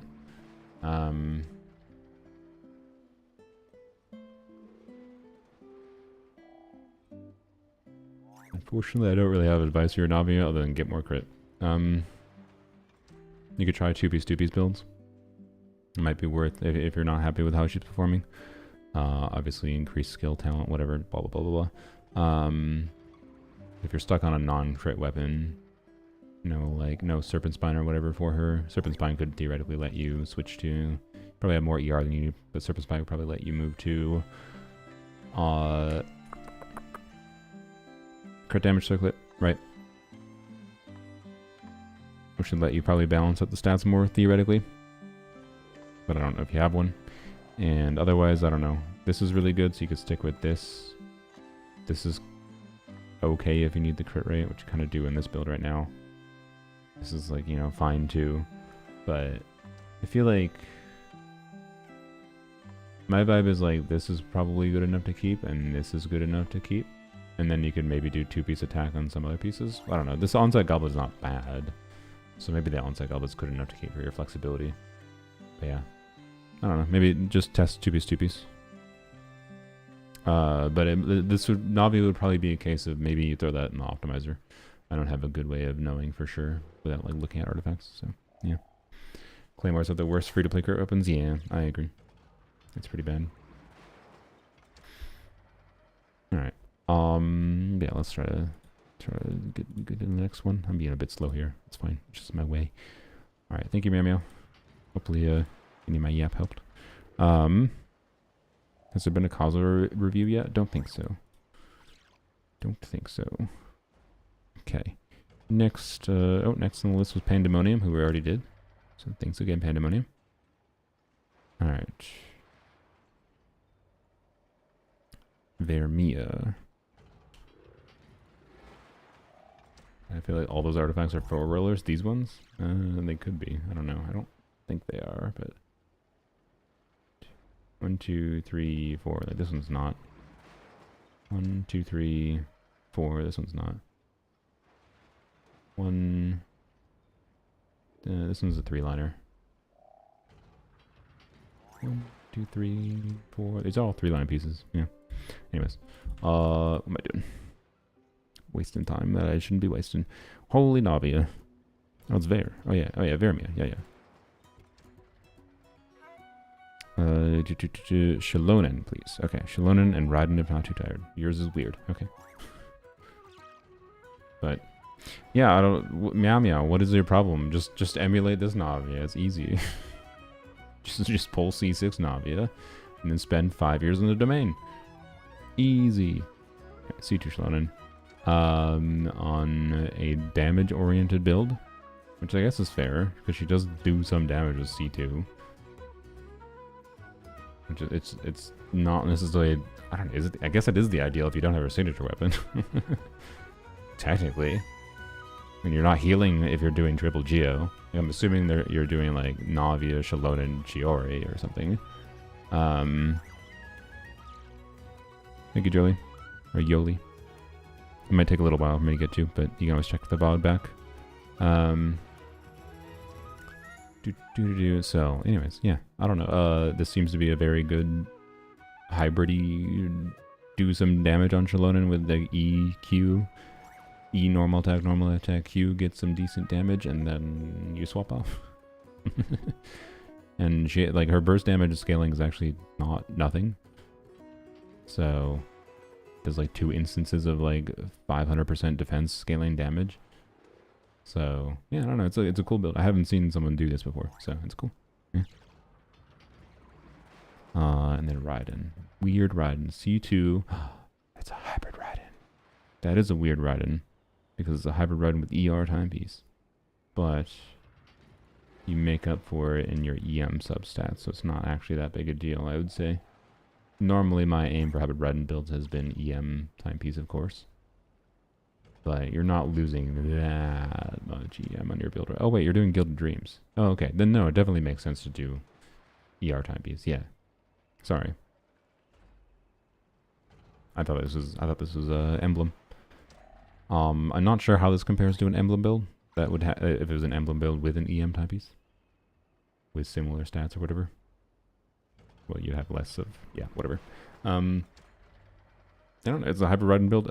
As long as you're getting your burst back consistently.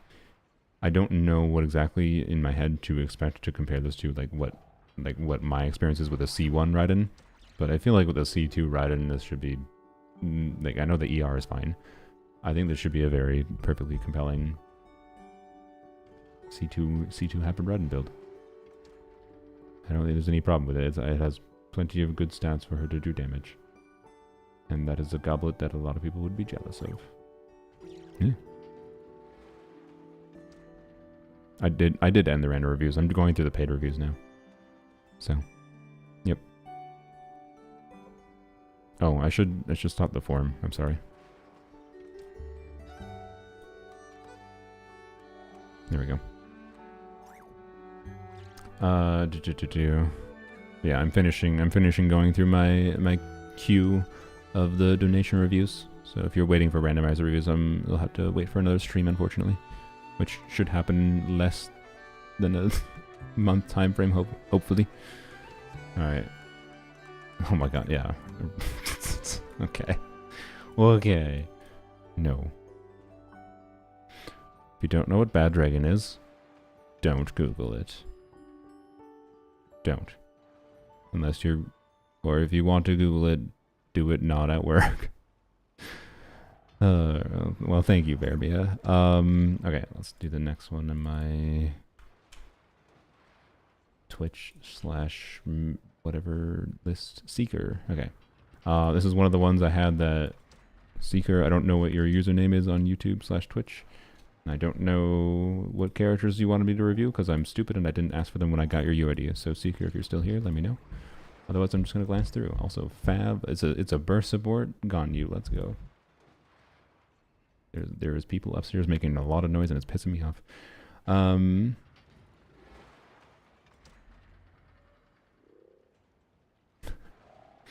Still time to submit for a paid review. I mean, if you want to, I guess it's fine. I'd probably prefer not because of how bad I am at getting through things quickly. But, you know, I'm not going to say no to more money at the same time. Right. So, I still got energy in me. I am making Tars wait a little bit, potentially. But Tars also said he's going to be a little late, so it's fine, I guess. Maybe. I don't know.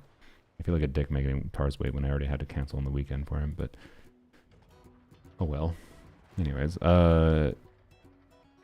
this is a very good Arlecchino. Little low on crit rate, but very good. No different than a lot of the other Arlecchinos we saw. And if it's playing with double cryo, who cares? But now I have the D. What in the... Oh wait, it's a Blizzard. Oh, that's a rarity.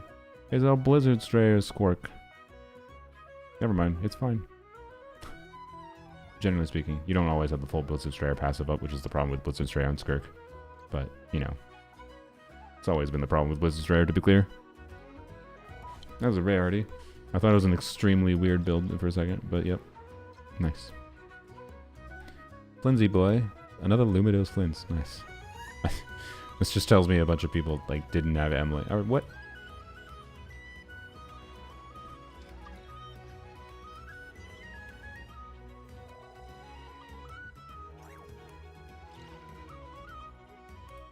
How dare you? I understand why. But how dare you? That's the funniest Goofy. Flynn's is a pretty princess. I mean, that is fair. Giving him the pretty princess polearm when he makes sparkly sounds is funny.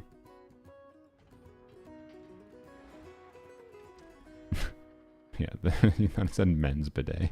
No, I don't know what that says, but Renner. And it's still. I don't think Seeker is here, is my guess. That's fine.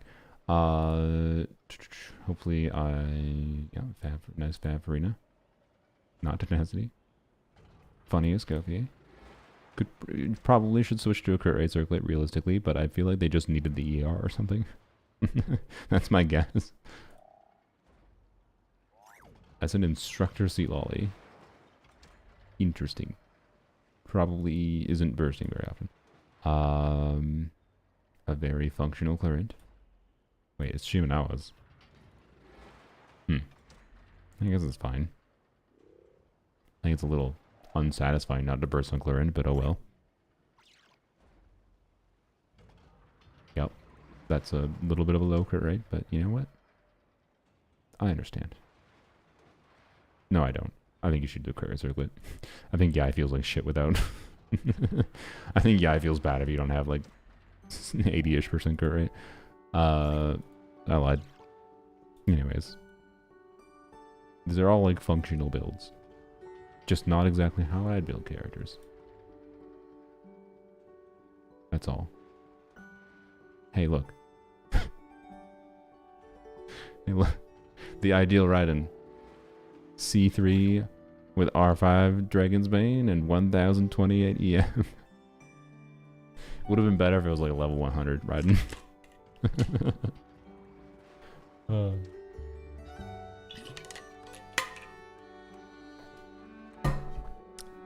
Alright. That's funny. Okay, well, Seeker, hopefully got something of value for it. Sorry for not asking you for what character you wanted me to review earlier. Oh, is it two-piece? I didn't even notice. Yeah, it doesn't matter. It's whatever. It's a hyper boom, right? It barely matters. Let's next. Okay, let's see. Mitsu.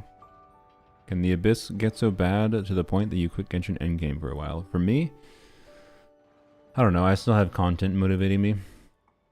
And like I usually find I've been finding enough enjoyment in Stygian. I feel like I don't think Abyss can get so bad that I quit Genshin in game. The current Abyss is like relatively flexible and it already makes me really mad. So yeah, and that's all I gotta say. But I'll have more to say about the Abyss after I play it tomorrow. Okay. Timothy's. I read Timothy's Virgin message earlier. Okay. Let's do another one of the Twitch ones then. I'll do Rin's very expensive one. Oh, Chinsu I did earlier. Apparently I had them double duplicated. Okay. Never mind. I did Chinsu earlier, right? Yeah, no, I definitely did. This is the funny Lynette. Yeah. That I insulted, but then also said it doesn't matter. They had a missplitter on, to be clear, before. Alright.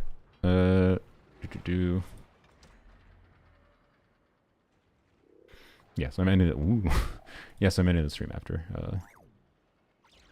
we're done with the donation reviews. But we'll do hopefully within the next 2 weeks, which will be after the new patch, right? So maybe yeah. So hopefully I'll remember to do like a unit review stream the week after the new patch. That time lines up well. But anyways, 2P's Zhongli 72. Wow, that's a. I wish imagine if Zhongli's constellations were actually interesting. And they actually leaned to any of the interesting things about his kit instead of whatever the hell they were thinking. But you know what? I respect the Zhongli dedication. Also, level 100 characters. Yeah, wow. I mean, yep.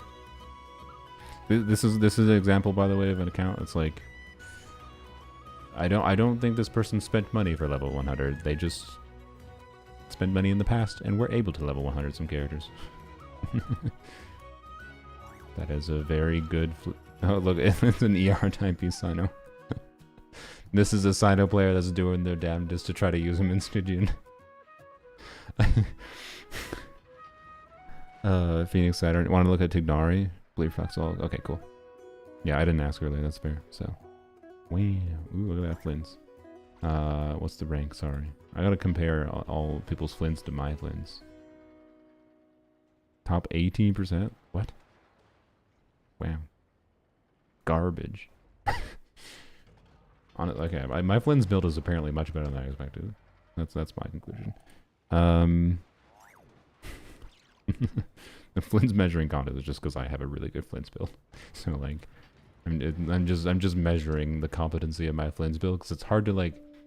Cause it feels like, you know, oh, I might have just as high ranking of a Flynn's build as I have because like the artifact set is new and I got a little bit lucky and I purposely chose to use resources towards it, trying to get a good Flynn's build sooner rather than later. So it's hard to measure like how lucky I am relative to the decisions I made to try to get those artifacts, and yada yada. So like I spent elixirs and a whole bunch of rerollers on Flynn's build. So you know. Very nice Risley. C6 Strong Boy edition. As good as Skirk. No, he's worse than Skirk, I think, as C6, but you know, we'll say he's as good as Skirk at C6. He's better. No, you know what?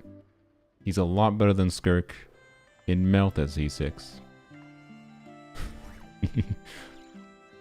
Strong Ahatham. Strong Arlecchino. Strong Raiden. Not Hybrid Bloom, though. And not hybrid, so yawn. Yep, Frina. Not C2 though. This is a Frina tied to Nuvilet. I understand. Even if it disappoints me. C6 Tignari. Alright, the real special sauce. And a lady. That is strong.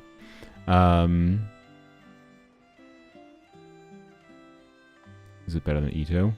C6 Zhongli? Probably not. I don't think C6 Zhongli is better than Ito. That's probably Tar. Sorry for the bloops, it's me. No. Anyways. I don't remember. Does this let you get extra charger checks out? Charging time is decreased by 2.9 seconds and produces 1. No. This doesn't get you extra charge attacks. It just lets you spend less time doing them. So it's more front loaded and then adds an additional cluster plume, which is more damage. So I think it's something I'd like to mess around with eventually, but yeah. This is a very good Tignari. That's for dang sure. Yep.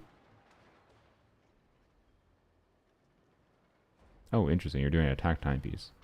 You find that better? I'm pretty sure EM timepiece should be significantly better. I mean, you kind of... I guess this is half of an EM timepiece anyway, so maybe it is better. It's kind of a funny situation here where maybe this is better. I don't know. Digilost? Alright, Digilost is trying to trap me forever. But thank you. Look at it a little bit. I don't know. It's a weird one. I don't know. That's funny. I like it though. You don't have an EM timepiece LOL, but soon? Alright, yeah. Maybe craft one with an elixir and see what happens. Best of luck. Alright, very nice. Thank you. Okay, let's do Rin's. Thank you again, Rin, for your $50 donation. That is very generous of you. Alright, Yelan, Arlecchino, Clorind, and Veressa. All the Electro characters. And then... a lady. Who... Well, I said all the Electro characters and only half of them are Electro. Whatever. Anyways, Yelan is a C6 lady with 300 crit damage. Oh boy. And... enough ER if you do a bunch of funneling. Wait, it's 2Ps. That's a rarity. Is this just because you... I don't know if Rin, you are still here. Yeah, the ratio is not really like, yeah. I don't really... I mean, yes, having 100% crit would be better, whatever. But, like, who cares? This is just a get big number Yelan. Is this, So is this just because you wanted to min-max her C6 damage specifically? Yeah, C6 double hydro. I assume? Yeah, it's fun. Alright. I like it. I don't think I have... I don't know. I haven't checked in a while what I have for, like, 2Ps. Because theoretically, I have some pretty good tenacity artifacts now, but I don't think they're good enough in the... Well, no, I guess I have the circlet. I don't know. I don't know. Someone remind me eventually. Maybe I'll try to do something stupid like this with the 2Ps on it, because maybe I can take advantage of occasionally having fun with my C6 Yelan. So yeah. ER where? I mean, this is them. Rin said double hydro. It's a double hydro Yelan. You funnel particles properly, I think you could do it. It's main DPS Yelan, min-maxing her C6 damage specifically, even if it isn't best on like a spreadsheet level, whatever, I get it, yeah. Just go all into that C6 ability. That is a strong Homa Arlecchino. Yep. Ain't easy to get this much crit rate on a Homa Arlecchino. And you have a good chunk of attack percent too. And a little bit of EM. Yeah, very nice. I was very confused for a second, but I forgot that, yeah, Frina can be... Or, Frina. Clorind can use MH, so yeah, that's, if you pair Frina. I think it can be a little bit weird on her. No, it's fine with Frina. Yeah, anyways. So what is it? 70? It's like 96% crit rate. Yeah, nice. So yeah, this is a very well-balanced build around that. No, alright, I said no attack percent substats, but I'm blind as a bat. Nope, you have a 30%, 30% attack percent substats and a whole bunch of EM. Yeah, no, this is a really good clone build. Hopefully you can take advantage of the clone build. You're either playing with Dendro, doing quick plume, I guess, or with a Nefa, whatever. I mean, even just Electric Charge on its own is enough to get some value from the EM. So, yeah, it's a cool clone build. I like it. I like it. I don't love... I like Clorind and Gladiator, so it's just not glued to Frina or anything, but yeah. It's very good. Feather? Eh. I've seen better. It's got 2 dead stats. Arguably, this is the worst artifact on the build. Arguably. Not really. The Veressa is the last one. Sacred pairs to sacred winds. Yep, 100% crit rate. Nice. Yep. Wait, it's attack goblet. Aw, Pretty sure that's quite a lot worse on her. Unless you're playing, I guess, without banner or Eon's on. Sacred pairs of sacred winds, yes. I don't know how much worse. I'm gonna guess... This is gonna be another Akasha guess. I'm gonna guess... the top 8% build. There's too many characters here, I'm blind. Refresh.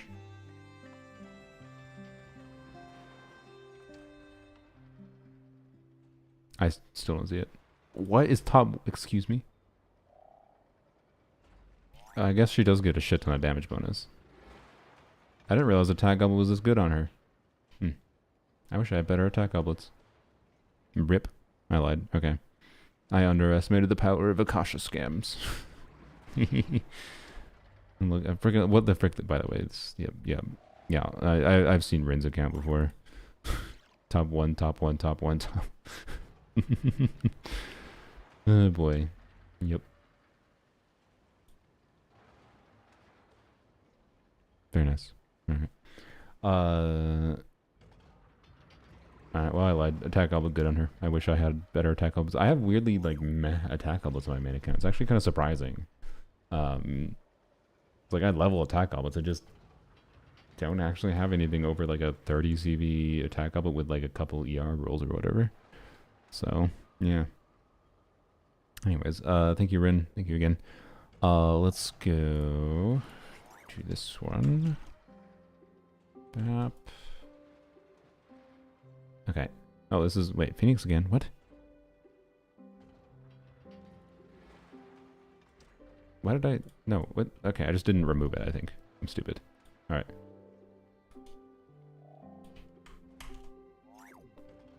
Actual next one. Arise. There we go. Yes, didn't do this one. Arise, you still here? You are the last... No. Wait, are you? Yes, you are the last one that I didn't have written down who you wanted reviewed. Because I'm stupid and I forgot to ask when I got your UID. It's you. Nice. What do you want me to look at? Quick glance, Lou. Or... Yay. First Emily we've seen with her safe weapon. We've seen multiple people that use Emily's weapon on Flynn's. Noob's probably your best build character. Skirky player in Triple Cry. Okay. Flex your noob, sure. Yep, that's a very good noob. You even have a good chunk of ER. Holy HP substat. Wham. Yep, that's a very good noob. Alright, you take advantage of the EM substat, or the EM, 80 EM from the passive here maybe, with Durin, who knows. It'll be interesting to see if Durin makes, is yet another Nuvilette best in slot. It's funny how Nuvilette keeps on getting new best teammates, but they're also not really increasing his team damage that much. I think it actually just means Nuvilette's actually a really relatively well-balanced character, but anyways, to gain new team options that are good without just insanely power creeping like Nuvilette to be like, oh, he's now Moeka level. I think it's just good balance. Anyways, sorry. Squark.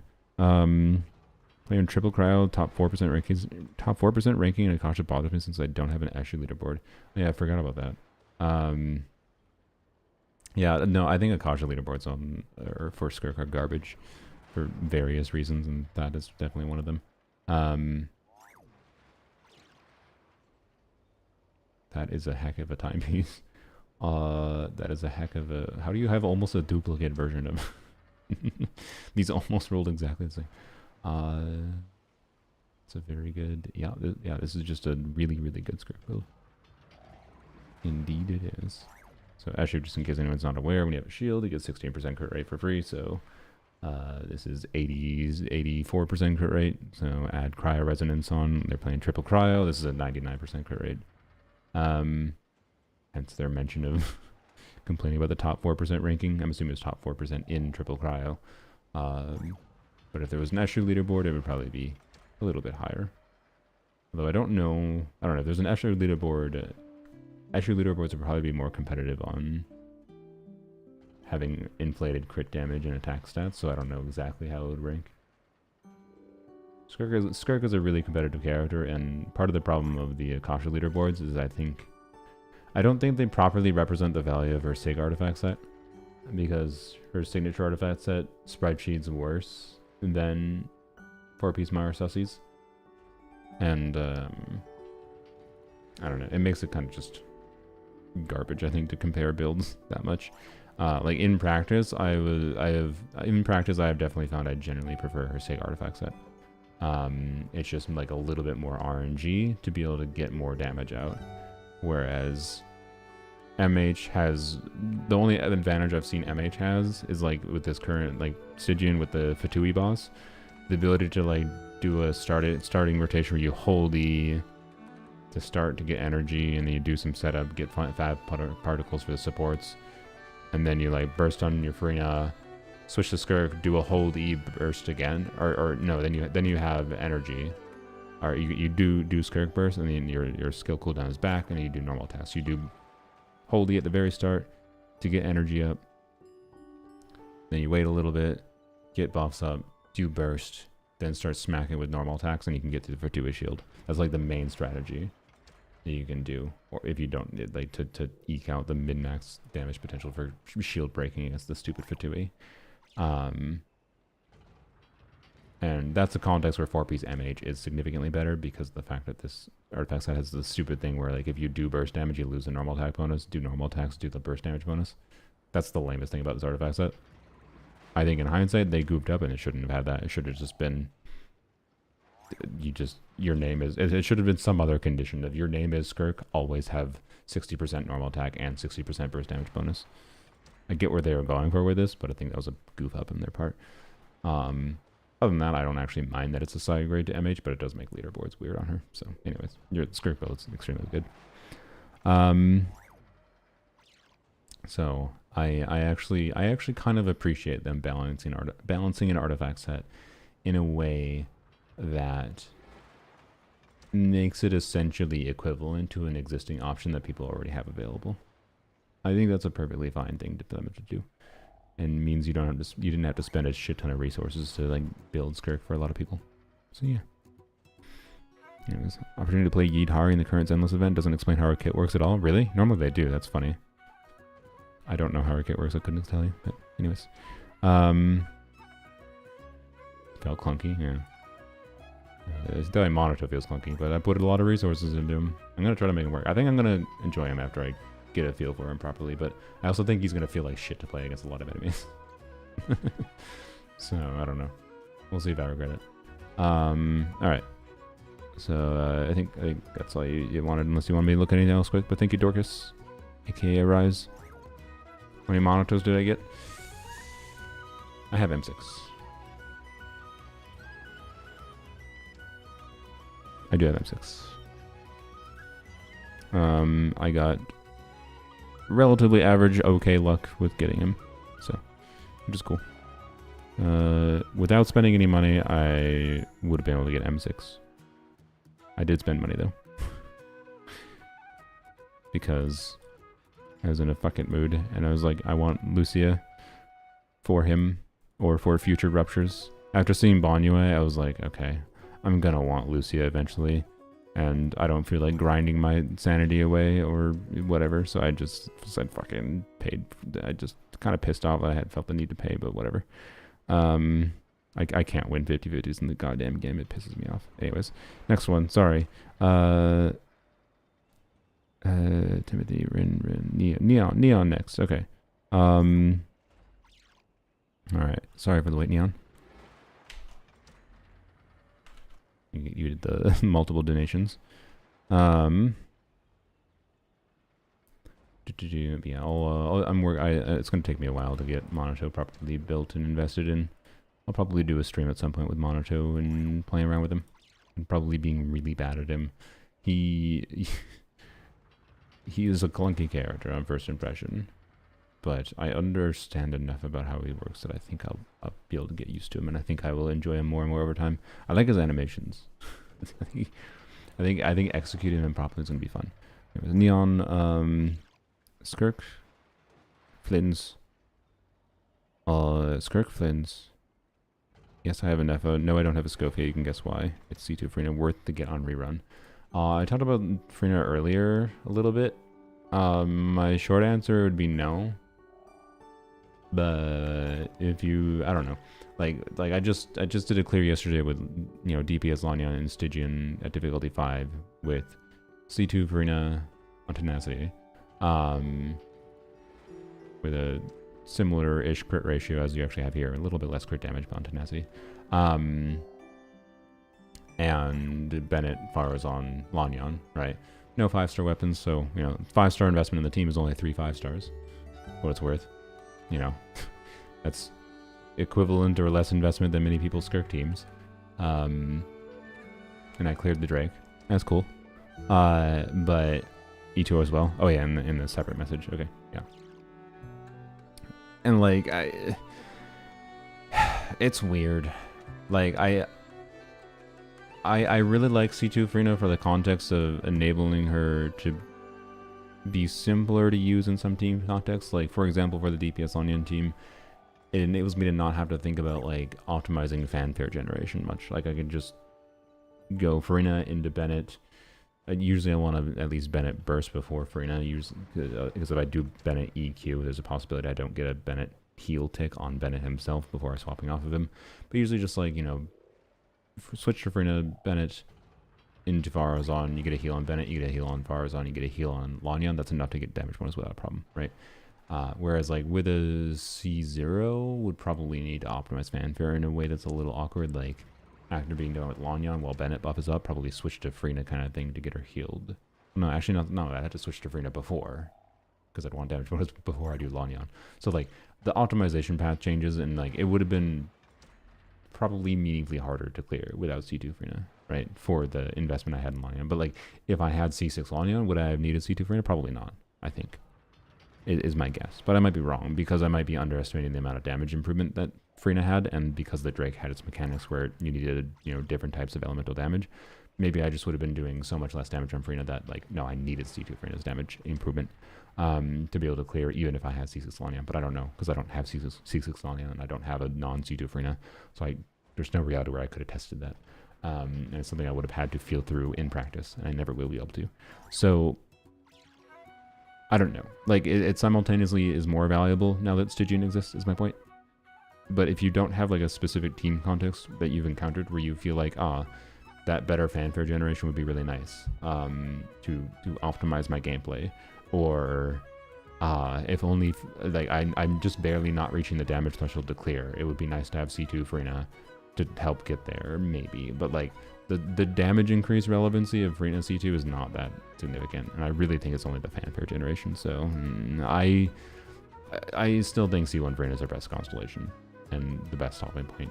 And with Columbina coming out, we'll see. Like, assuming Columbina is another compelling Hydro 5-star support, I think it's very likely there will be less need to have Farina. But Farina will still probably find use cases and be valuable to have for team building and whatever. So I would say pass, but we'll see. We'll see what happens with Columbina. Maybe her kit is hyper niche and restrictive in a way that makes C2 Farina still really valuable. I don't know. That's my vibe.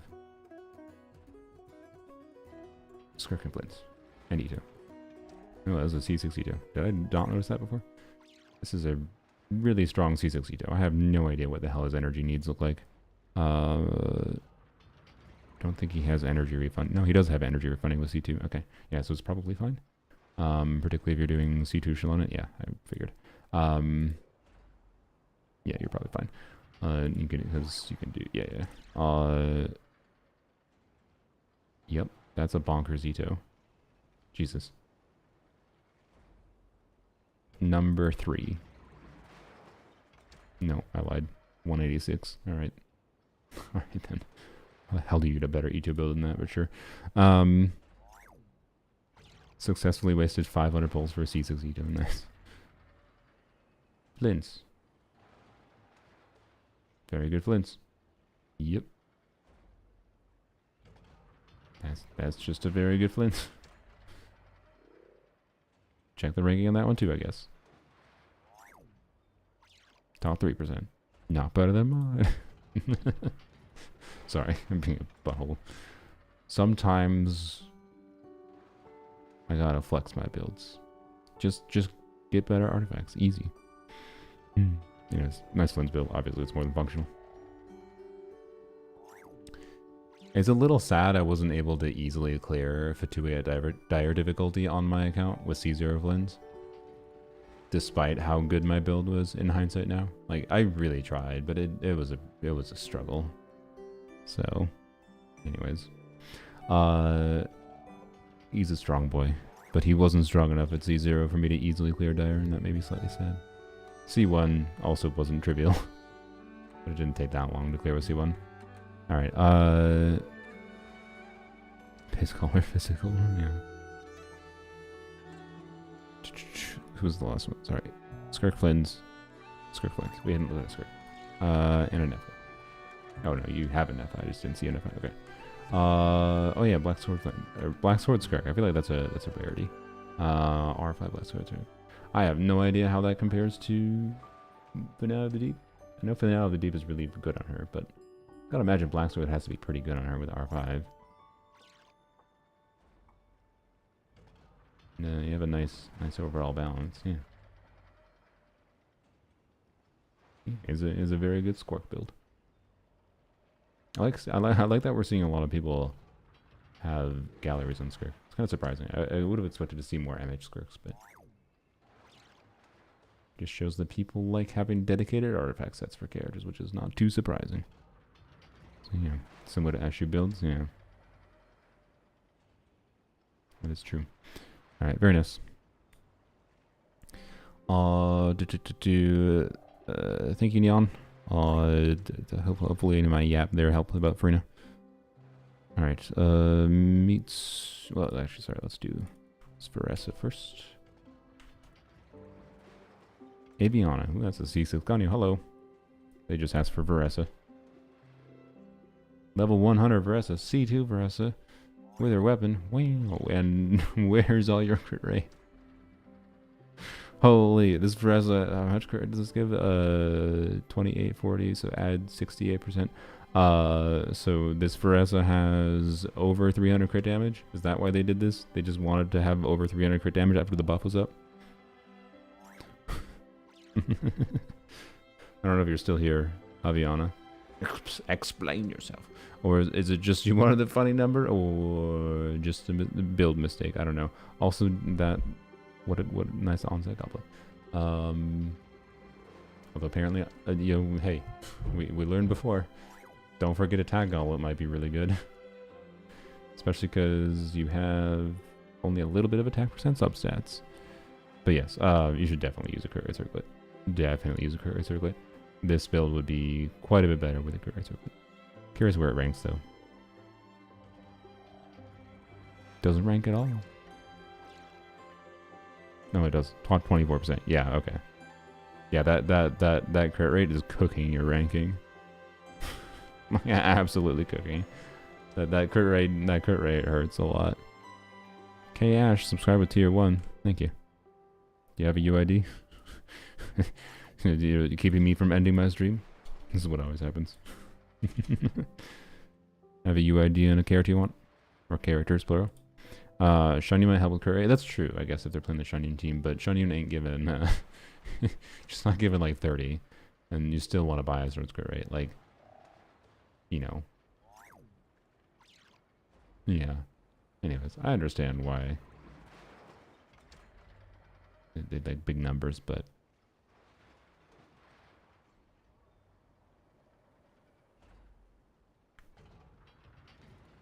I don't remember. I was going to click on Shunyun, but yeah, anyways. All the world's crit rate is mine to keep. Yeah. Yeah. Kash hasn't said anything. Yeah. Kash, thank you for subscribing again. If you want, just pop your UID in the chat. All right. Well, thank you, Aviana. Yeah, if you actually want to, if you're just looking to flex, nice crit damage. You certainly get some big numbers from your Veressa. If you do want to fix it, I would aim for put in the best crit rate circlet possible. If you have a cracked crit rate circlet that has like you know, I don't know, 30 crit damage on it, then you're still over 200 crit damage and you're at like 100% crit rate. So, well, not 100%, you're at 10%, you'd add like 20, you're at 87% crit rate, and that would be a lot better. So, anyways. Okay, got it. Thank you, Cash. Okay, let's go. Mitsu, I think, is next to my. Oh wait, no, sorry. Blab. I have to scroll back up because I almost skipped Blab by accident. All right, there we go. Or Blab, not Blab. Same difference. Blab. Blabbity blab. They didn't put any character on there. I don't know if you're still here, Piab. You okay, I see. That makes sense, yes. Mr. Curry circlets are just awful. That's fair. Just embrace the RNG. It's fine. I didn't actually notice if you were clearing Stygian, but I mean, like, a C2 Veresa can clear, like, Fatui, right? I'm curious if you're using, like, Shanyun, Farina, Eonson, or Nefa, can a C2 can that C2 Veresa clear Fatui without much struggle, or is it a struggle with RNG? I'm not sure. Anyways, I don't see Biab in chat. All right, let's see. Arlecchino, very nice Arlecchino. That's a lot of EM stuff. What the frick is Circlet? What the heck? This is a funny build. Like 40 CV here, and then the really low CV, but like no bad rolls. Really high CV off piece here. Cracked onset goblet, and then WTF this circlet. Your circlet is something. Oh, it's laggy. Okay, fair. Yeah, is there any particular characters you wanted to be up? Oh boy, that's a really funny looking build. I like it. Hopefully you're playing Melt or Vapor, like, you know, to take advantage of that. Otherwise, hey, increases your overload damage. Also, another random character on an Emily's signature weapon. Why are we seeing this so often? It's very funny. What weapon banner did this show up on that people? It was Nefa, or it was Emily plus who? Who ran with Emily recently? I don't remember. Who ran with Emily. I'm blanking. But whatever. It is a melt build. Okay. Map. Yeah, there you go. Okay. That's why. She ran with Mawika. That's why a bunch of people have this now. It was like, this didn't happen last time I've done character reviews. A bunch of random people had like Emily's weapon. But no, that makes sense. Okay. Okay, it's so dark vibes and she has Luminous, yeah. That's a this gives crit rate, so it's a functional Farina. 70 crit rate, healthy Farina. Very healthy, balanced Farina. Barely healthy, balanced boy. That's a Kazuha. With, I mean, this is a sad Kazuha that you probably don't use anymore because Sucrose is better. Builds their coat. Yeah. Another wait, I didn't even notice you have another person with Emily, and then they put deathmatch on Emily, and then I mean, I understand. You put the crit statistics in the main DPS poem. I understand. It still does make me sad, especially since you farmed really good build for her. Look how good this build is. I mean, you do have an ER time. Well, whatever. ER timepiece is interesting. I mean, it's a good build. Oh boy. I'd probably switch to attack timepiece and just burst every other rotation on her, by the way. If you have an attack timepiece available. It's probably better, unless you're using her in a team or in a situation where her burst is really valuable for some reason. But nowadays, especially with Stygian, I think it's generally better to do a burst every other rotation build unless you're using your Sig, maybe. Yep.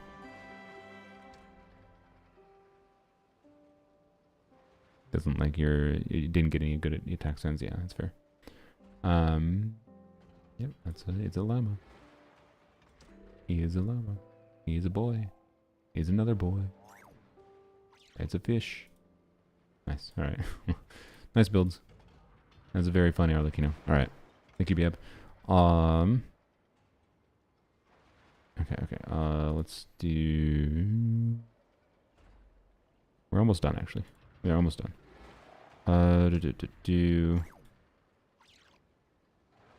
Message Tars quick. Almost done. Let's do Laura's. I haven't necessarily done these perfectly in order, but I didn't have the ability to order them. I'm really, next time, hopefully I will have a bot set up or something. Maybe to, like, watch both chats so that it can order things for me. But I'm gonna have to look into that. I'm not sure exactly what I can do. That is a rare llama sig weapon. That is a very good llama though. This llama, and a C1 llama even. This is a llama that Laura wants to do damage. Retired Cosmo, yeah. Oh, Gesakasha. Oh, Geshakasha on Arlecchino. Sure. Let's go back. So I went back one more time.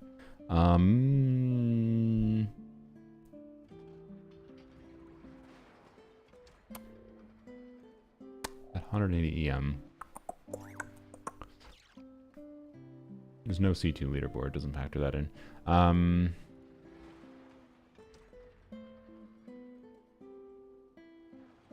Top 3%. That's 1% in Mel. Oh, but it's because the yeah. This is I didn't factor in Staff of Scarlet's Hands. Okay, if Staff of Scarlet's Hands crit was added on here, I would have okay. Like let's look at see if we look at a weapon that's actually closer in crit value. Deathmatch is the closest one. Has a tiny bit more crit rate. It was top 3%. Just saying. So my intuition, I don't think was wrong. But we got trixied. We got trixied by the Staff of Scarlet Sands. That is not because she doesn't have a Luminous leaderboard. Anyways, close that. Go back. All right. Sorry, Laura. Laura said, Raiden Farina Llama Flint's. Okay. Character if you're choosing, you have time for it. Yeah, Llama is very good. I don't have much else to say about it, honestly, other than your Llama will get some very big damage. 1100 EM with a crit circlet is stupid, and this is probably exactly what Llama's signature weapon is meant to do, is to allow you to do something dumb like this. This isn't even that, incredible substats or anything. It's not bad, but, this doesn't give ER, right? No. You might struggle to burst consistently, so I don't know. I have no idea what team you're playing exactly, but you can either do something like I was doing with a Nefa, Ino, or Freenon key. And what was the last slide I used? Oh, Nahida. To get big Llama E damage, or you can maybe try something with Nefer. You might be able to do hold E Llama with Nefer. We'll see. Something we gotta mess with. And then you could also do like Nilu team holdies. Bunch of options, but yeah, this Llama probably gets quite significant damage. So very nice. Farina. Fab Farina. This is a healthy Fab Farina. Yep. Farina doesn't have universe. I don't need to overcomplicate Farina anymore, right? It's a healthy Fab Farina. This covers basically every use case for Farina, and that's what I like about Fab Farina builds. You could farm for Tenacity in the future if you need her for... Like, you have a Escoffier, so Tenacity Farina is probably better if you want to do Escoffier Farina together for whoever. But, that's the only real consideration if you want alternatives for Farina. Which, I mean, you might be like, ugh, I've spent forever farming for this build. Yup. I feel you. I spent the last 6 months strongboxing Tenacity for Farina.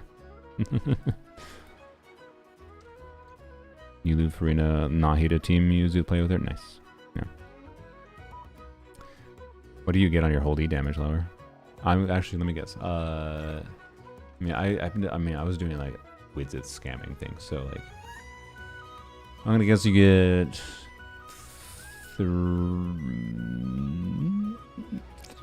I'm gonna guess 350,000.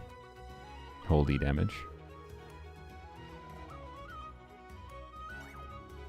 So like less than you get with Wizard, but with much more consistency. 100k? What? And they get 100k hold E? That seems way low. Really? What? I'm confuddled. I guess, I don't know. Interesting. I feel like I get 100k on my Llama with Liar when she crits. Like, she doesn't crit very consistently, but like on Deepwood Liar build, I feel like she gets 100k. I'm confused. Anyways, whatever. I guess I do have a Crown Llama Holdy, though. Yeah, the crit damage is low, but if you're... Oh, wait, you're not playing with a double... You aren't doing another Nodcry unit, I guess. That's part of the problem. That's a big part of the problem. You're not doing another Nodcry unit, so I guess, yeah. Okay. Anyways, sorry. Did YouTube die? It still says it's streaming on my end. Anyways. Sorry, what are we looking at? The Frina Llama Flynn's, whatever. Do. Flynn's Redden. Okay. That is an extremely healthy Redden. Well balanced. Oh, sorry. I take it back. I apologize. Just an FYI, ER timepiece is, I believe, meaningfully... I don't know how ahead. Like, this is a 40 CV timepiece, and, like, you'll have enough ER to burst. But... energy recharge timepiece with engulfing just gives more attack. It just gives more damage. The conversion to attack, and then, you know, Raiden's whole kit converting, you know, energy to more damage on her means that with engulfing, ER is just always better. So, yeah, and yeah, it's probably a top 15%. No, it's actually, oh, okay. Even with attack timepiece, it's actually top 2%. Never mind. Yeah, it is an extremely healthy Raiden. Never mind. I guess my initial gut check was correct. I lied. But yeah, that might be the push that gets you to top 1% potentially, yeah. Anyways, very good Raiden. Now you just get to lose your sanity trying to get the perfect ER timepiece. Easy. No, not really. Flynn's. Seems like a healthy Flynn's. Based on the Flynn's we've seen before and where they ranked. Top 5%.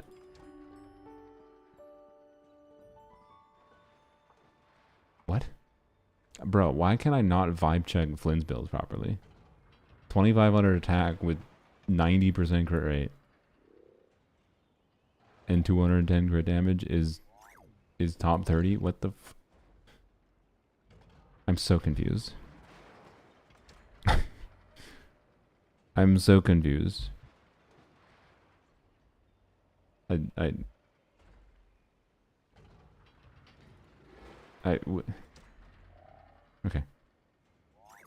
I don't...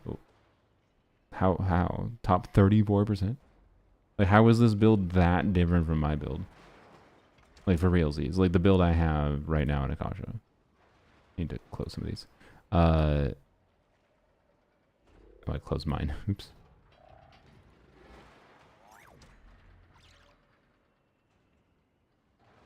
Right? So, like, this one is not even my best build, right? This is a top 2% build. And it has, obviously, a little bit more crit. And then a bit more attack. When, like, apparently 200 attack and a tiny bit more crit is enough to skyrocket to top 2%? Like, what? It's the same leaderboard. It's the same exact leaderboard. Like, what the... What? That's crazy. Well, what's my EM to? No, the EM ain't even... You have an extra EM roll. I don't get it. I'm confused with the numbers here. That doesn't even intuitively make sense to me. That is that exaggerative a difference. I know attack percent rolls are really good for him in his baseline team, to be clear. It's just weird. It's just weird seeing that much of a gulf. It's so hard to vibe check that. Talent levels? It doesn't factor in talent levels. Akasha is only looking at artifacts. Anyways. It's like obviously it's a perfectly good Flids build. It's just really funny. I don't know. Anyways, well, I guess Akasha says get good to get more attack percent somehow. Good lord. Like, apparently my circlet looks bad, right? But this circlet is hardcore carrying his build at this point, apparently. And this feather. This feather took all the rerolls. So many freaking rerolls, though, for this feather. Jesus. But, like, this circlet and this feather, apparently, hardcore carrying my Flynn's build. Alright. Weird. Anyways. Well, thank you, Laura. Oh, a character of my choosing. Yeah. 200% crit damage, 10 out of 10. I like it. Aesthetic. Oh, and 2337. That's an aesthetically pleasing. And 16444 HP. This is a very aesthetically pleasing AI build. 10.1 out of 10. Hello, niche. All right. Let's try to finish these. I spent too long on that. Sorry. But thank you, Laura. Okay. Mitsu.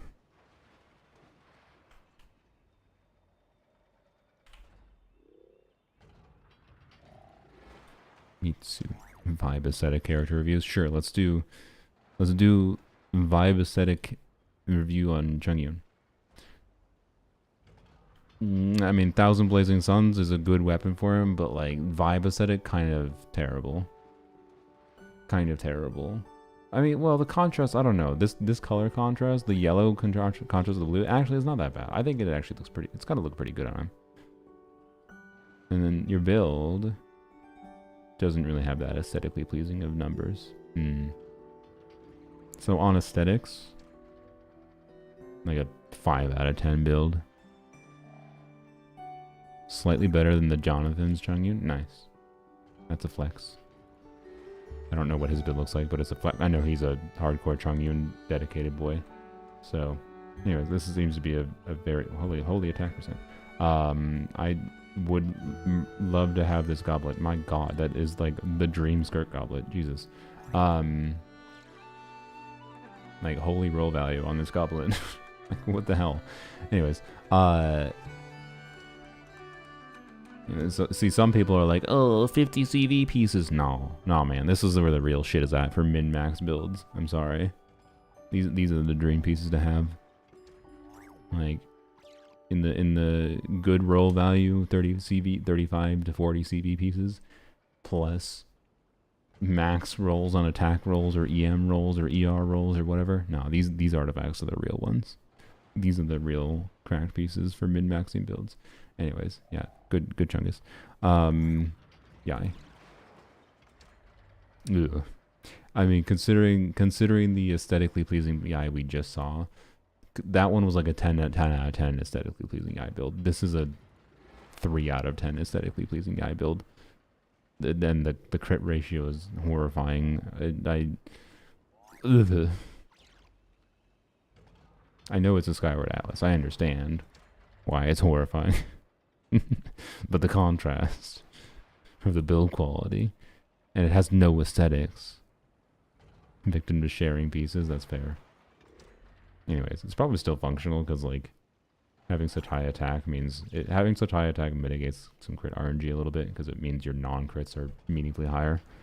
But it is a very funny build. If this was an Anefa build, I'd be like, hey, you know, crits might be inconsistent, but you're buffing EM a ton. But she's not Anefa. She doesn't buff EM by attack. She buffs skill damage bonus by EM. Anyways, or buffs her skill damage. Wish she buffed other skill damage. That would make her fun. Anyways, Alhaitham and Llama. Don't look at other characters. I swear to God. All right, we won't look at anyone else. That's a good llama. Yep. This is a llama that will cover pretty much any use case for llama without having to think about it. And you switch her off as a build if you happen to situationally want to do some shenanigans, like min-maxing your damage with a wizard build like I've been doing, or whatever else. But this is a good cover all use cases supported llama build. Very nice. It does not do massive Lao Me damage, unfortunately. I mean, it still can do okay damage, but you know. Uraku. And normal, and a 2-piece Gilded Dreams. Nice. Well, I don't know if that was intentional. So on aesthetics, well, 1221 defense gets you like 2 points. 18636 is a pretty aesthetic HP. You get like 3 points for that. But 2-piece, no-piece is kind of not very aesthetic. Not even having a satisfying crit number at all. This is a 5 out of 10 on aesthetics. And on build quality, I don't know. Alhaitham's probably fine on 2-piece, and he's probably fine on 2-piece, no-piece. But your crit ratio is kind of good, so I think it's a solid 5 out of 10. Alhaitham. Oops, I clicked on someone else by accident. You have a C1 St. Joe, that's sad. 4 stars are pain to acquire. My apologies. I feel for you. Sorry, you told me not to look at that. Sorry. Yeah. You might. Yeah, you're probably potentially in a case of yes, maybe Columbina, Lauma. You get just use the new set. Yeah. It's true. It's true. All right. Thank you, Mitsu. All right, we got like 3 left. And I think they're quick because they didn't request that many extra characters. K with exclamation point. Ooh boy. C6 R5 boy. Flynn's a Moika. Alright, what's your Moika at? C2 level 100. Oh boy. The character that definitely needs the... Yes, the strongest character in the game. At C2, even. She definitely needed another like 10-15% more damage. This is a cracked Moika though, I'm pretty sure. Look at that goblet. Or not a goblet, that circlet. Yup. Wow. Alright. Alright then. Is this like the best Moika build? Jesus Christ. No. Yeah, Moika too competitive, but too competitive of a character, but Jesus Christ. 2 800% roll, or 2 7 to 800% roll value pieces. This is so much lower than I feel like it should be in roll value here. That seems like baloney. That's stupid vape leaderboard bullshit again, man. Like, it's stupid. I don't know, whatever.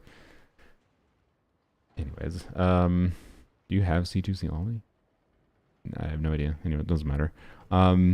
Overcapped, yeah, honestly, garbage. It's not aesthetic. If this was 60 exactly with 230 exactly, would have gotten a 10 out of 10. But alas, it's a 5 out of 10. Alright, mainly wondering what pieces I should craft or reroll on Flynn's plus Mav. Honestly, I don't think you're going to find any success rerolling anything on this build. Like, the only way you get an improved build is you could reroll this for more crit value. Like, I assume crit value is better than attack percent on her. So, like, you could reroll off-piece flowers that have, like, the perfect starting stats. Like, this one probably is perfect starting stats, but might be low roll values to start. So maybe it's not the perfect starting stats. Like, if you, like, the dream perfect starting stats would be 3.9 crit rate, 7.8 crit damage, 5.8 attack percent, and 23 EM. Like, all max rolls, right? And maybe you spend a bunch of rerollers rerolling that to, like, get a bonkers crit value piece, right? That has the perfect balance of crit rate, crit damage. Other than that, though, like, the timepiece could be better. But, like, do you reroll a timepiece? I don't know, because if you're hyper dedicated to trying to min-max your build at this point, I think you don't bother rerolling this piece, because I think you hunt for the dream EM piece, which is crit rate, crit damage, attack percent. And if it's crit rate, crit damage, attack percent, you can reroll that piece without much qualm. I think, even if it's a 3-liner, because, like, you could like use a decree reroll, for example, to guarantee like 4 rerolls eventually into crit rate, like to try to guarantee a near 40 CV piece plus attack percent. I don't know. I don't know if I'd bother rerolling this piece because it doesn't have attack percent on an EM main stat.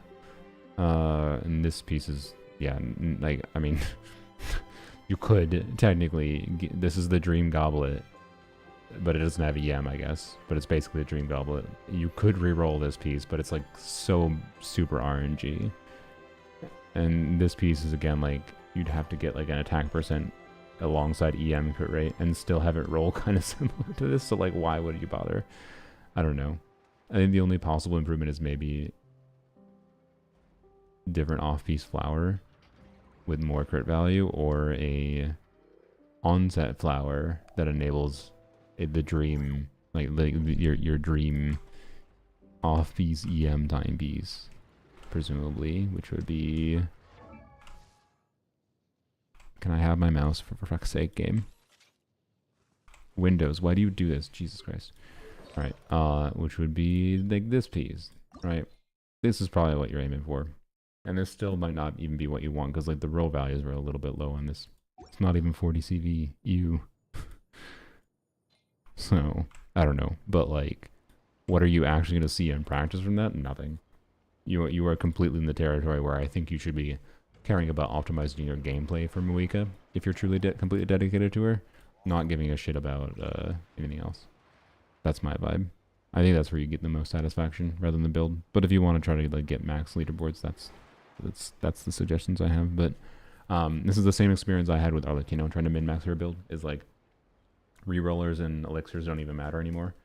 It's, well, elixirs could matter a little bit, but like it's just the only way I improve is like either getting absurdly lucky with rerolls on a couple specific pieces, but it has to be like literal, like super tiny. Like I could use all my rerollers for like a year straight and not get it to reroll the way that would actually result in an improved build. So yeah, I don't know. Anyone else's YouTube broken? I don't know. I saw other people saying it was broken, but broken how? I haven't gotten any warning from YouTube, and it seems to be running fine on my end when I just checked.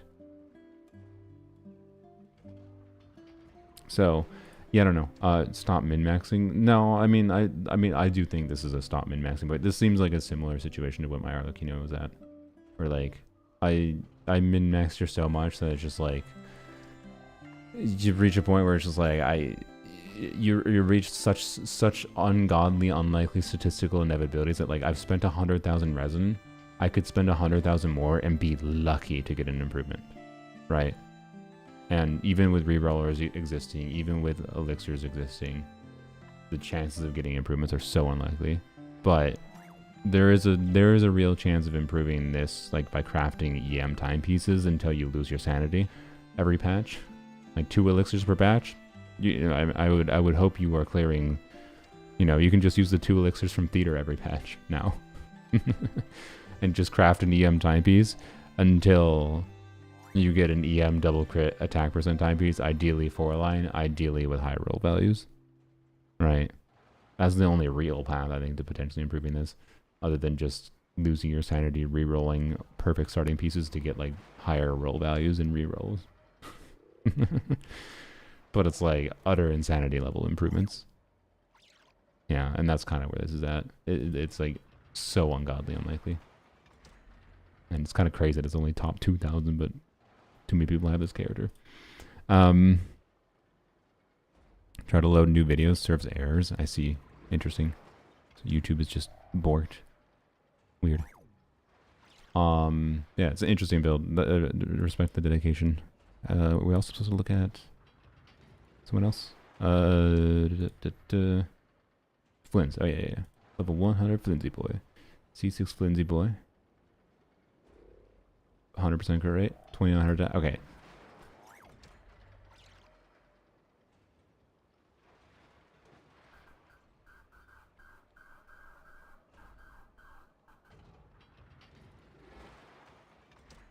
I'm trying to vibe check if this is better than my polearms only build.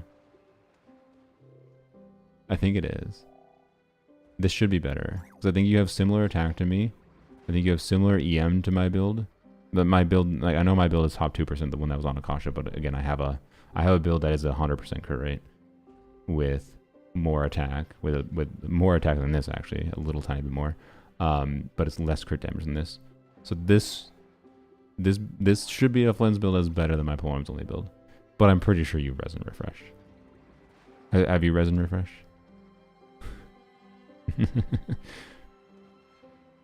I'm gonna guess rank 300. I nailed it.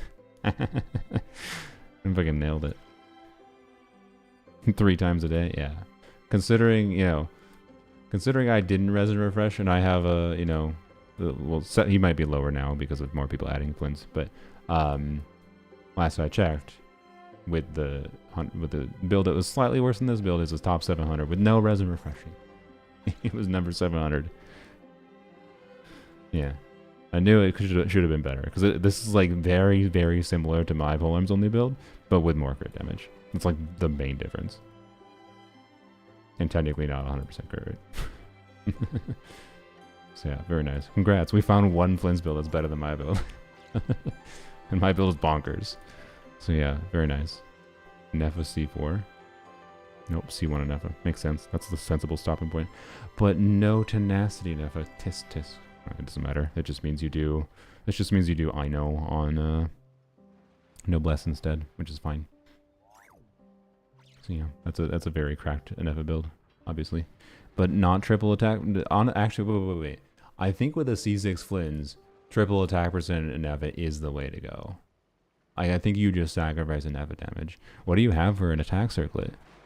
You should go test it.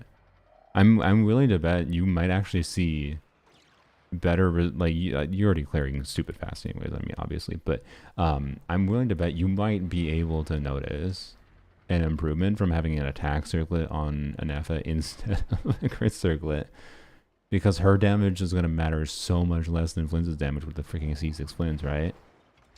Like it shouldn't matter, and to sacrifice that in exchange for more buffing for Flynn's. I'm like, it's possible. Well, no, Fractured Halo gives enough of a buff that the Fractured Halo is definitely best. So yeah, I don't know. I would try it.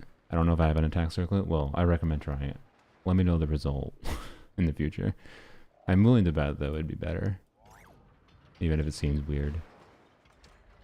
I do it because I like it, but I think with a C6 Flynn's it's probably just better. But I don't know. Maybe I'm wrong. We're talking like, what's the base attack? 975. We can do the math. 975. So we're talking extra. You have attack substats in that too. So we're talking an extra 0.36 times, well, 0.38 times 975 is 370 extra attack times 0.06. It's an extra EM roll. It's one extra EM roll for Flynn's. Maybe not. Okay, maybe not. I don't know. I think it's still worth testing. But I'm guessing one extra EM roll for Flynn's is probably not better. But I don't know. It's still worth checking. It's possible Flynn's is doing so much more damage than an Nefa that one extra EM roll is better than more crit in an Nefa. It's possible. It would be funny. So, anyways, well, nice stuff. This is nice seeing glimpses of I like when whales are really dedicated to min-maxing the hell out of things, because I feel like most whales just whale because they want to make their character do unga bunga damage without having to put any effort into it. So I do respect putting insane effort into trying to min-max the hell out of a build, despite already the character doing way more than enough damage for it to matter. So, yeah. Alright, we got 2 more. And Tars, if you're here, I apologize for making you wait so long. Especially because I'm going to have to make him wait a second while I take a break to eat some food. It's a crazy idea that after 6 hours of stream I might have to eat some food. Alright, but 2 more. No more donations. If you donate now, you are not getting a review, okay? No, we're not doing randoms, Alera. We are finishing up donations for the last 2-3 hours. Anyways, this is Yolis. or Jolies. Look through them. Just look through them. All right. That is a... You know what? Some people might poo-poo this riding build. I think this is a very functional riding build. I like it. As someone who's running like an 80 crit rate riding with like 140 crit damage, which takes an insane amount of resin, by the way. 81-40 ratio with an engulfing riding is a stupid amount of resin put into it. This is relatively similar. And like it's not that far off, right? So, anyways, is a nice riding. It might look unsatisfying, but it's a very functional riding. Could you improve it? I mean, sure, but man, Raiden builds, whatever Raiden's crit ratio ends up being with an engulfing build is just down to your RNG. And when you get to like, all your stats are pretty much good on her, the only thing now you could do is just be insane and keep on farming to just have more options is just hard. So, yeah. And she at least crits consistently. Surely Mihoyo releases, maybe, you know what would have been nice if Durin was a crit damage buffer, and you could, you know, use Durin as your off-fielder for like a Raiden Shepard's team, and Durin like buffs crit damage by 60%, but Mihoyo refuses to fucking release units that buff crit, and it pisses me off. Like, why is every unit just res shred buffing? Why can't we get buffs that are the other stats that exist in the game? How does one get a character review? By joining the stream when I haven't been streaming for 6 hours, sorry. My process for these is to do randomized reviews with a form that I had submitted. But then I also do donations. But if you donate now, I'm not going to review. I need to end this stream. I have someone waiting on me. So I apologize. But check back. I don't know. Keep an eye. You can follow me, whatever. It's your first message. I will review more, do more review streams in the future. Also, if you get channel points, when I'm not doing dedicated unit review streams, you can do channel point redeems for unit reviews, which I lowered the price of, by the way, but to 5,000 points. But I might adjust that again in the future. I don't know. Anyway, sorry. I need to end the stream. I keep on yapping about random bullshit. Jesus Christ. That's a very good and That's a very good and well balanced. Yeah. And the C1 llama. A very, very healthy C1 llama, good lord. I think this is the strongest llama we've seen, actually. Wow. Maybe not, I don't know. It's more crit, but less EM than the other one we've seen. But also a shit ton of ER, Jesus. Advantage of this weapon, I guess. I don't know. This is an interesting one. Oh, it's Tubies. Oh, never mind. That explains it. That explains the higher crit value. I see. Fair. Stygian for viewers? Maybe eventually, but I don't know. I don't actually think I'm that... I have a lot of knowledge. I'm not that good of a player, and whenever I play on other people's accounts, I end up encountering like a lot of annoying really factors of like not being... I'm just not familiar with like how different characters perform at a baseline on that account specifically. And it makes it annoying to try to factor in like how I do other things. And I generally haven't been someone that usually enjoys playing on other people's accounts that much, unless it's a meaningfully well invested account. And usually if people are asking for help in clearing endgame, it's oftentimes not a very well invested account. Like this account, for example, wouldn't be that bad. Like if Jolie wanted me to clear on Stygian, I bet I could help them clear some Stygian. I don't know 100% I clear like difficulty 5 or anything, but yeah, anyways. Nice healthy Nilu. Wait. This is a weird Nilu. I'm confused. Never mind. Nice confused Nilu. I'm just confused. Never mind. I thought this was like HP, and then I was like, wait a minute. Wait a minute. I don't know. I'm just confused. They were both on DPS builds. I'm change it back. I see. You forgot your crit rate on your Emily. Shan Yun's on a DPS build. Nice. I like it. This is kind of a hybrid build. Well, except she has no ER, so never mind. I lied. You forgot your crit rate. You didn't forget your crit rate. Wow, beacon, nice. You forgot your crit rate? Well, sorry, this has 16 crit rate. You didn't forget your crit rate. Your crit rate's in your pipe. That's a Layla. You forgot your crit rate. Yeah, sorry, see, this is my brain at the end of these streams. I just start making silly jokes instead of meaningfully judging the balance.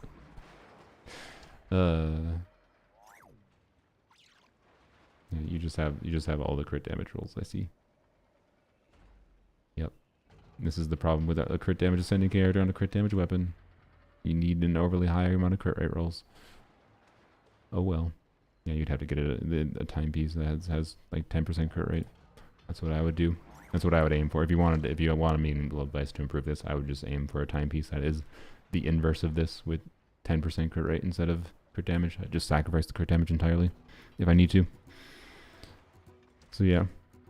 Yep, that's my vibe. Freedom's fine, I think. Not that big a deal. I mean, Fav is nice, but a lot of people have a very finite amount of Fav, so I understand. Yeah. So yeah, I don't know. This is an account that would be, I think, an account I wouldn't mind going and trying to clear Stygian on, right? It's just like, I don't know what the filtering process would be for me to like find accounts that I wouldn't just end up spiraling into a negative mindset. But I will maybe do those streams eventually. I haven't gotten to the point of doing that. I want to do these streams more. I want to do like account fixing streams more. So that's going to be my way of probably doing things more, is like more in-depth stuff than just like log into person's account and try to clear endgame. Instead, it's going to be log into person's account, go through things, analyze things, be like, okay, what can I change? Yeah, let's maybe do this, this, and this, and then let's see how we do, kind of thing. So we'll see. The last one. Digilost. Last, but not least, they want Kazuha, Rosaria Sig, or Lo-Fi on Kazuha. Rosaria Sig. What? What do you mean by Rosaria Sig? I mean, I'm assuming you just want me to look at Rosaria. It's rare to see a Rosaria player nowadays. This is not too dissimilar from my Rosaria build on my Polar Only account, other than I use 4-piece Blizzard Strayer, but 4-piece Blizzard has its problems, as we know. So this is a fairly good approach. Rosaria buffs her own crit rate, by the way, so this is more crit rate than it seems like. And yeah, for a Rosaria build with like Escoffier and or just freeze Rosaria in general with a Shenhe, this is a pretty good Rosaria build. I can speak from experience that this is a good Rosaria build. I don't have this exact build, obviously, but there's an overall good balance of stats, healthy amount of attack. Yeah, this is a very good Rosaria build. Wait. Fun when you do account stuff when you're actively talking to the owner account. Yeah. Wait. So I want to do that more. So I'll do it my own way. Is my point. But it's probably it might not be streams that are titled specifically like doing viewer Stygian. I think I want to do things a little differently. But yeah. Yes, Lo-Fi on Kazuha. They said Rosaria Sig or Lo-Fi on Kazuha. I'm guessing they meant Mistsplitter, like Ayaka Sig. I don't know if Digilost is still here, but assuming you're watching the VOD, this is obviously a plunge DPS C6 Kazuha. Yeah, he doesn't get any crit for free, does he? No. But I'm guessing you're playing with Shanyu, which would help a little bit. So other than the lack of crit rate, which is somewhat a side effect of your rolls, though you have I think you should swap this feather for your crit rate one, just for consistency's sake. Oh, hi, Gigi. Hello, you're here. Kazuha, Sega, Lo-Fi, Shanyu, and Farina, C6 Flowers on his team. I'm fairly certain, so 12% if it's you get damage bonus when you normal attack that you get, should have 100% uptime. Burst will have 10-second uptime. Energy less than 100%. So you have the full damage bonus on this. So, and that's going to scale the value of Shanyu buff. Shanyu Farina C6 Fire Zone. Yeah, I kind of figured. Okay. I am fairly certain that this should be significantly better than lo-fi. I'm not 100% confident because lo-fi will give you some advantage in giving you a little bit more crit rate. But yeah, my vibe is like if you're able to swap this feather for one with more crit rate is the main thing you might appreciate for more consistency. That's the only real problem I see, more than like this versus lo-fi. Yeah, I'm pretty sure the 40% damage bonus from this should outweigh the value of lo-fi, because lo-fi, well, it, you know, it is giving me more crit, and the crit value is going to scale better for like Shan Yun's buff. But unless it, like maybe if it's a C2 Shan Yun, there's a possibility lo-fi might be better. But I think without it being a C2 Shan Yun and the fact that Kazuha has very good baseline multipliers of with like his plunge multipliers, a higher base attack weapon is just going to be better.